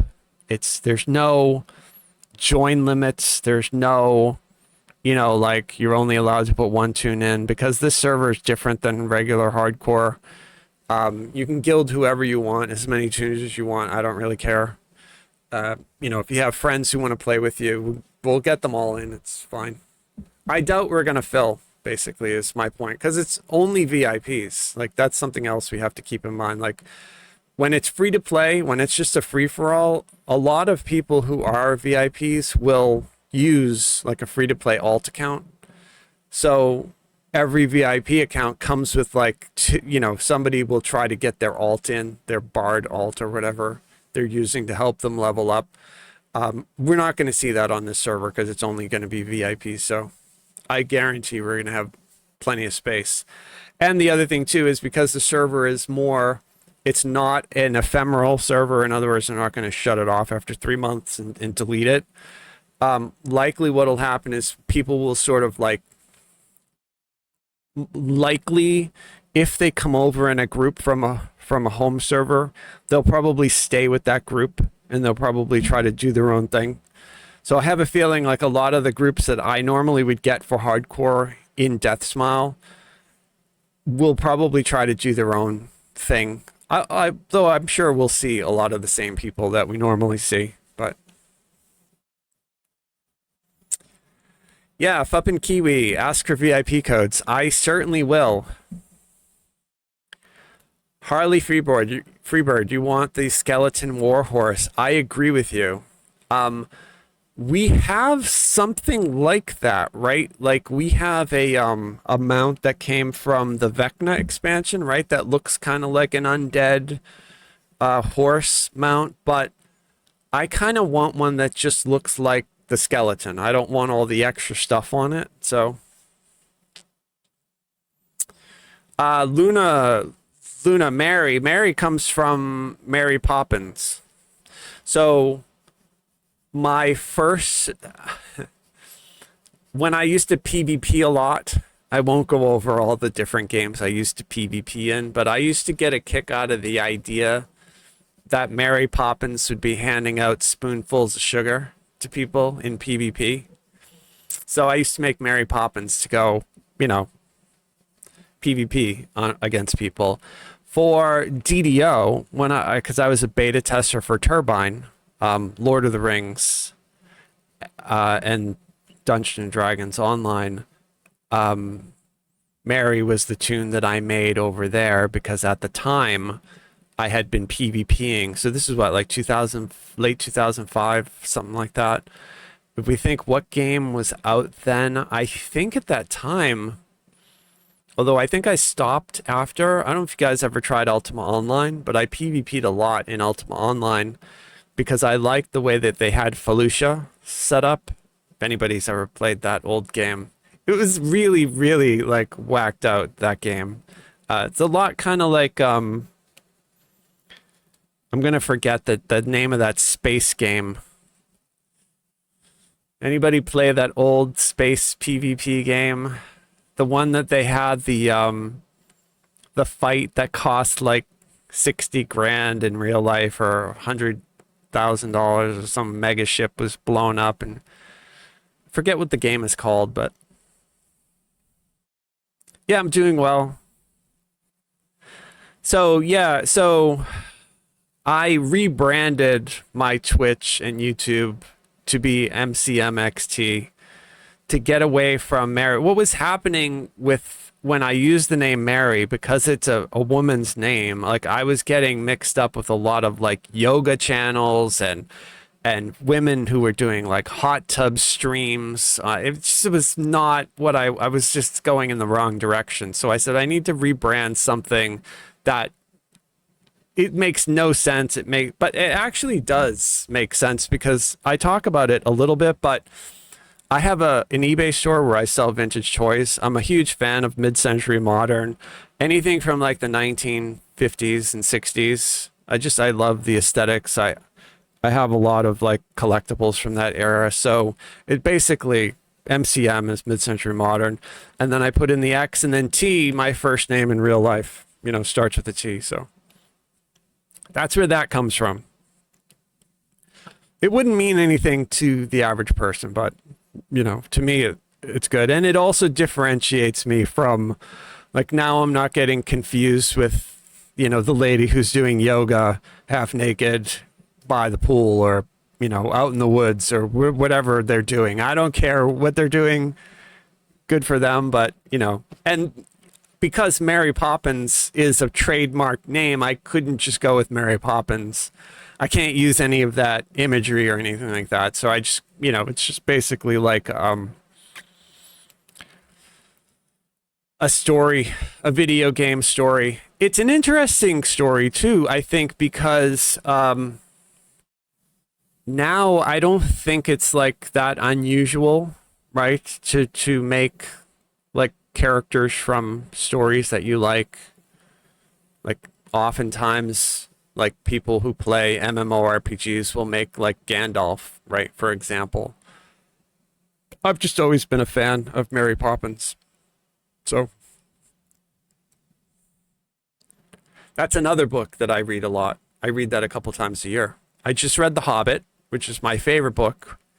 If anybody ever asks you that, like if you want to prove that I'm actually me, you'd ask me my favorite book. It's The Hobbit. I've probably read it, I didn't even know, 500 times, 1,000 times, I don't know. I've read it a lot. in my life. So, and I read it all the time. I just read it again. But I do end up reading Mary Poppins like a couple times a year. I go through a bunch of different books I read. Every summer I read The Sun Also Rises, The Great Gatsby, and a couple other books. Usually every year I read Candide. Usually. I haven't read Candide yet. I probably will before the end of the year. I tend to read a lot of stuff, which is boring. I won't bore you guys talking about it on a DDO stream, but it is relevant in the sense that, like, the name Mary Poppins, I don't get it from the movie, although I do like the old movie. I thought the new one was okay too with Emily Blunt. I really like her.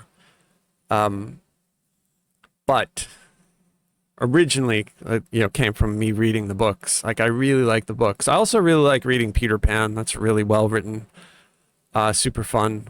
And sorry, there's a car driving by and I have the window open.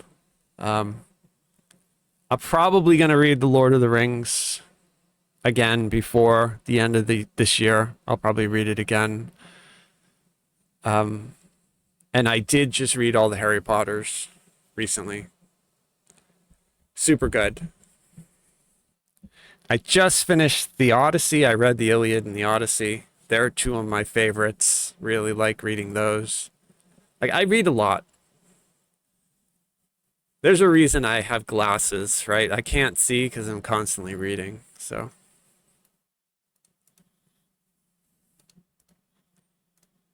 and I was talking about this earlier. I asked you guys for anime recommendations. I'm watching Death Note right now. It's blowing me away. I can't believe how good it is. If you haven't seen it, it's worth checking out. It's awesome. It's awesome because it's similar enough to, like, Sir Arthur Conan Doyle's Sherlock Holmes, but it's completely different. But it's similar enough, like it's tickling that, which I love those books. That's another.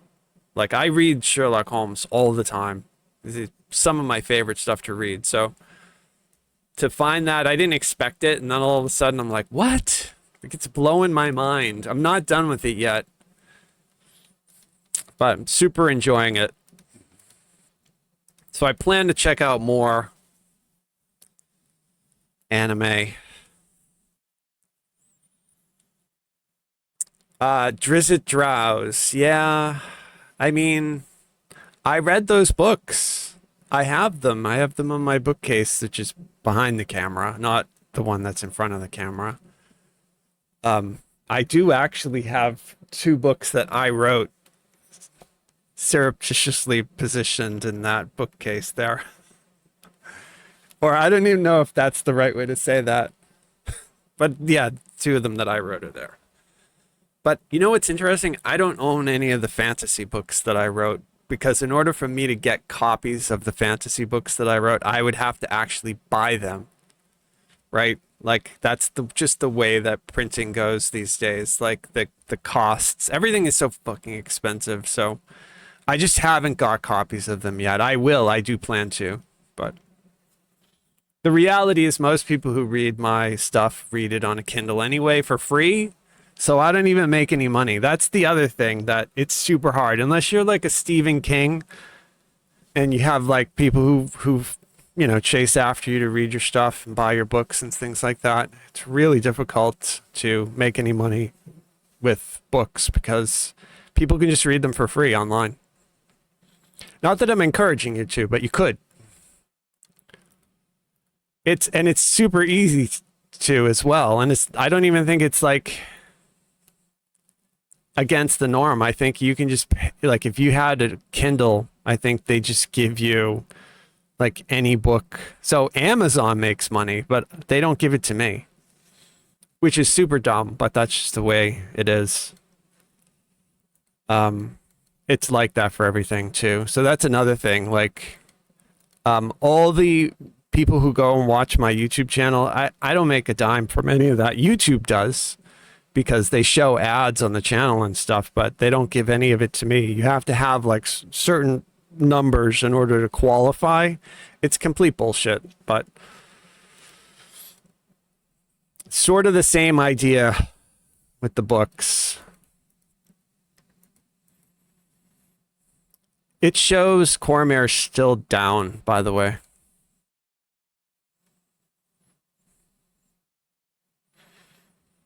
And they're making adjustments. I wonder exactly what they're adjusting.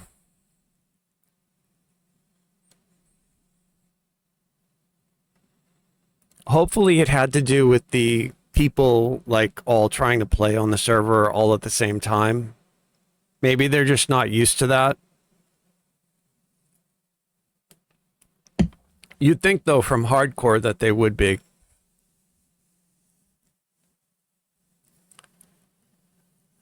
Yeah. Harley Freebird, YouTube. Yep. My YouTube channel is pretty active. I try to upload 1 or 2 a week. Renani, I think they are on Amazon Unlimited, although I'm not 100% sure. I'm not 100% sure. Muad'Dib, is that right? Build am I playing on Cormyr is my Dragon Lord, my charisma-based Dragon Lord. So if you look on the forums under Dragon Lord and you look at my charisma build, that's exactly the one that I'll be playing. Renani, if you're asking about my books, the first 2 that I wrote were just narrative fiction, and then the next 8 were sci-fi, sort of fantasy genre, done in the style of like Twilight Zone. So if you like the Rod Serling 1959 season 1 Twilight Zone episode, Twilight Zone, you would probably like at least a couple of the stories that I wrote. It's very similar. I don't have like a narrator like Rod talking in them, but they're set up similar. I do love them though. I would love to like work on a Twilight Zone show. But I like, again, I like the retro, like the 1950s and 60s. So I would want to make the episode sort of feel like that. Like I would want it to be retro. Like my favorite James Bonds were the ones from the 60s. I just like that aesthetic better than the modern stuff that we have now. Not that it's better, it's just what I prefer.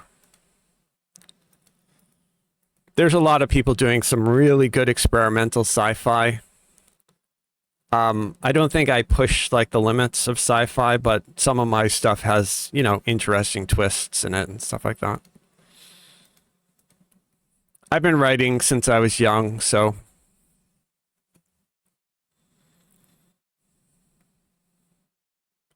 I don't usually talk about it a lot though on YouTube because here we play, you know, video games, so it's I would write or work on a video game though. I absolutely would. It's just I never have, but I certainly would.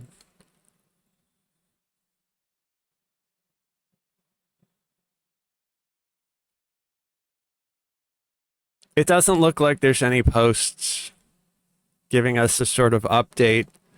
You guys are troopers to hang in there and like wait with me. I'm kind of hesitant, you know, as soon as we stop like trying to log in, the server's going to go up.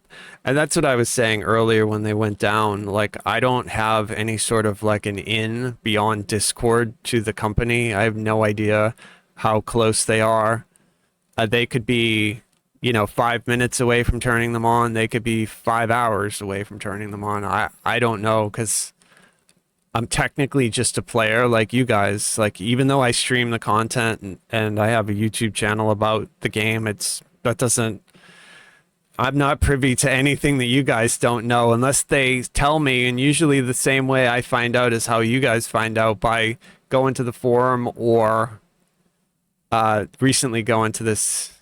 I just recently found this Discord. There used to be another Discord, but for some reason that one vanished and then this one appeared. So I'm wondering if they redid it. This one is much better, by the way, than the old one. This one seems to be integrated with their website and they have it laid out in a way that's very similar to their forums. So I think they did a really good job with this. As someone who set up a really big Discord, like if you guys have ever been to my Death Smile Discord, my Death Smile Discord is gigantic. It's a lot of data that I have over there. There's like a lot of archived build guides and posts and all this stuff. I mean, I could probably purge out a lot of it because is it really relevant to keep like all that old hardcore stuff? But I think it's cool to have it. You know, there's a lot of stuff that people talked about over the years.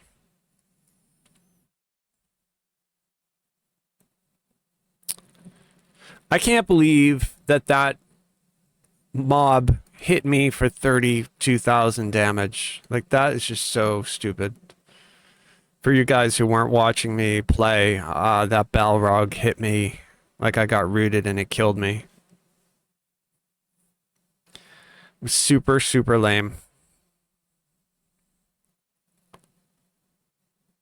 Yeah, you know, that's a good idea, Renani. A Patreon for the web novelization writing and stuff like that. Yeah, I've tried. So I do have a Patreon I set up for like DDO gaming for the hardcore for Death Smile. So if you like go to Patreon, Death Smile, you'll find that that's where, like, if people want to like help me with the guild for whatever season, then that's where you do that. But I haven't done anything for the, you know, for writing or anything like that, just because it's so difficult. People like, while there are people who love to read, it's just not like, a lot of people don't read. A lot of people don't care. So, or if they do, they want an audiobook, right? So I don't yet have audiobooks of my books. I do want to, though. Oh, you got hit. Limited morality, 34,000 damage. Yeah, bro, that's a lot. I got hit for something close, like similar. I have 40 hit points. Like, it was overkill. Massive, massive overkill. I feel like that's kind of like the devs trolling us, right?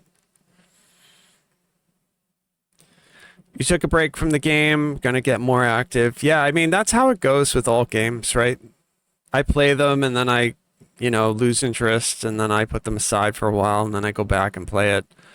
I'm kind of on the, like with DDO, I'm not really gaming hard in DDO right now. I'm kind of like very chill about what I do.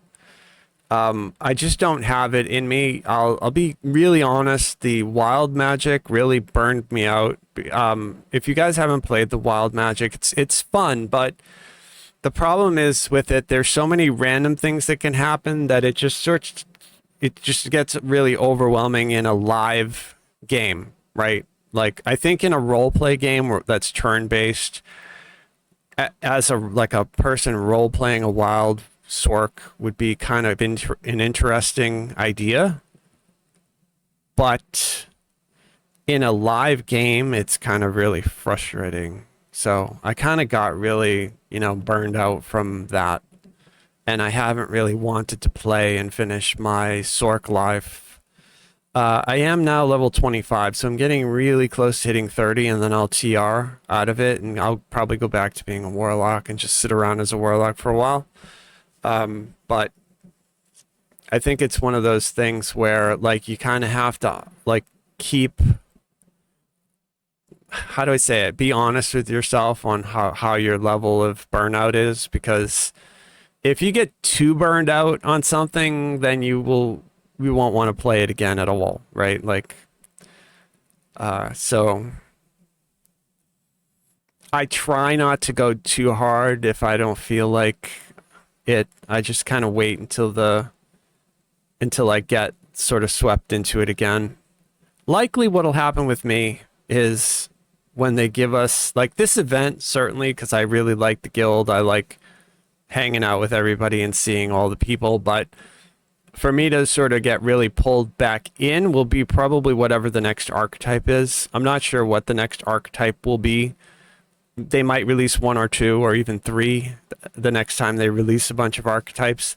That for me will be really fun to experiment around with, especially if we get like what archetypes are we missing, right? Like we're missing a few of like some really interesting archetypes. The other thing too would be like we're missing a warlock iconic, right? So that would be really cool. Like that I'd probably go back and play hard. Like I'd be really excited. Warlock is my favorite. So I like really hope they do eventually put in a warlock iconic. We don't have a drow, right? A drow iconic. That's, I think, the race that we need. So I would like to see them do a drow warlock iconic. And that is my wheelhouse, right? That fits everything. Then I would be like, okay, this is great. But I'm not exactly sure. But so I'll tell you, I'll talk about some stuff for GDO, right? The reason I've decided to do my Dragon Lord Charisma build for this Lantern event, because it's a brand new server and I have nothing. I have no economy up and running. I have no gold. I have no plat, nothing. I have no gear. It's just basically a brand new account. My Dragon Lord utilizes Fadark Illusionist. Fadark Illusionist has a weapon built in for the first 3 points that you spend in that tree. You get a little illusory sword. That sword, not only does it do force damage, but it also gives you ghost touch. So right out of the box, like I am solving some major issues. I'm getting a magical weapon that has ghost touch and it does damage that affects just about every mob. I mean, the force damage doesn't affect every mob in the game, but anything that's sub level 15 or whatever is around there is going to take the damage from that. So super useful. I don't have to worry about finding a good weapon. I just automatically am using it because I'm charisma based. It is keyed off of charisma as my main stat, so it's going to give me my damage. And then it also, in the Fadark Illusionist, has charisma to hit and damage that I can put points into as I level up the tree.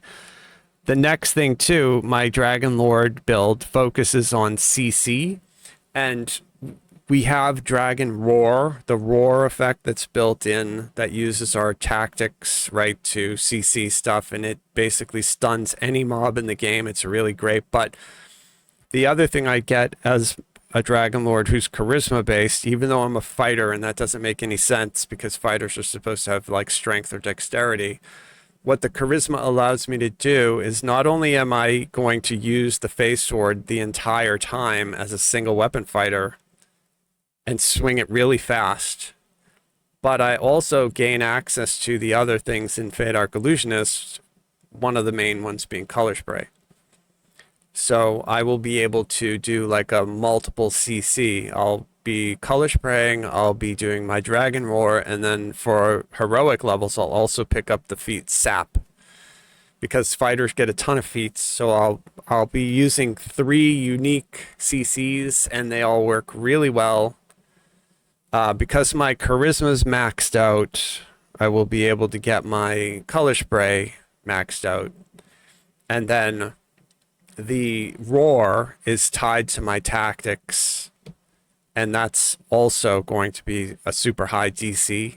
And then Sap does not have a dice roll on it. It automatically saps anything that you hit regardless, as long as it's not like a champ that's immune or something like that, right?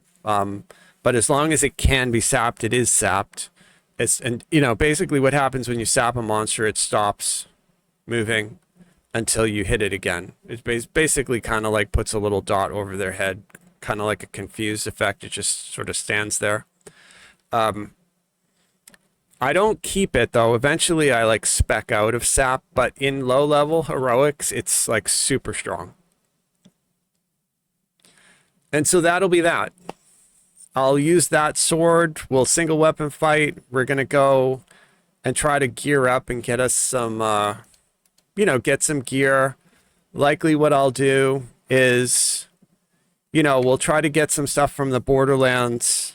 I'll go and do all the harbor stuff. I'll go and do whatever market. I'll probably go to Tangleroot almost immediately. I might go out there at like level 3 and start working on getting my house P buffs unlocked. Tangleroot is super easy. And then after I get my house P buffs unlocked, I will probably try to go to the Feywild and start farming gear. And I'll probably farm Feywild gear for a long time until I get all, all of the gear from the Feywild that I can get. Even stuff that I'm not going to use, because I'll put it in my shared bank for my account on that new server because I have nothing else. And all that Feywild gear is super great. You can do a 7-piece, and it's any 7 pieces will give you the set bonus for the 7 pieces. Just about every piece from the Feywild is useful or good for just about anybody. You can get items that have blur on them.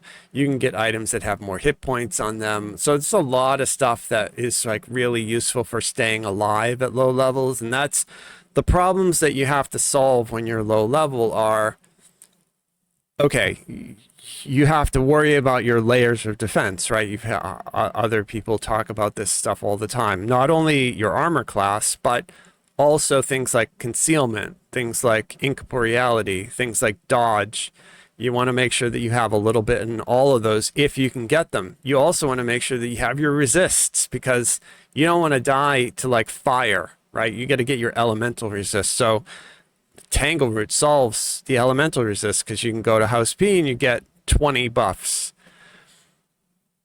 Renani, Tangleroot quests get you great House P. Yeah, absolutely. Yeah, you do it at level 4. Yeah, you can do it really low. It's super easy. Not sure how to say your name. Liblix? Not sure if that's wrong. Has there been more hounds? No. That was it, thankfully. Yeah, F them. I was traumatized, dude, from the hounds.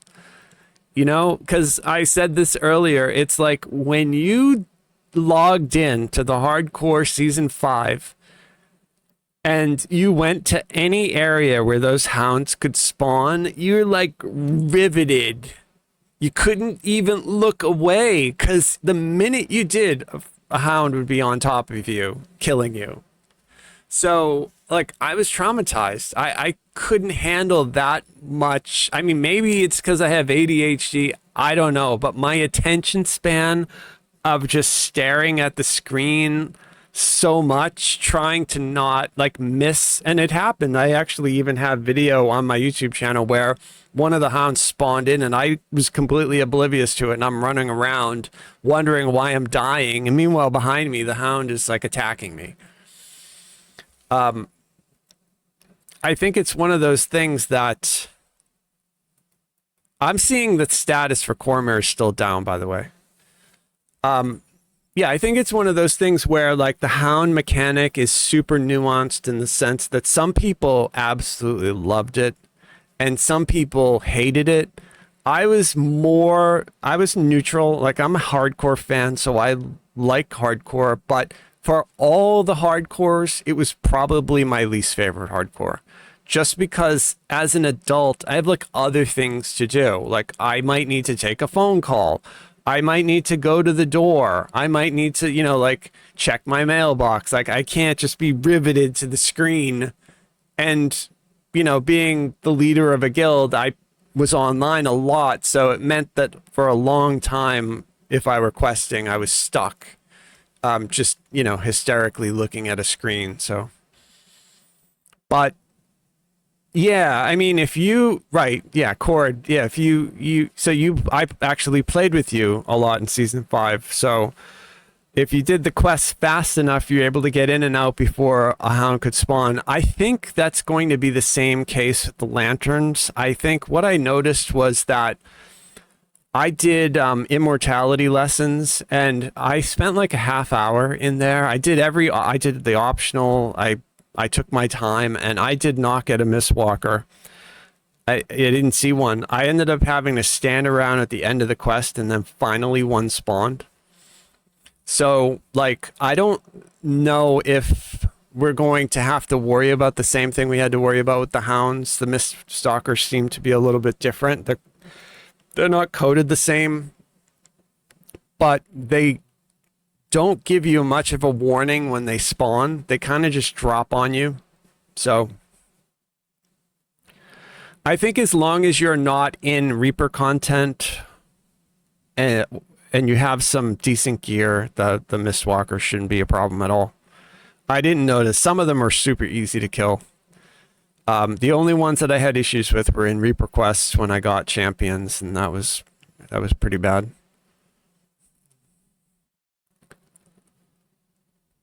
Oh, the debuff for 10 second. Yeah. If you click the trinket before they spawn in a bit weaker. That's good to know. I will have to try that. I did not try that.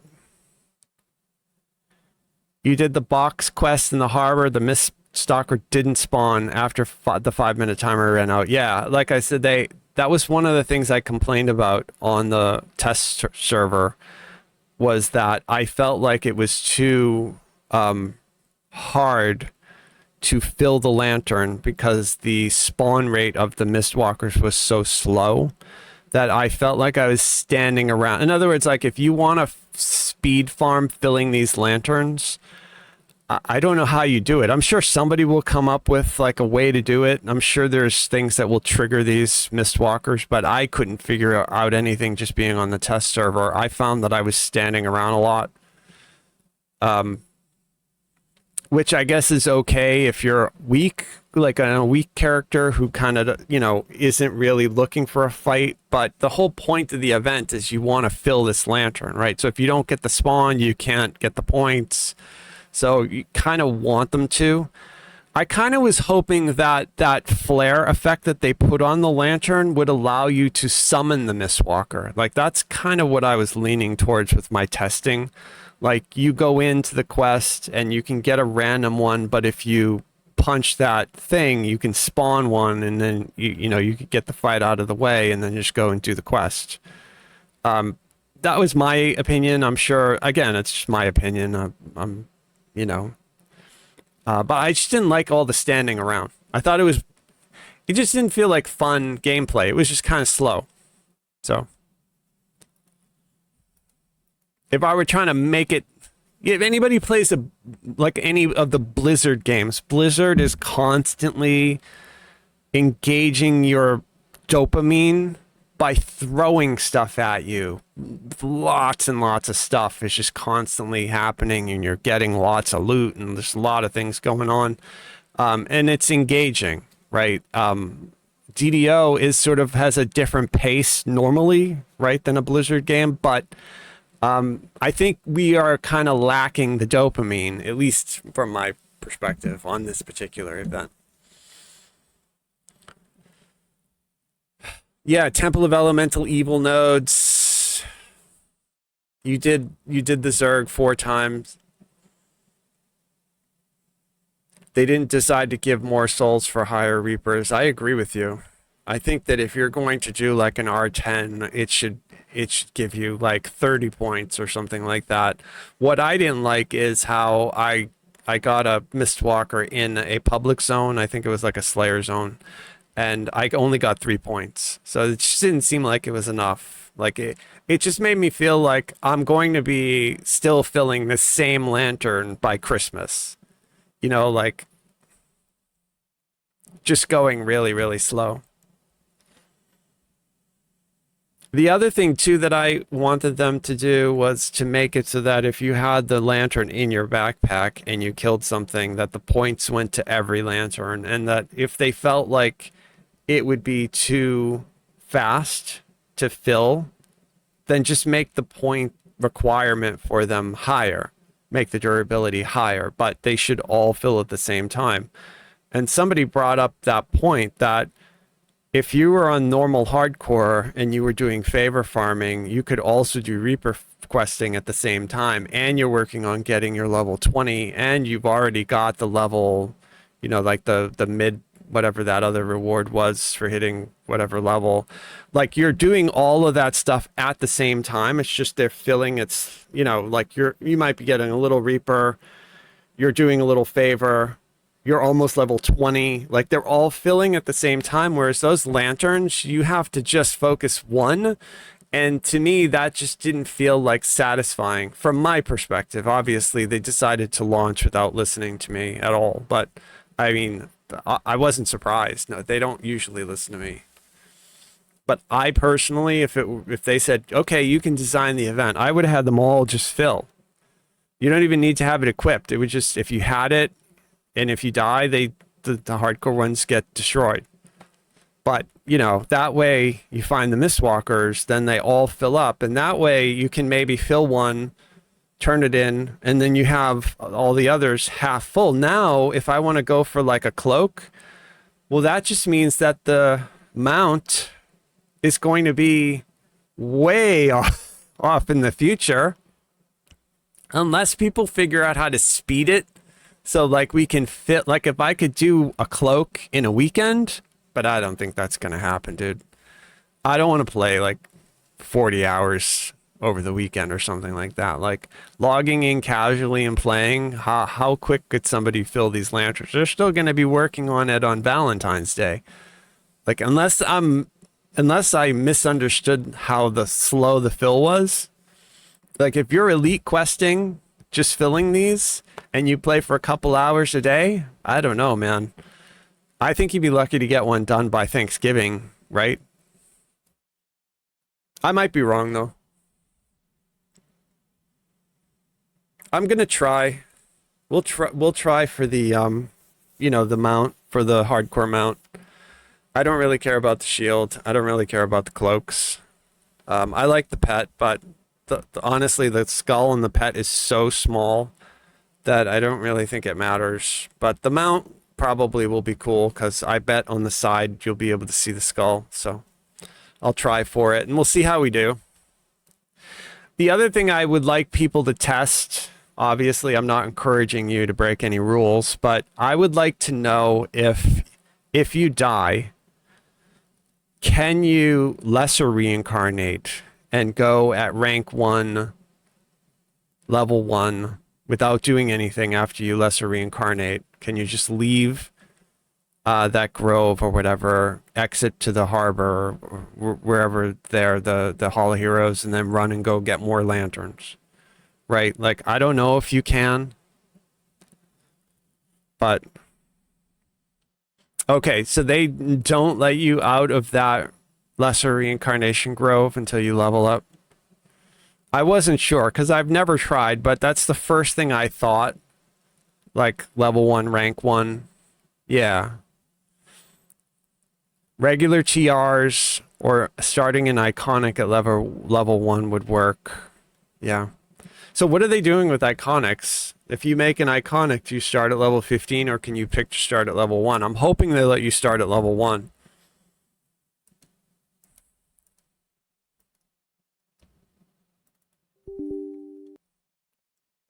That was me starting up the client just to see if it's on yet. Yeah, you have to do it.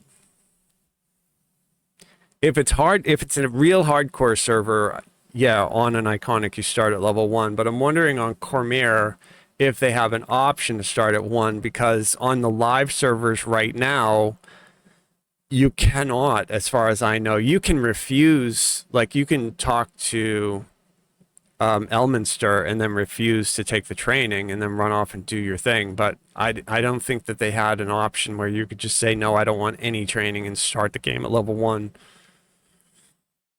You get the XP buff.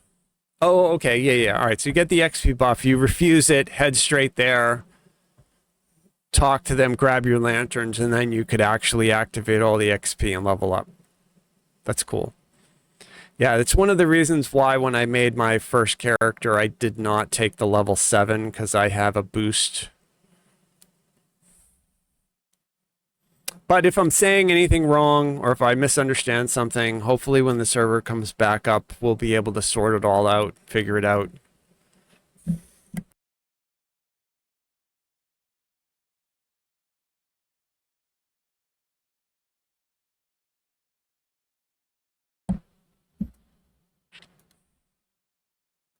I'm showing Cormyr is still down, so. Oh, I understand what you're saying. Yeah. Limited morality, yes. Right, because when you click on the hardcore NPC, it says to you, we're going to remove all your XP that is not level 1, rank 1. So then the iconic would be set down to level 1, rank 1, and all that XP that you got from making the character would be deleted. That makes sense. Yeah. Yep. That happened to me because I went and talked to that NPC and I was level 1, rank 3, and it reset me down. It deleted whatever that experience was that I had that got me to rank 3. It deleted me back down.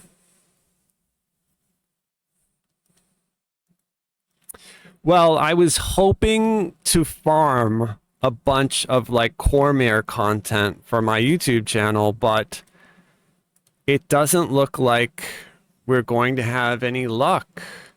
This is 5.5 hours. And I think my total, so my stream is 5.5 hours right now.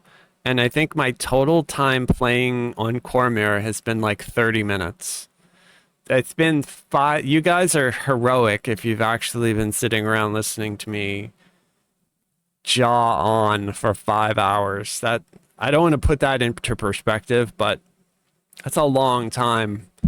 And that just means the server's been down a lot, right?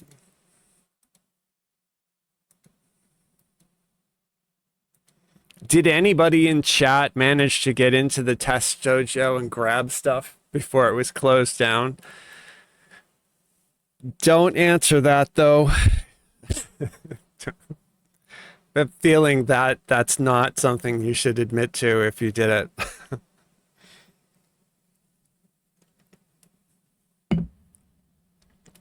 But it is something that would be super cool to do, right? What if they, I mean, that would be another cool event, right? Like, they open a brand new server, you get to go into the dojo, you get to pick one thing, and then you're kicked out of the dojo. So what one thing do you grab? What's the most valuable thing? Do you grab 100,000 platinum off the ground? Do you grab a piece of raid gear? I didn't even know what else they have. Do you grab a bunch of experience? Like, you know, the dojo, the way it's laid out, there's all sorts of stuff everywhere.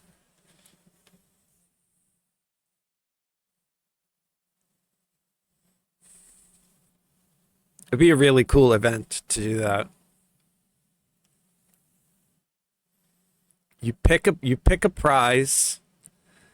Yeah, Quiver of Alacrity, that's great. So you'd have to go in, you'd have to go into the dojo, into the area where they have the older gear, right? The older raid gear. You'd have to pick that up, yep, or Sword of Shadows. And then you'd have to select that. Me, personally, I'd probably pick the Quiver of Alacrity. If I even thought that far ahead, I might just see the platinum on the ground and pick that up and get kicked out of there.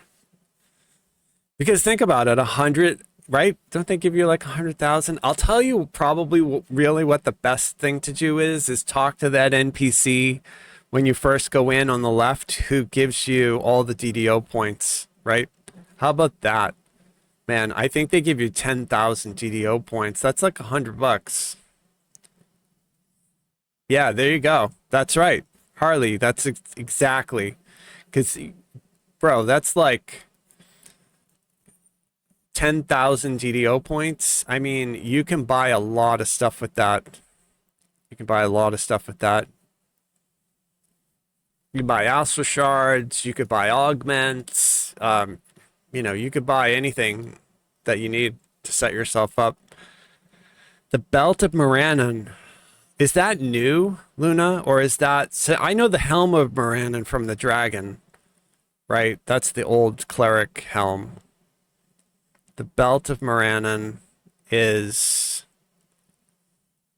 an item that I have to actually Google because I'm not familiar with it, although it sounds familiar.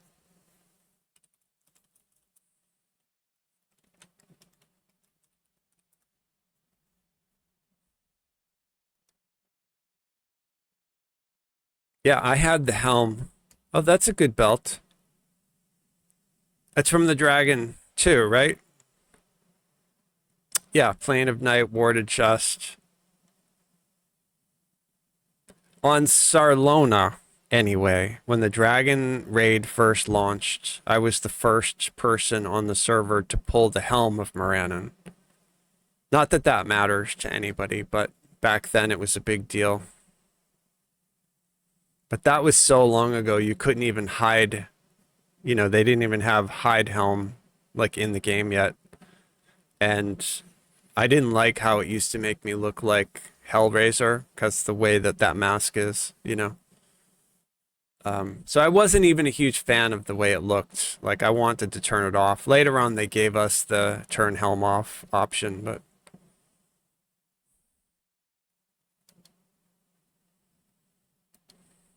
I've showed that in my my Twitch stream before and on I think the videos on YouTube where I look at some of the old stuff that I have. I have those old outfit kits that they used to sell back before they had like the cosmetics the way they have them now, long before they added the ability for us to like turn our helmets off and things like that. And this is before cloaks. Cloaks were added recently. You guys probably remember that. William Wire. Does anybody know a friend that went into the dojo? I don't know, man. Hopefully one of you guys got into the dojo. Hopefully. And if you did and you scored a bunch of stuff, I'm happy to take anything in the mail in the game that you don't need. Extra plat, Big B's hands, whatever. I did get my guild ship. I bought the guild ship. So it was a successful day. I logged in, I made my character, I didn't have to fight for the name. That was good. Sometimes it's a fight for a name on a new server. I was able to make the guild, I didn't have to fight for the name for that either. That's also been an issue in past hardcore seasons where somebody has done something to the name and I have to make the name with a slightly different letter. And that wasn't the case here. I was able to get that. Got the guild ship right away, and I was able to get a bunch of, I think I got about 100 people gilded, which is good, and I officered as many people as the lag would allow me to, so if any people are watching and are in the guild, invite whoever you want. I have a feeling that it's not going to be as tight as a normal hardcore season in the sense that we have, like, limits. I don't think there's going to be any limits. I don't really care, like, you want to put a bunch of alts in, go for it. You want to invite all your friends, go for it. Because we're VIPs, right? You don't have alt accounts, so people aren't going to put their Bard bot alts in there, right? Unless they have like a VIP account alt, which I bet some people do. But yeah, I think there's going to be plenty of space. It's the short story there. So invite whoever you want. And I can't be online all the time. I'll try to get to everybody who wants an invite. Feel free. I love hanging out with all you guys. Really, I look forward to, you know, guild mastering in hardcore, and so even though it's not the same, I'm going to approach it as if it's the same, and then hopefully we have some fun with the event. I'm assuming though the event's going to be a lot slower than normal hardcore. I think that the pace, especially now with the testing and the wonkiness of this new server, I mean, who knows how much it's going to be up and down in the next few days over this weekend, or maybe the person who posted in Discord is right and it won't be up until next Wednesday. I don't know. Cordovan is typing something right now in Discord. Is it an update? Maybe. We'll see. Identified the cause. We will not be able to reopen Cormyr tonight. So it's down for the rest of the day, sadly. I know. I mean, we kind of knew Voodoo had 2 of his names taken. Yeah, I believe it. Well, bro, they do it to everyone. They do it to me. You know, they used to do it to me back before anyone like, I mean, people kind of knew, but people just snag up names. Just, I don't know. I don't know if they're trolling or if, I don't know why. So many of you guys who played with me through the different seasons probably remember that there were many seasons that I didn't get the names that I wanted. There were many seasons that the guild, I had to rename it. Like I had to call it something else. Like we did Death's Smile once. We did Death Smiles once because somebody put, like they snagged and buried the real name. So I had to make an alternate version of it.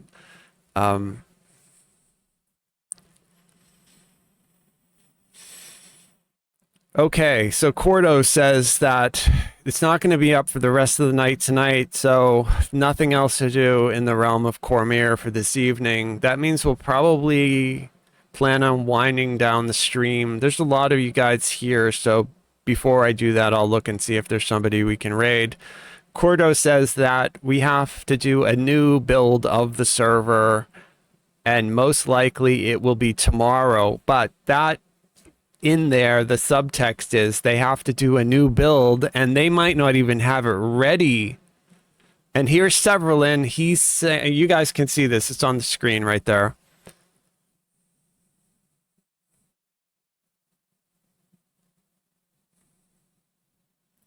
Severalin says, yeah, so bad news. The new translation to 64-bit has made our code that distributes players go awry and limit where it puts them. That leaves us with lots of resources, but everyone is jammed into a small space, leaving the rest of the server empty. So that kind of makes sense with what we experienced, because I literally couldn't move, man. Like, it was awful. It was really, really, I haven't seen any lag that bad since Hardcore Season 3. I'm going to give Severalin a thumbs up there. I appreciate him posting about it. He continues and says, the maddening thing is that the tools we use in White Glove to make sure all the servers are available actually circumvents this. Okay. Yeah, so hopefully, I mean, I work in tech, so I have worked in tech in my whole life, so it's one thing that this is sort of normal. This sort of thing is expected. It's unfortunate, you know, because I was hoping to play, but the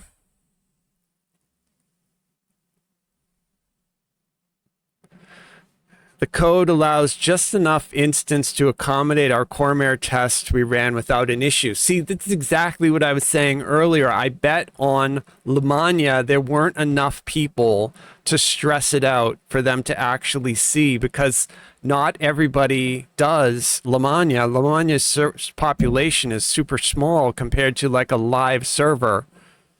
And everybody tried to jam onto that live server. Yeah. So we're looking at it now, but it looks like we'll require a new build and new verification. So maybe it takes another day. Maybe it takes another few days. I would rather him sort it out to the point where they know it's like solid, right? Like, bro, there's no reason to rush. I said this at the beginning of my stream. If it were me, I wouldn't have launched this until November after the Maybar event, the Night Revels ended. Like, I'm thinking November, that week, that Wednesday, November 6th. Like, that's the date I would have shot for this new event. If they said, hey, you know, Mary, what do you think? When should we launch this? I would have said November 6th. If that allows them to sort out all the bugs, because there's no reason for us to, you know, sit around with the server down. There's so much to do, right? Like, I was hoping to give you guys good content showing you the new Cormyr event, and meanwhile, I got to play out of the, like I said, 6 hour stream, and I probably played for 30 minutes. So you guys are champs for hanging out with me, and I appreciate everyone. I appreciate the follows and the cheers, the bits, the subs, the gifted subs. All you guys are great. I also appreciate you all who check me out on YouTube. Be sure to give me a follow over there. If you haven't, I'm trying to get to 1,000. I will absolutely probably be streaming this again, although I want to make sure that I will actually be able to play. So I'm not sure if they bring the server up like tomorrow, if I'll jump on and stream tomorrow just in case like they figure something else out and they have to take it down.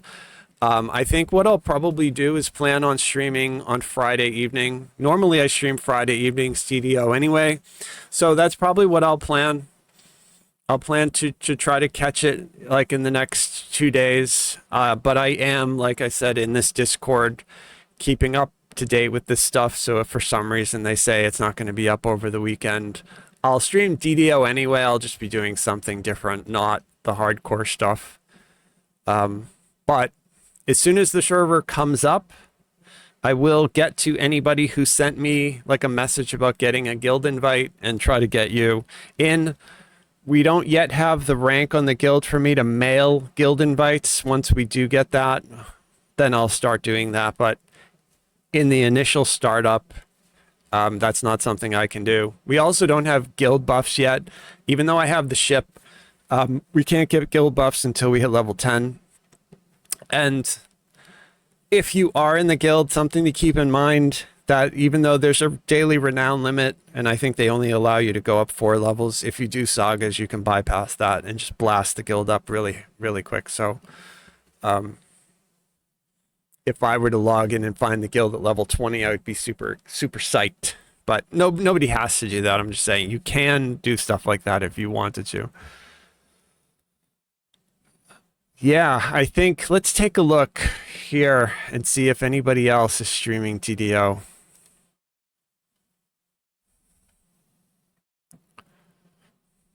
Let me pull up a browser here.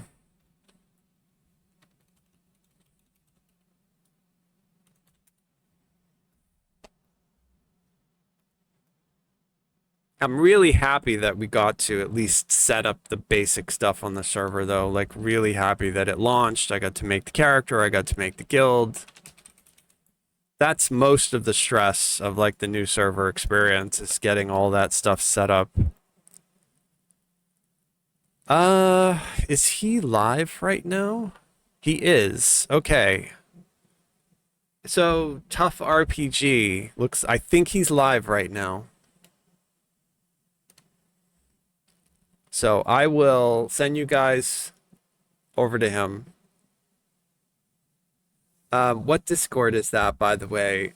Yeah, so you're in my Discord, right? The Death Smile Discord. The Discord that I have up on the screen right now is the official DDO Discord.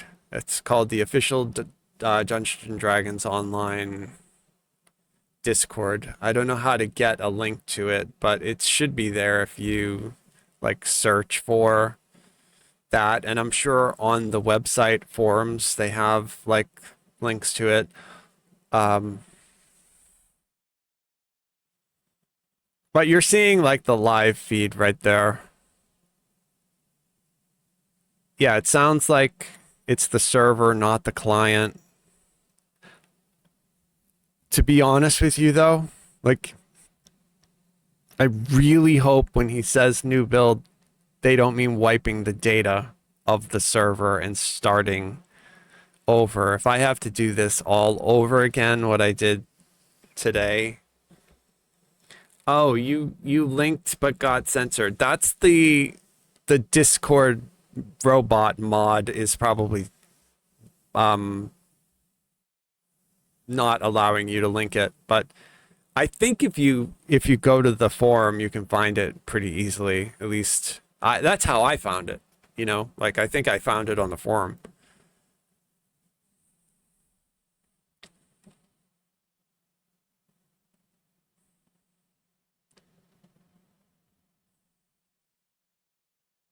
Will there be rollbacks? I don't have answers yet, Sev said. Will the server, I want to ask him, will the server be reset and deleted? Because if that's the case, I'm going to be so upset. Because who knows when the new server is going to come up if it's reset. And if I have to go through all this stuff, I'll probably lose everything, like the names and all that stuff. Because if I'm not aware when the server starts, and it's exhausting, like this took up my whole, like, you know, I'm getting ready to stream and getting ready to make the names. I've been doing this sort of stuff since like 10 o'clock this morning, right? So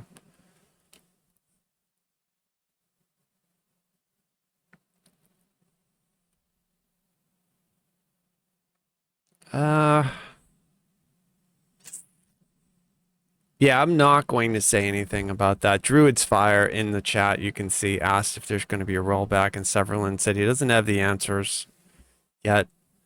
My hope is that the data on the server itself is fine. It's just they need to re-instance the build of the, you know, whatever it is that makes that virtual machine thing.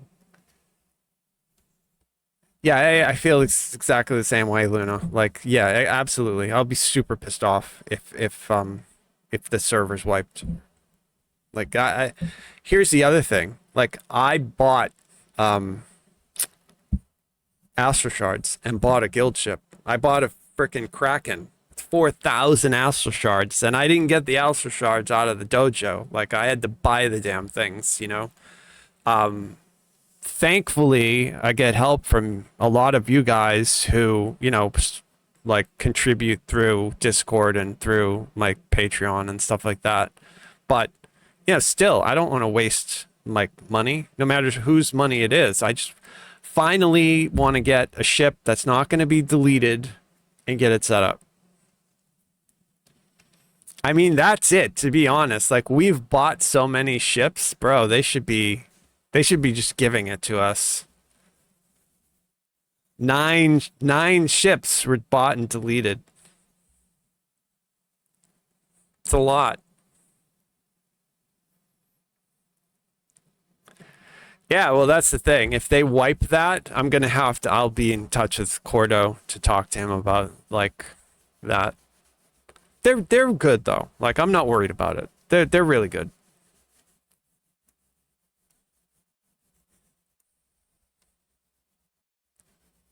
Yeah. I think that's it, though, guys. All right, so what I'm going to do is I'll look over at, I think, yeah, we're going to raid Tough. Yeah, I appreciate you guys. I love hanging out with all of you. I'm glad you guys stopped by. Hope you had an interesting experience on Cormyr. Hope you got to do some stuff anyway. It was kind of tough. And I got to do a little bit, but like I said, we got the guild set up. Everything is there. Everything, as of right now, is functional. Hopefully, it's not deleted. And in the meantime, I'm going to send you guys over. So it's just going to take me a second to get the raid started. We'll give Tough a raid.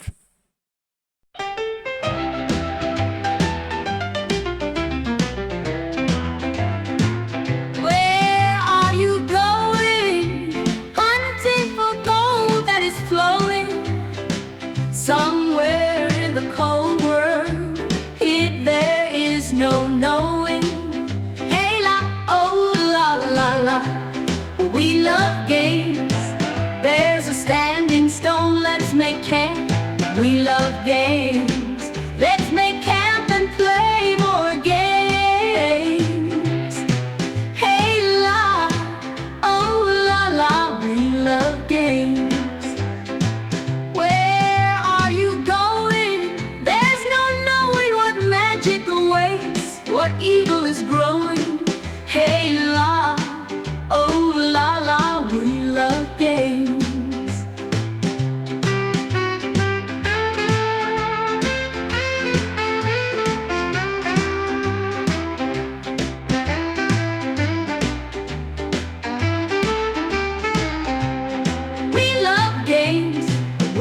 love games. There's a standing stone, let's make camp. We love games. Let's make camp and play more games. Hey la, oh la la, we love games. Where are you going? There's no knowing what magic awaits, what evil is growing. Hey la, oh la la, we love games. Hunting old crypts is folly.